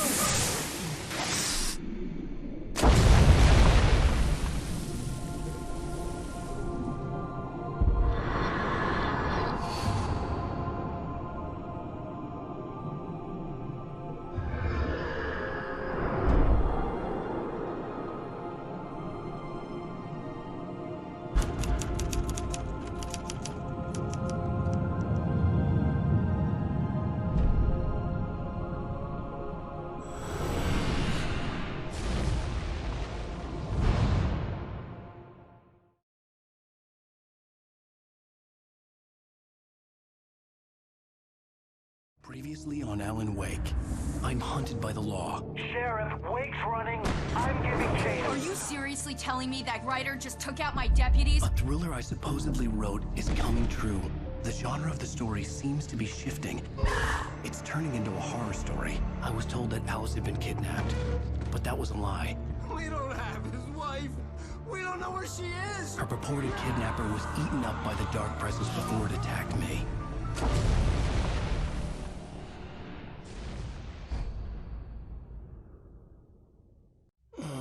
Alan, shh, baby. It was just a nightmare. Alice. There you go, Alan. Hartman. I fell. I had to give you a sedative. Don't fight it. You went through another rough period. What? Right now, it's very important that you stay calm. We don't want you to have another episode. You're a patient at my clinic. Have been for a while now. The shock of your wife's death triggered a mental illness. No, you lie. You're suffering from various symptoms of undifferentiated schizophrenia. Bastard. It's okay, Alan. Just let go.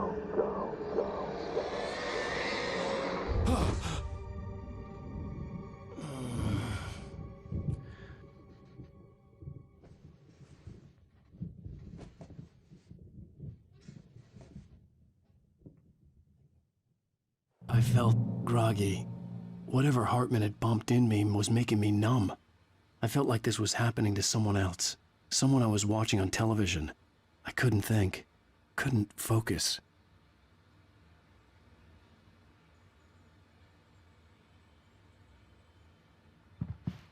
There were only empty sheets of paper here. No manuscript pages.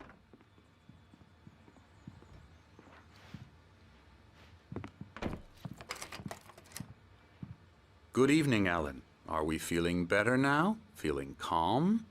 Yeah. I see you brought your pet gorilla with you. So sure, I'm calm.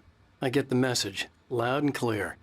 Why, right. That's the spirit. You're being very brave, Alan. I understand you're confused. I would be more concerned if you weren't suspicious of me. I don't blame you for it. Big of you. Now, why don't you come with me? We'll reacquaint you with my clinic and go over everything you might have forgotten. Little walk and some fresh air? Yes, it will do you good. This corridor is for patients. Most of them aren't here right now. Jack took them out for a fishing trip, except for the ones who are particularly vulnerable, of course. I encourage creativity as a part of the recovery process here at Cauldron Lake Lodge. I specialize in treating artists. I bet you do. Splendid, Alan. I honestly believe we can get this thing under control if we work together. This way, Alan.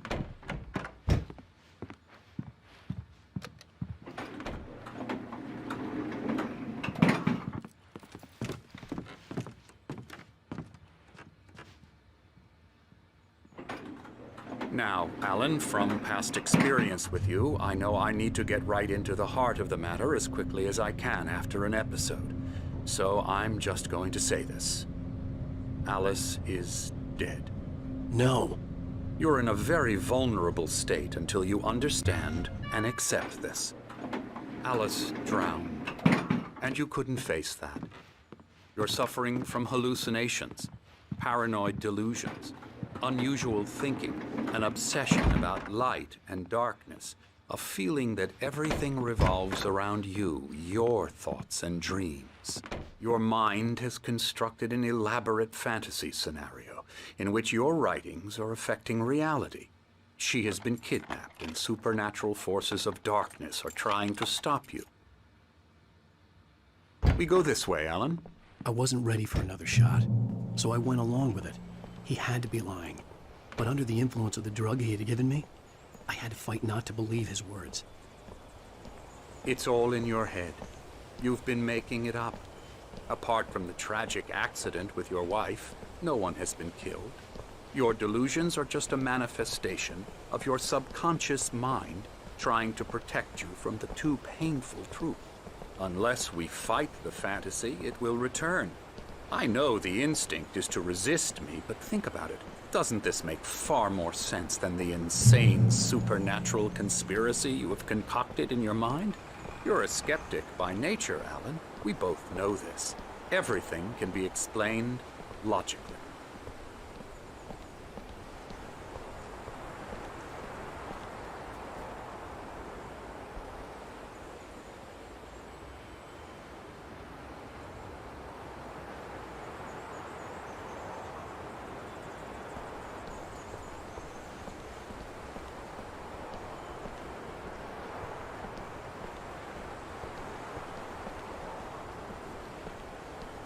I never get tired of this view.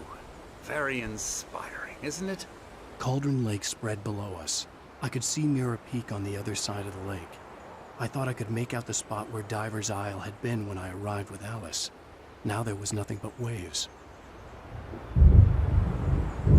It seems there's a storm coming. Funny, I don't recall there being a mention of that in the weather forecast. Well, no matter. This way. Follow me. Alan, what I'm telling you is good news. Right now, we're in control. Every time you have a relapse, it gets more and more difficult to resurface from the dark depths of your imagination. Not surprising, considering your profession. Imagination is what you work with. After all your nightmares, this should come as an immense relief to you. If it doesn't, why is that? Because I'm lying? Or because you don't want to admit that you're not well? It's very natural for you to think of me as your enemy. It's part of the illness. I let him talk. After all, Hartman I'm obviously the one loved trying his to own bring voice. you out of the His world words you've echoed constructed madly for inside yourself. my head. But I I can't dug my do nails it into by the palms of my myself. hands to stay focused. You need to work with me. Once you accept that, we can begin the journey towards your recovery. Come along. Let's go inside.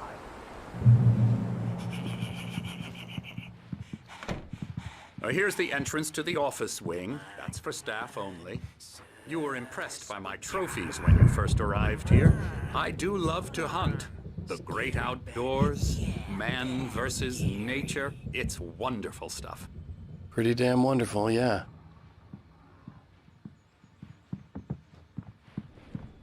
Scary, scary, scary.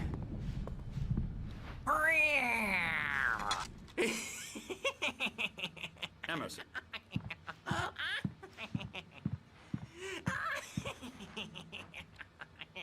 I'm Buster, you should be afraid of me. Don't want to run into me in the night, that's for sure. Please, Emerson. Mr. Wake is confused enough as it is. Yeah, you'd like me to go away so you won't be scared. But you can't just decide what kind of dream you have or when you have it. Emerson! Okay. Sorry. Boo. That's Emerson. We're actually making some progress with him, I'm happy to say. He works on video games. Ooh, yeah. It's trash, of course, but it does involve some small creative effort, which makes him receptive to my therapeutic methods. No kidding.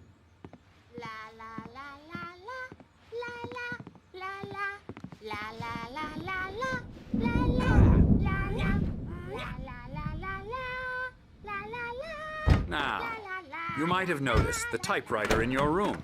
You've been writing as a part of the therapy. As soon as you feel up to it, you should continue.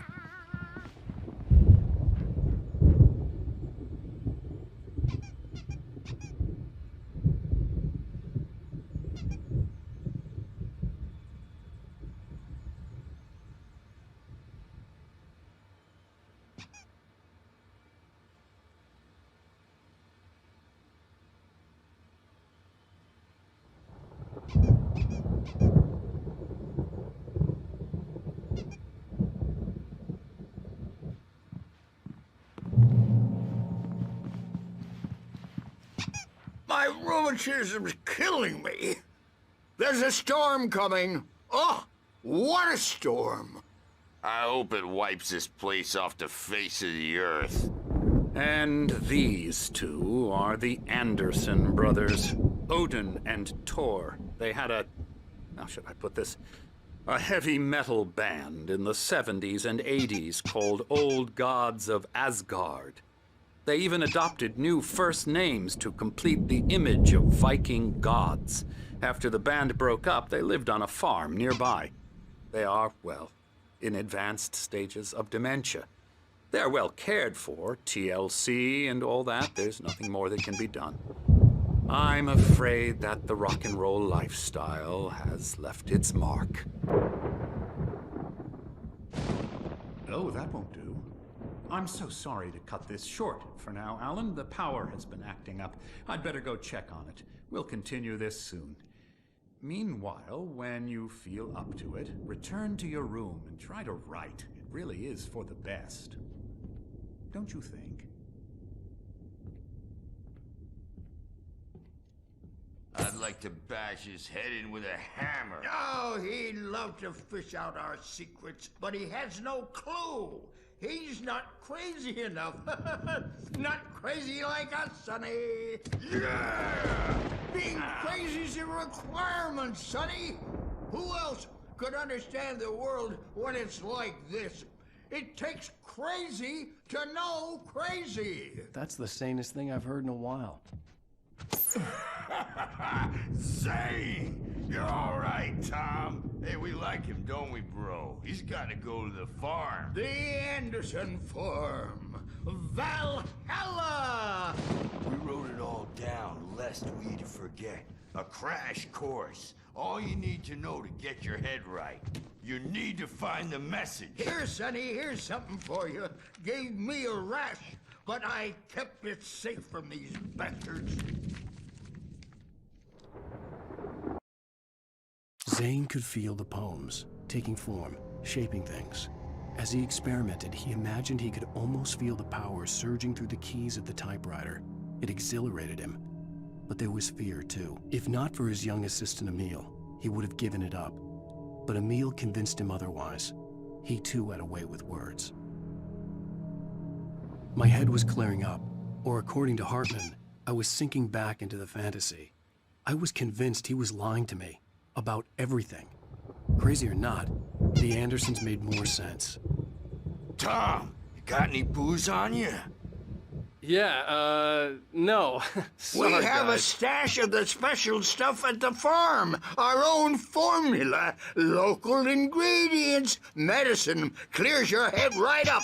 Makes you remember like moonbeams on the brain. Oh, I just noticed! Leather patches on the elbows? That's not very rock and roll. Tom's just lost is all. Baba Yaga got to him too, the damn witch. She used us all, taken from all of us.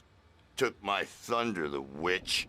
And my ravens, what were they? Memory and thought, the hag. She took something from you too, didn't she? That's what she does. We're better off. This place, the lake, it gives you power. If you're a creator, an artist, haga. Nightmare shifted in their sleep in the darkness of the lake. Yeah, that's the one. She makes sure it comes out twisted and wrong. Just ask the lamp lady. She knows what happened to that other rider. She's been using you, boy, and you let her. You went and opened the door for her, didn't you?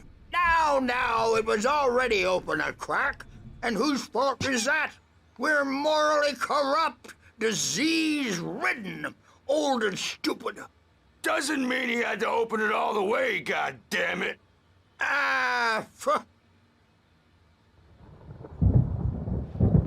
So tired.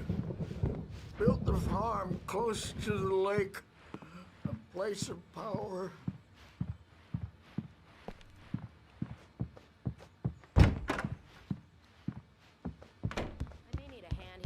Birch. The storm's bound to make you-know-who jumpy. You know how they get. Gotcha. The doc's got me looking after Wake here, but holler if they get too rowdy. I'll do that, Birch. Hey, Wake, why don't you humor Dr. Hartman and give the writing a shot, huh? Typewriter's in your room. You can get to your room by those stairs, Wake. Something's wrong. I'm not myself. It's hard to think. There's a shadow inside my head. I can only focus on writing. Everything else is a blur. I'm trapped in this cabin. Have been for days, but it's always dark outside. My editor is real. I saw her again. She's not human. It's not human. A dark presence is wearing the old woman's face. She was covered in clinging shadows. There's a hole in her chest where her heart should be. I think I've made a horrible mistake. I don't think I'm any closer to saving Alice. It's been lying to me, using me to get the story it wants, and the story will come true.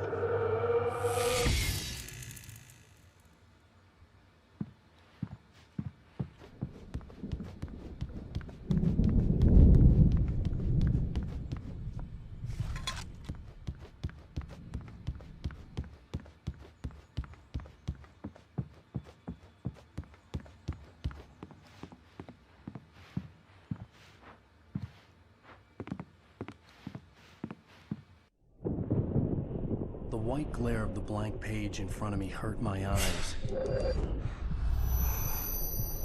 My hands began to shake uncontrollably. Everybody calm down. Put that down. Bert, I need help. Hey, Wake, you stay here. I'm gonna go see what's up. You just keep doing what you're doing. Be cool, okay?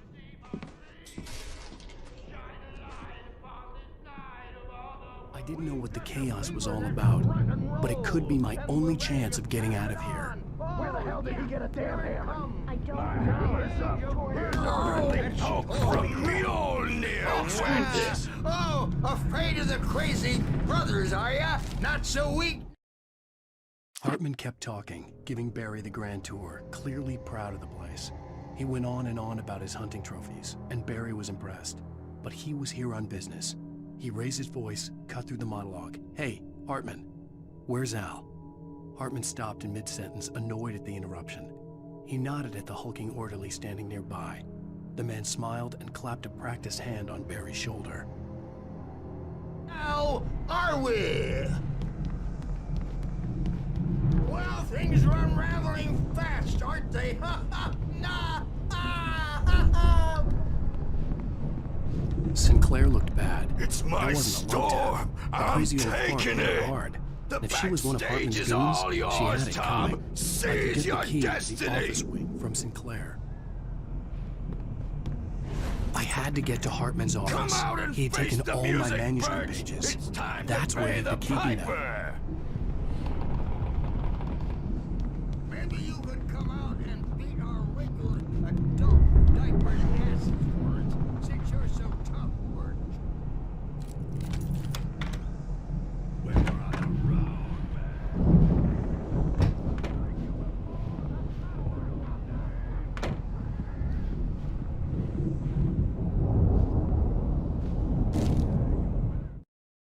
Hartman wasn't happy. Mott could see it in his eyes. He quickly lowered his own. He had made a mess of it, and he knew it. The shame of failure was hard to bear. He hadn't expected Wake to say he needed more time, and he blurted out 2 days, less than Wake had asked for to show him who was in charge. But that wasn't part of Hartman's plan.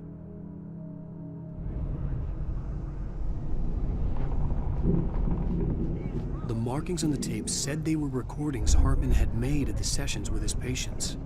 I saw Alice's name on one of them. For a moment, I couldn't breathe right. Now, Mrs. Wake, can you tell me about Alan's problems? He's more and more out of control all the time. The parties, he's so angry all the time. He's getting violent. Do you mean with you? No, not with me. No, never. Sometimes I almost wish Alan would take a swing at me, because at least that'd lead to a conversation he couldn't just march out of. But no. Alan doesn't really sleep. And the work, well, he's not writing at all. He sits there for hours and just gets more and more frustrated. And I can't talk to him. Yes. Tell me, Mrs. Wake. What would you say to him if he'd listen? I don't know. I want to say, I look at you, and it's not you. Just some stranger who resembles you. Looking out from behind your eyes, and I don't like that guy much. And now it's all gonna go to hell. But you don't ever say this. No. I've tried, but he's not listening. He's too deep in his own problems, always going on about something else. I'm so afraid I'm gonna lose him, and we're not even talking anymore. He doesn't let me in anymore. He just keeps me in the dark. I'm so alone here, even when he's home. Please help me, Doctor, because I'm at my wit's end. Well, if you can just get him here, I'll absolutely do my very best. Yeah, but Doctor, you need to be careful with him. He's not just going to listen to you and cooperate. He's the most stubborn man I've ever met. Well, I'll be sure to bear that in mind. Hearing her voice, what she was saying made me happy and sick and guilty all at once. Worst of all, I recognized the words. The phone call from her. It had been a cut-up of this. Just a recording.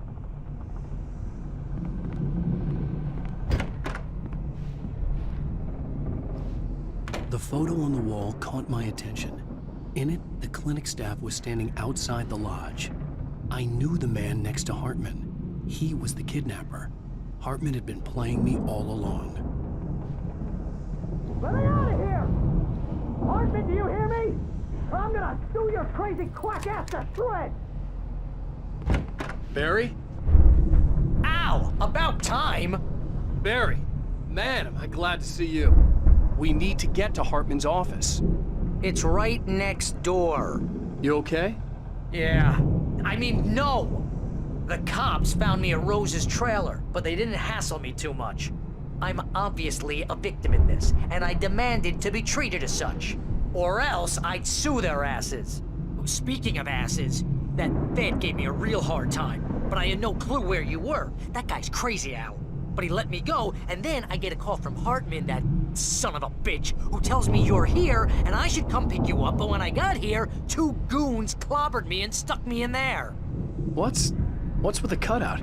I stole it from the diner to piss off Rose after what she did to us. That'll teach her.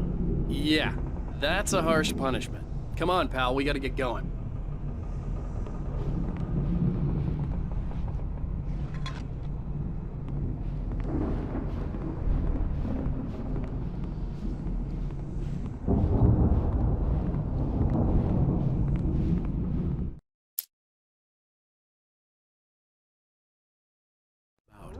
but it could be my only chance of getting out of here. Where the hell did he get a damn hammer? I don't Here's a friendly poke from me. Hartman kept talking, giving... Oh, near went. Oh, afraid of the crazy brothers, are ya? Not so Sinclair weak looked now, bad. are That we? wasn't a love tap. The crazy old fart hit her hard. And if she was one of Hartman's goons, she had it coming. I had to get to Hartman's office. He had taken all my manuscript pages. That's where he'd been keeping them. It's my store. I'm taking it. Let me out of here! Hartman, do you hear me? I'm gonna do your crazy quack ass to Baby! Seriously, do you have any idea how much Hartman wasn't happy. trouble you're in? Hammer's Way will have it say. Represent a celebrity! Barry? Ow! About time!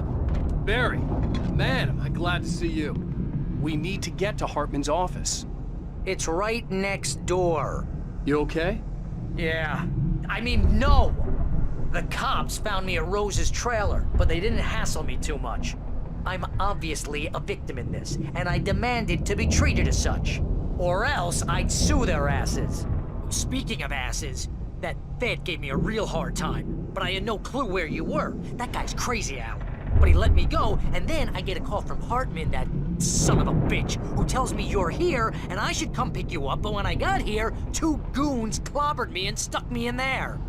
What's with the cutout? I stole it from the diner to piss off Rose after what she did to us. That'll teach her. Yeah, that's a harsh punishment. Come on, pal, we gotta get going.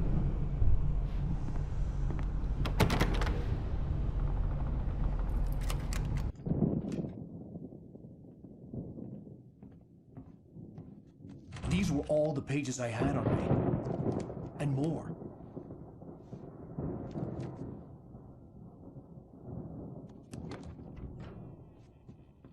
Alan, please. You're sliding back into the... Tell me one more lie and I'll shoot you in the face. Ah, well, it was worth a shot. Really, Wake, come on. Let's work together on this. You have no idea... Hartman, shut up! Barry, get out of here. I'll catch up with you. Get a car. Oh, Al, let's just... Go! Wake, listen to me. This is a mistake. Don't you see? Together we can create something absolutely wonderful. With your ability and mine.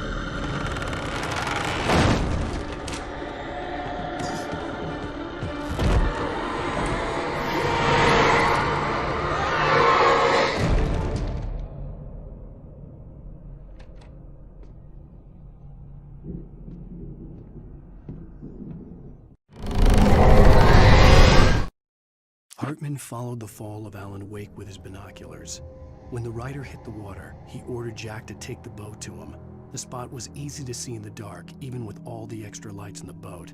The flare floated and kept burning even in the water. Jack turned the radio louder as the engine sputtered. The music was rough and clanking, something the Anderson brothers would no doubt have enjoyed. But Hartman chose to ignore it. Wake was finally within his reach.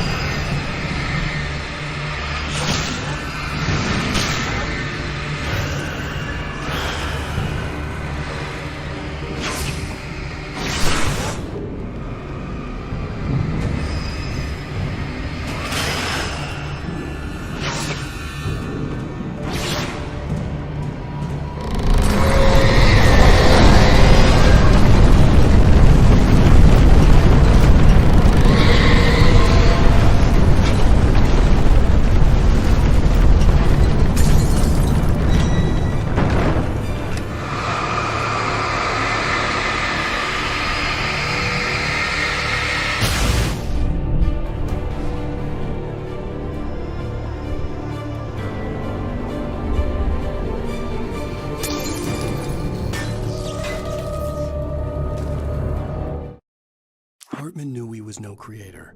He had no ambitions on that front. And he certainly didn't want to end up like every artist he had worked with here, damaged in ways that were hard to describe, or worse. It was enough for Hartman to maintain creative control and provide direction, to be a producer. That was what most of these people were in need of anyway. Of course, suitable subjects were few and far in between.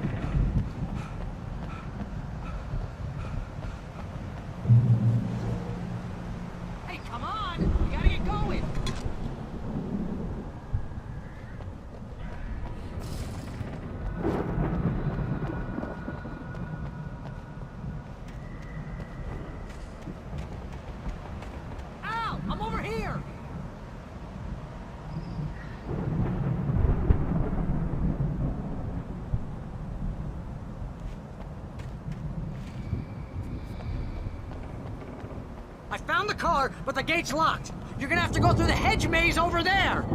Barry, I don't have a light. Take this, Al! Oh, God! Look at the house, Al!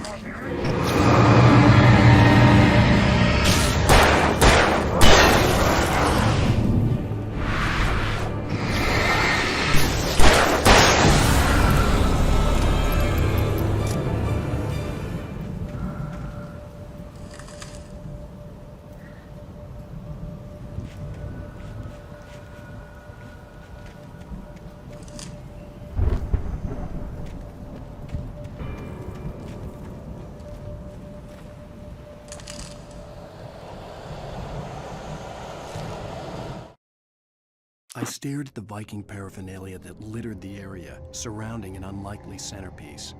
A full-size stage complete with an impressive sound system with all the trimmings, including a dragon. It took a special kind of crazy to build something like this in a remote field. When the sky split open with a deafening boom and the music started blasting, it felt strangely appropriate.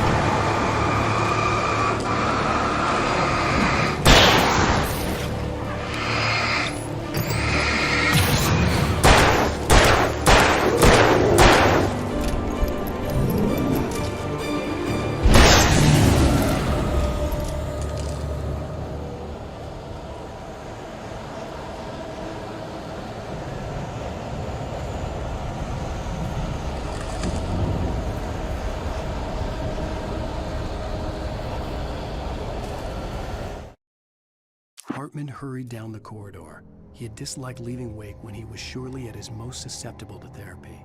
But this was not an ordinary storm. Wake had been writing, and he had woken something up in the depths of the lake. Now, it was coming for him. Hartman had naturally prepared for a situation like this. The idiot brothers would keep Wake distracted while Hartman double-checked everything, just to be sure.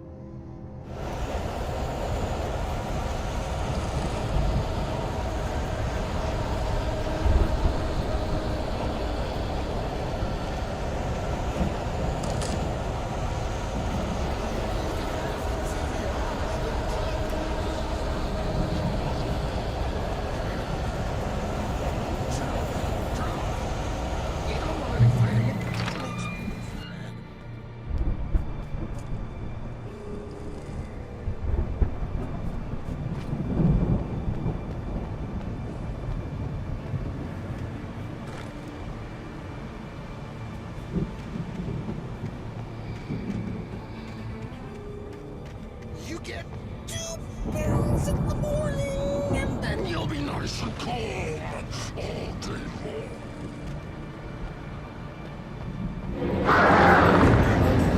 You get 3 pills in the evening.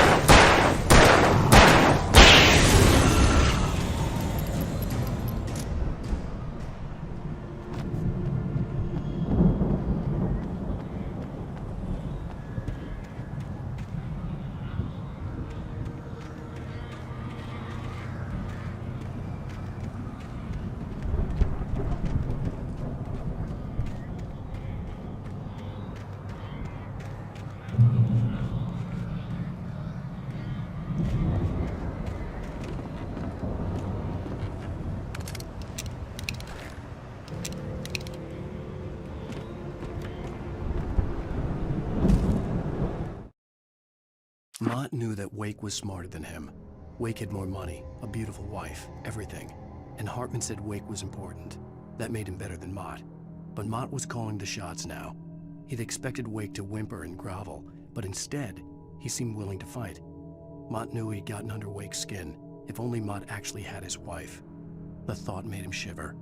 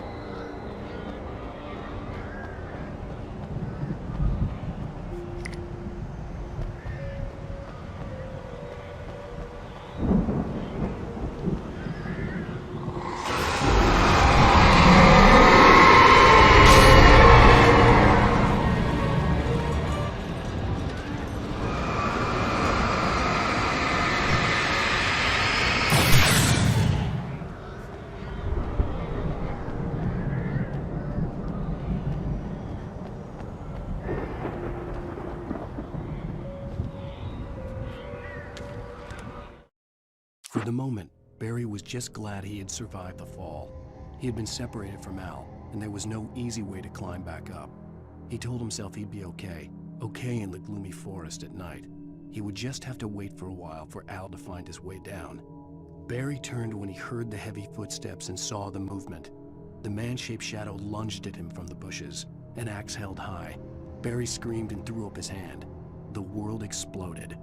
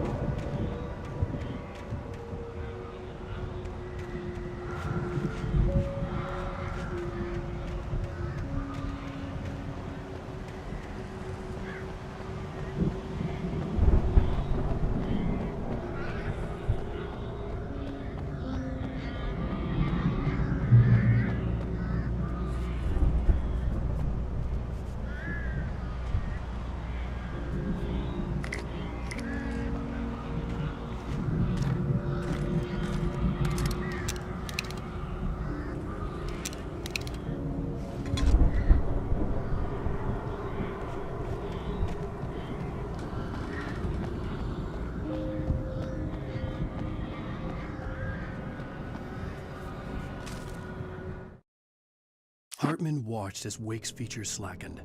The man was bullheaded, no doubt. Even lying on the bed, he'd almost broken Hartman's nose the second time. But with a little time, he could break Wake down, give him proper direction. Wake was easily the most promising subject he'd had. Well, since Tom, really. "Sleep well, Alan," Hartman whispered with a smile. "Let me take care of you." He sniffed hard to clear his throbbing nose, swallowed blood, and barely tasted it.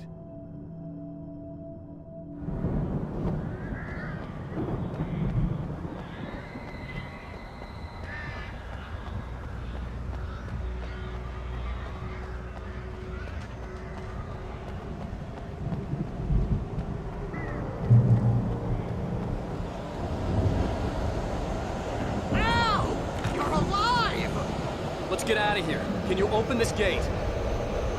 Maybe. Barry! Well, I slammed it shut when the nasty showed up, and the key fits kind of loose in the lock, so, Barry! I'll find it! Don't worry about it!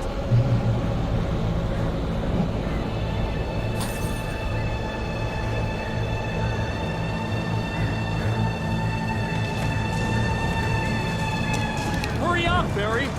I'm on it! I'm on it!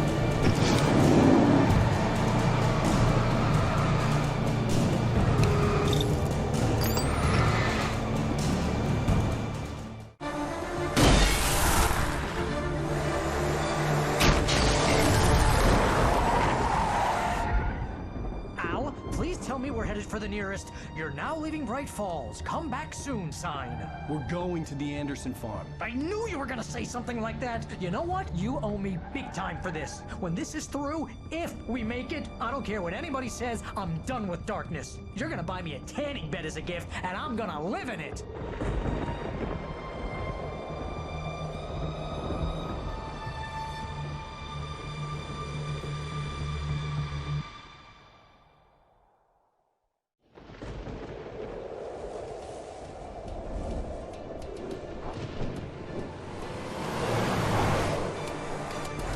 Crazy, but that's fine, Barry. Oh, you got that right, Al. You're barking mad. You are by far the craziest... But maybe that's inevitable when you deal with crazy stuff like this. It helps. This is happening, Barry. Alice, they never had Alice. She's trapped in the darkness at the bottom of the lake, but she's not dead. Al, how can you know that? I know, Barry. I can... Al, No, listen. I can bring her back. I can find her. There's something special about this place. The lake, it does something to the works of art created here. It makes them come true. But there's a catch. The dark presence, whatever that thing is, twists it to its own ends. That's why all of this is happening. It's using my manuscript to take over everything. Al, I believe you. It happened to Thomas Zane before, it happened to the Andersons. I believe you. Crazy or not, you're not delusional. Weird shit's going down. That's a fact. I'm on board, man. I'm with you. The Andersons knew about it, but they were too far gone to tell me with all the drugs they were on. But they wrote it down. There's a message somewhere at their farm, Barry. We just need to find it. Look out!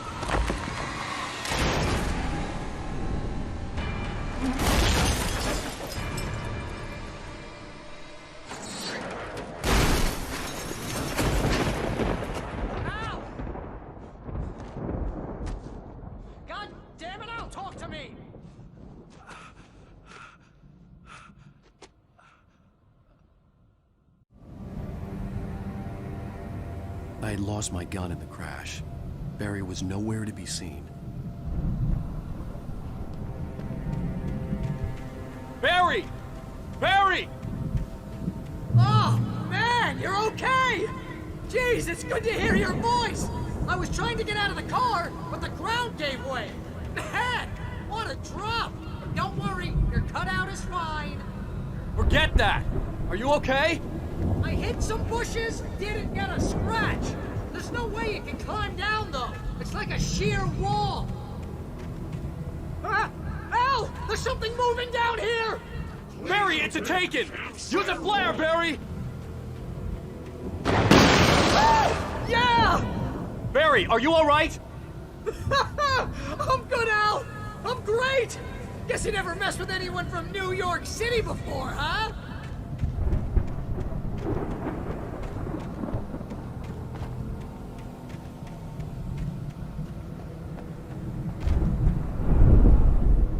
You're gonna have to find your way around to the farm, Al! I'll be waiting!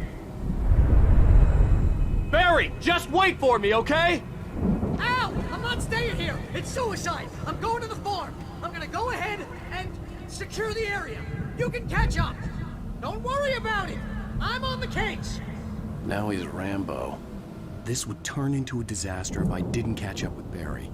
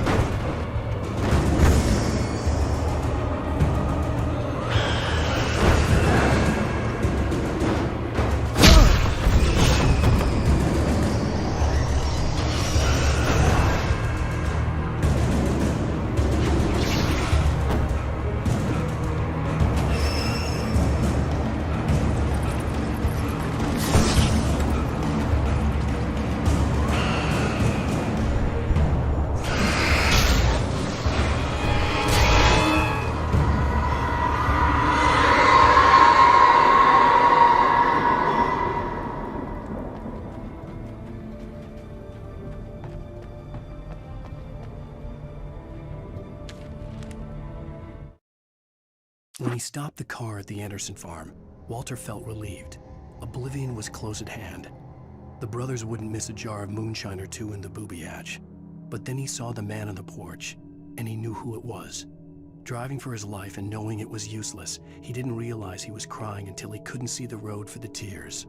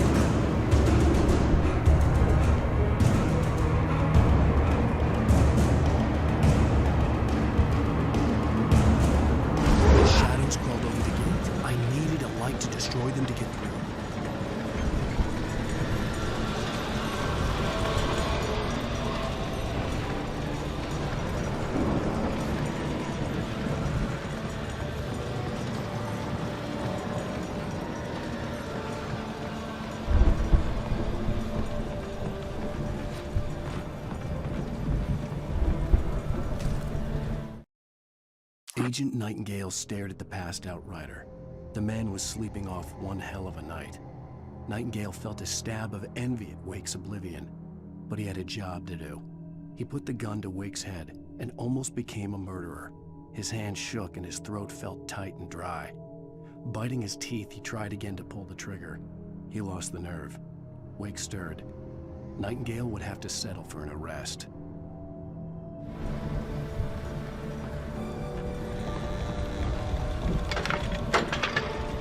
I hoped there'd still be a working generator somewhere around here to power up the old lights by the gate.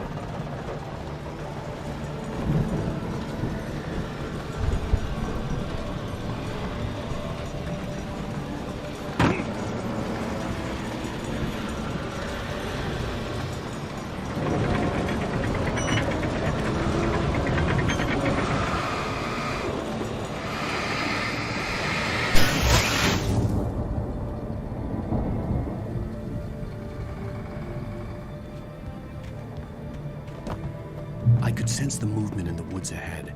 Facing the enemy without a weapon was dangerous, but I had no choice.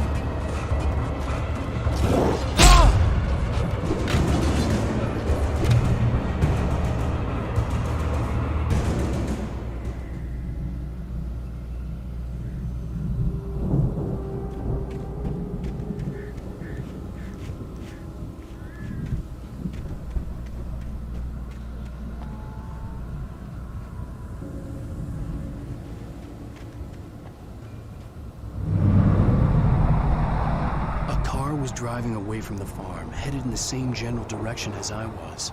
For all I knew, it was Barry, caught in the consequences of leaping before looking.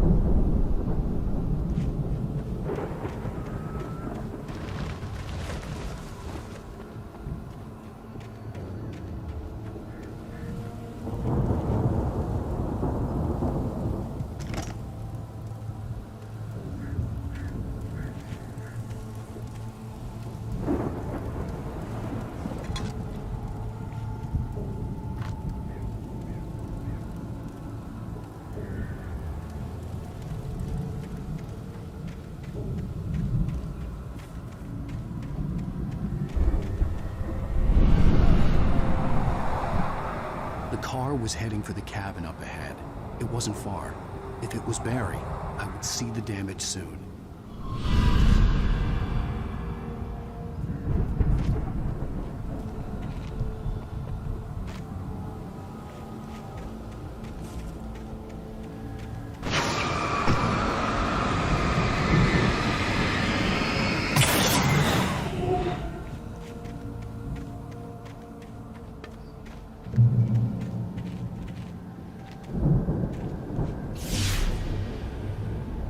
I'm trying to deliver each page to the right time and place. I'm trying to show you how the story goes. I had seen glimpses of the light before. I had seen it in my dream. It was a strange spaceman or a diver in a bulky suit. He was the one who'd been placing the pages on my path.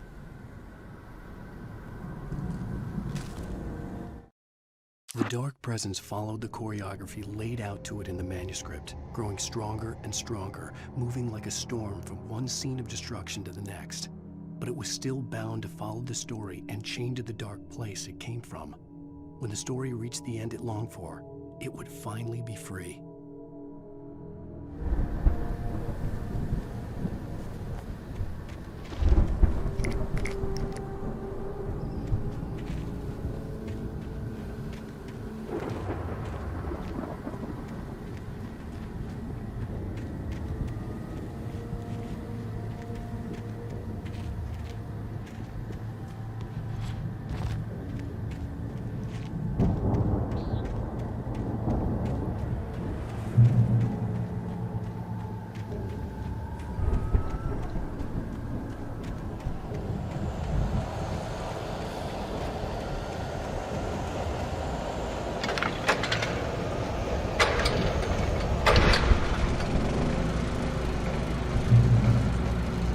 Someone had left a gun behind.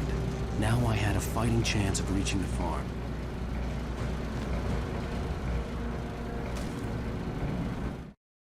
The storm raged on as the Anderson brothers walked unsteadily away from the clinic with the other patients in tow, knowing that this time they wouldn't return. The darkness around them seethed with horrors, but Tor and Odin were unafraid. Their eyes glinted with guile. They knew every secret path, and there was blood on their hands. They had fought these shades before.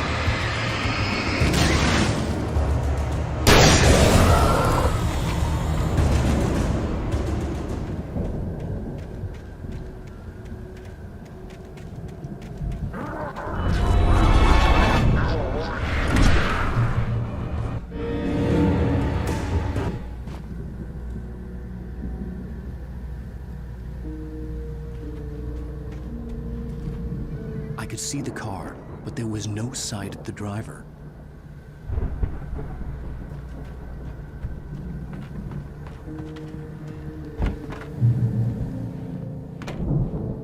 Hello? Anybody here? Barry! No! Danny, you're not! Please! What are you? No! Don't! I'm sorry!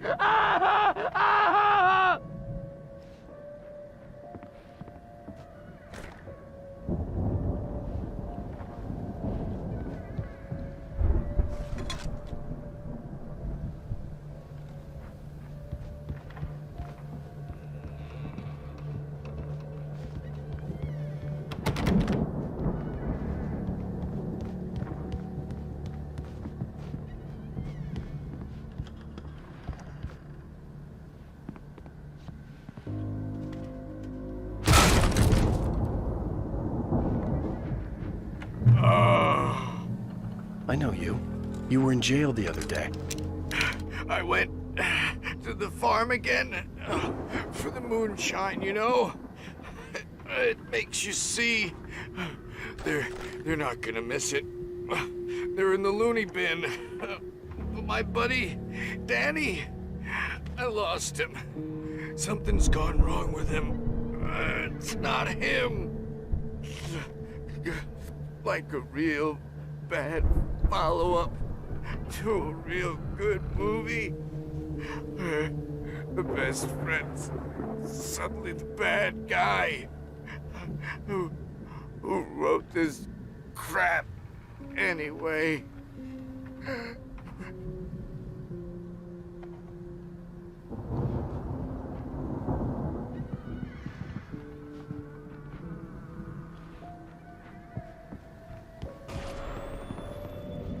I've run through every possible course in my head.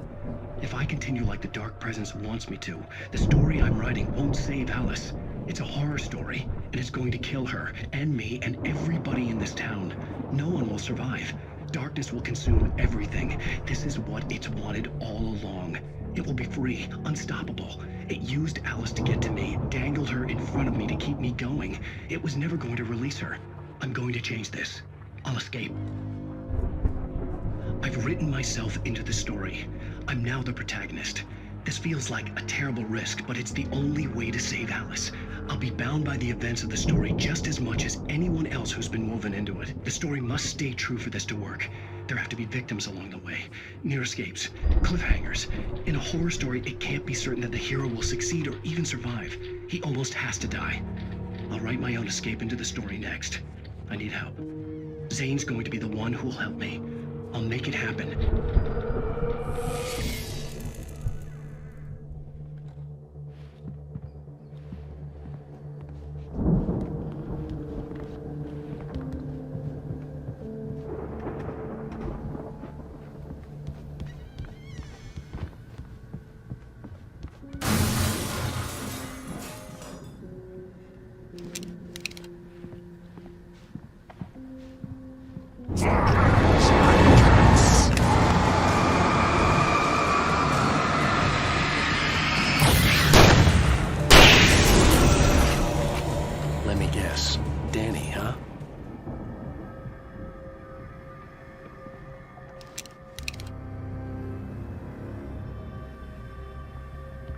The front door was locked.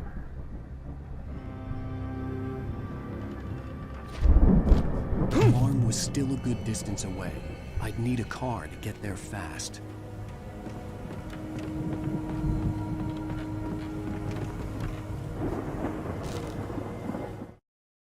For a moment, Hartman considered strangling the idiot. Mott was mean-spirited, but easily manipulated. An emotional infant who lived for his approval. Wake, by contrast, was a far more difficult subject. Mott had given him too much leash. In 2 days, who knew what could happen? Hartman would have to find a way to rein him in, and quickly.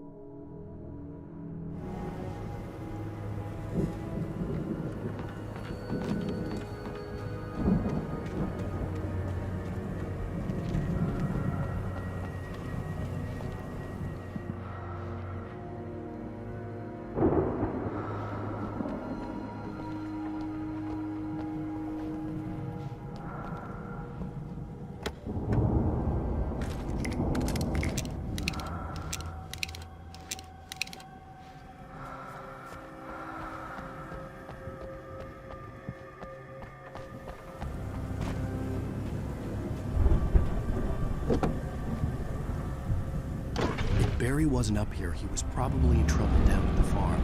For a moment, I felt bad for doubting him. After all, I'd made it this far myself. But Barry was Barry.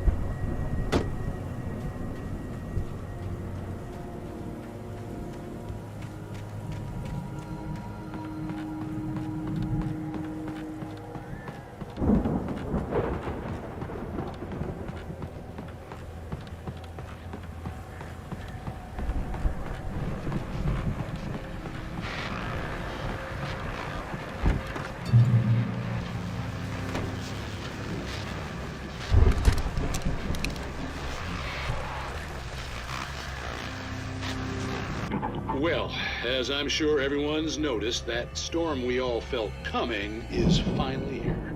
The boys at the Weather Service reckon it'll last until morning, at the very least. Pertaining to that, let me read that missing persons alert again. The Sheriff's Department's still looking for a Caucasian woman, 30 years old, slim and blonde with blue eyes. She may be lost in the woods, and it's possible she's been injured in a car accident. If you see her, please make sure you get her indoors and call the sheriff. It's bad weather to be caught out in, so if you see someone in the area who maybe looks a little confused, give him a hand, all right? This is Pat Maine on KBF FM, hoping you're all safe and warm tonight.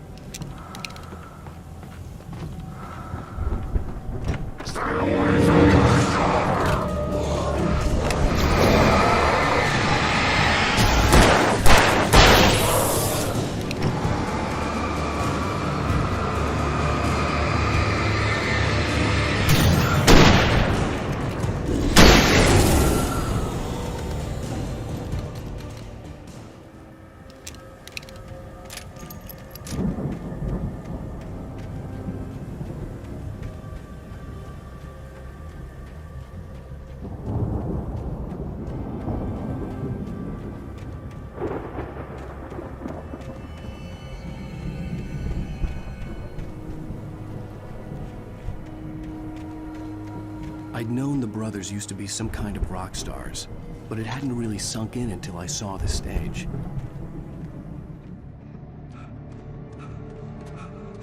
Ow! Run! Incoming! There's too many of them!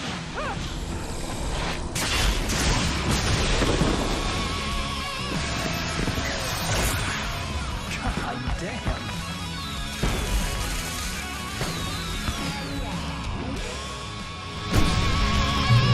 I'm so glad you decided to go it alone, Mr. Bronson. Shut up and shoot! Ow! We have to fight them off! I can set off more of the fireworks!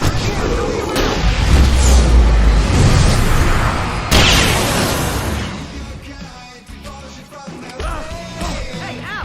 Did you notice there's a lot of animals still around? This place is... Al, hold on! I'll try to get the stage lights on!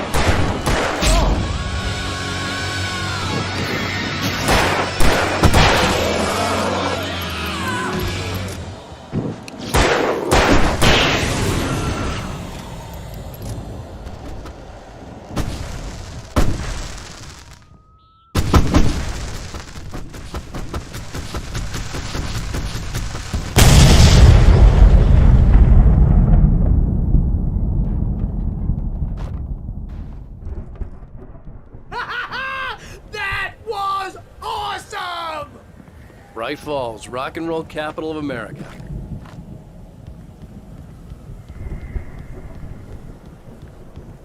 Hey, Al!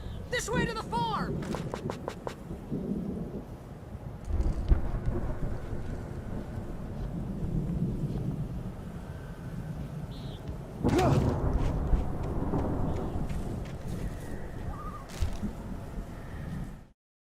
Deputy Mulligan tuned Thornton's chatter out. He didn't think riders were particularly useful people, and a huge manhunt for one struck him as idiotic. Certainly not worth the missed opportunity for coffee and pie. It wasn't even clear what the man had done, except run from them at the trailer park. Mulligan knew he wasn't alone. The sheriff's patience with the Fed was running out.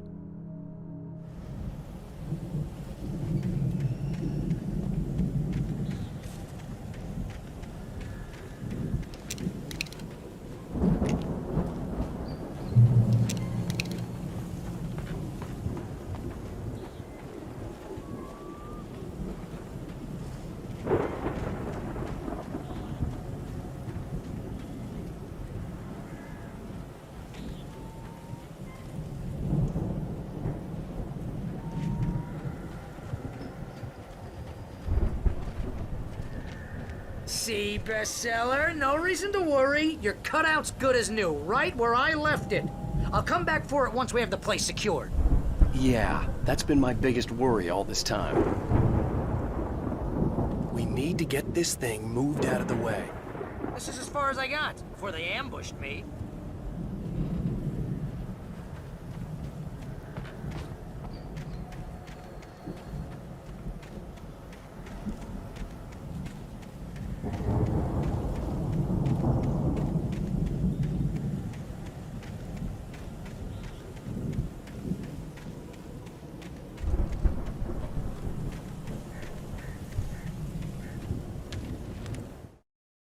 As the deputies hauled Wake and Wheeler away, Agent Nightingale eagerly examined the stack of papers Wake had been carrying. It was incomplete, a collection of random pages, but there was enough. He saw his own name in there, among others. His hands shook with emotion. Finally, it was proof. He had been right all along.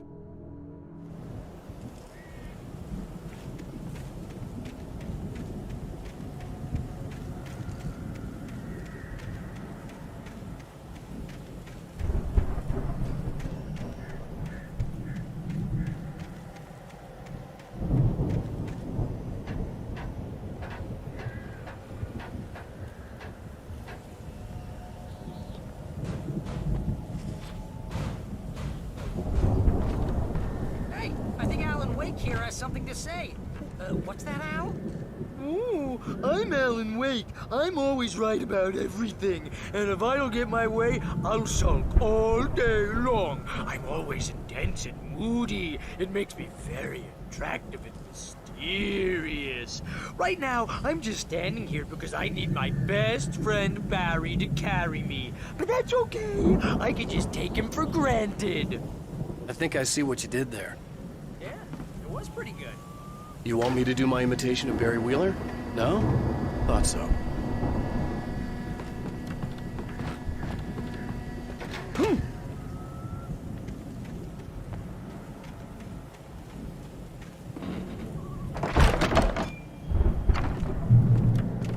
Wow! You look at that thing, Al! They really went all out with this Viking crap, didn't they? Look at all this stuff. They must have done okay for themselves, so how come I never heard of these guys before? And this from the guy who learned about Ozzy Osbourne through reality TV?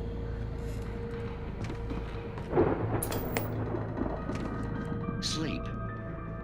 We all spend a third of our Night dreams in its Springs. soft embrace, Man, somewhere brings back between memories. fantasy and Hey, oblivion. remember when I got you that gig? But Your dreams first have a real way of writing forcing job. What got you themselves into started? waking life, Was this one of or your vice episodes? versa. In Night Springs. Tonight's episode, The Dream of Dreams. That's by someone else. We join Mr. Jones as he explores the endless dreamscape, only to be brought to a sudden stop by a decidedly mundane situation. A long line of people. Hey, Jones, right? Listen, we're gonna have to wait until his Highness over there is good and ready. Oh, wow. Who's that? You don't know him? What are you, new? He's the guy dreaming us. Well, not just us. He dreams everything. All of this. But wait, no. I'm the one who's dreaming. I'm asleep. Isn't this my dream? Oh, yeah. Sure. Get real, pal. You're just another dream. I'm a dream. You're a dream. The weirdo in the diving suit is a dream, and the girl made of smiles and sunshine is definitely a dream.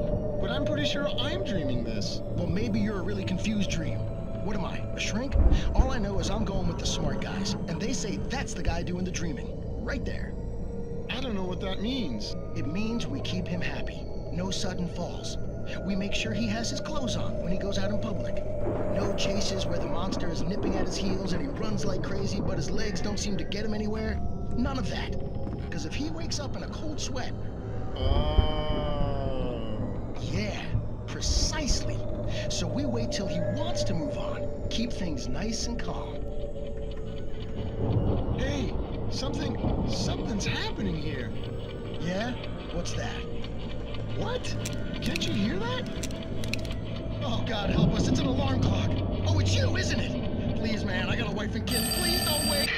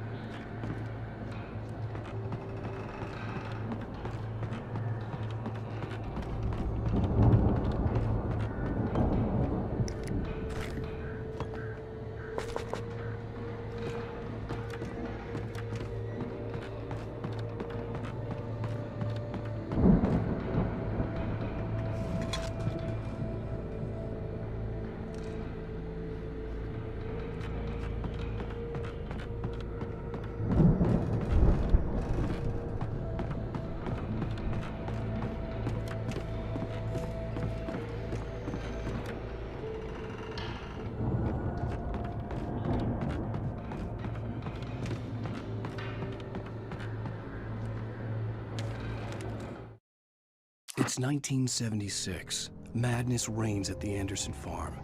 Contrary to all logic, the headiest ingredient of their moonshine is unfiltered water from Cauldron Lake. The Andersons feel like gods.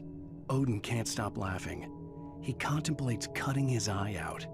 Tor runs across the field, naked, shrieking, hammer in his hand, trying to catch lightning. Their songs have power. Something ancient is stirring in the depths, coming back.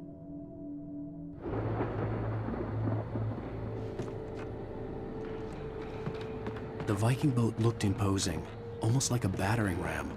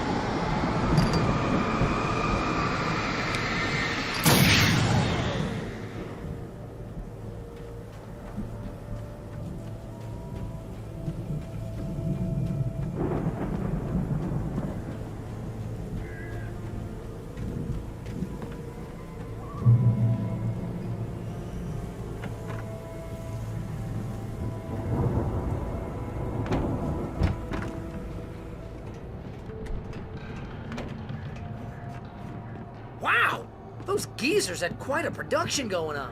Ooh, you know what, Al? If we make it through this alive, I'm gonna start representing them. Yep, sell this stuff online, maybe get a reality show going, release a new single. Good luck with that, pal. Hey, you find us a way out of here, okay? I'm gonna take a closer look at this stuff.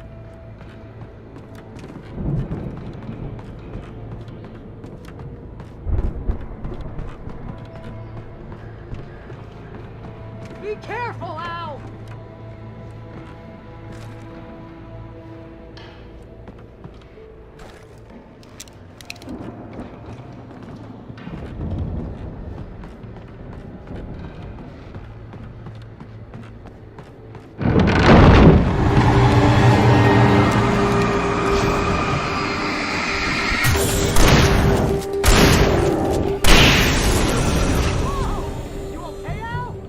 I'm good. Keep your eyes open, okay?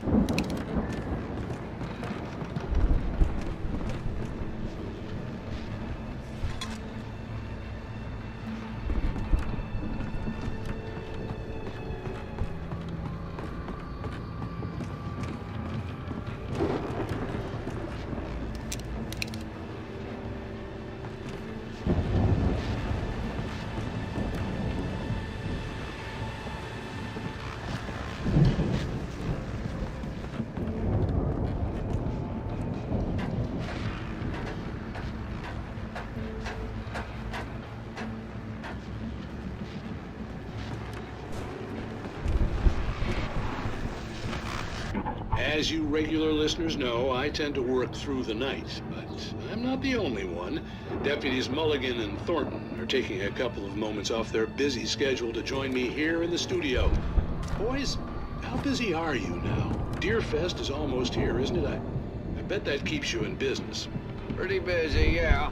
Actually, Pat, we've been real busy with other stuff, which concerns an ongoing investigation. We can't talk about that, Thornton. I wasn't gonna say anything. I was just saying we got, other irons to fry.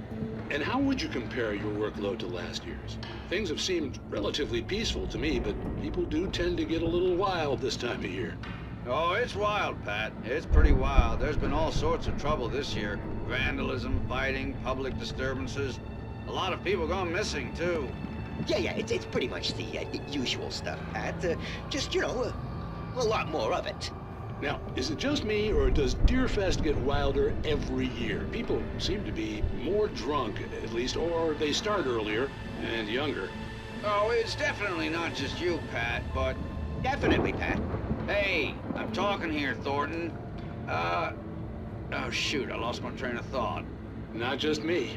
Oh, yeah, it's wilder, Pat, but actually most of the trouble seems to be coming from grown men. People who ought to know better, Kids are doing fine this year. Well, that's nice to hear at least. Boys, I want to thank you for stopping by. I'll let you get back to your patrol. Sure thing, Pat. Yeah, sure thing, Pat.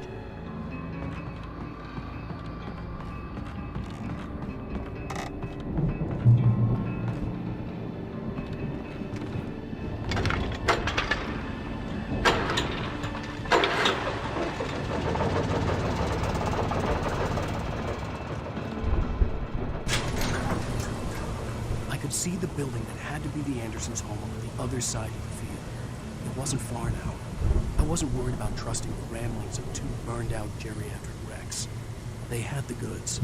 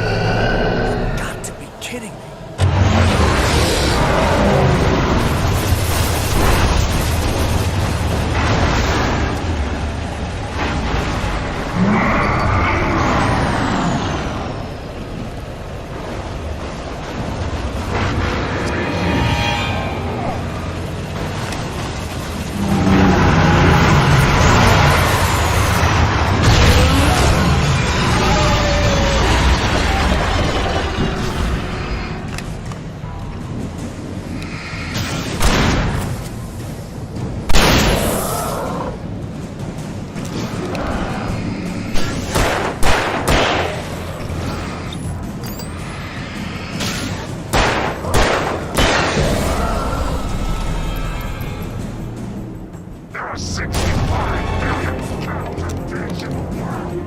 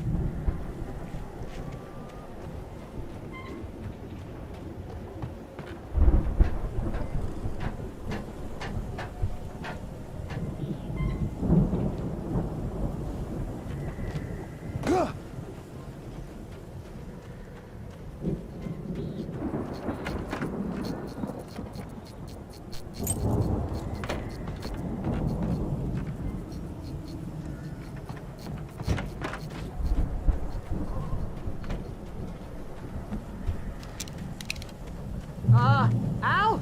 Is that you out there, buddy? Yeah, it's me. Hey, let's go, man.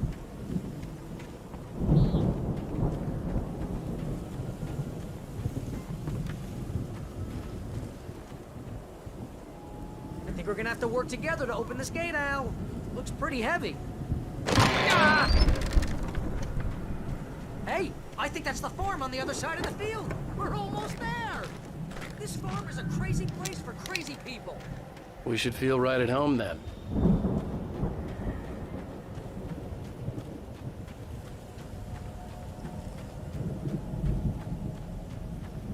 Come on, one more gate. Let's do this thing.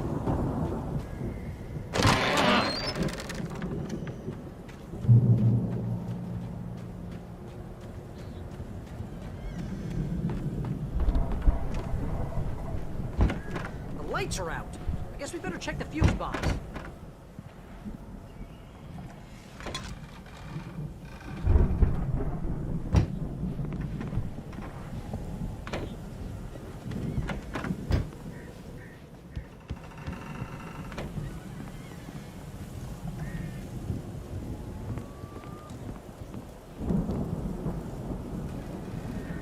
The power downstairs was out, but I was sure I could fix that at the fuse box.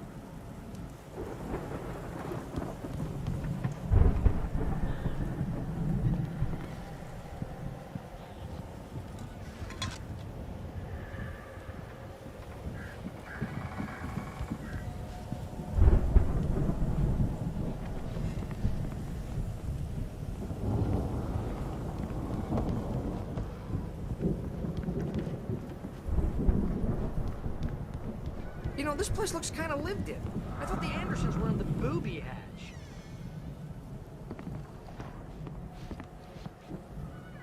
Come on, Al, let's get the lights on, huh?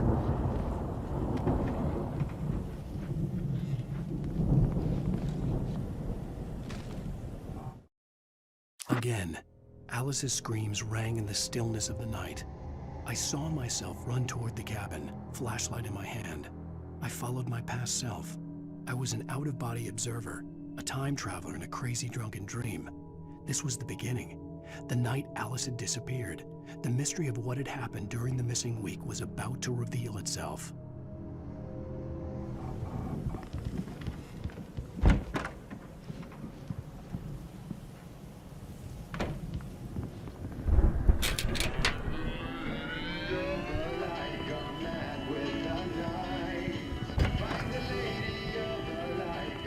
Can you hear that, Al? Music? Of course. We need to find where it's coming from. That's the message the Andersons talked about. That's the whole reason we're here. Lady of the Light? Oh, that's gotta be what's-her-face, the crazy lamp lady from the town. Cynthia Weaver. Right. Must be.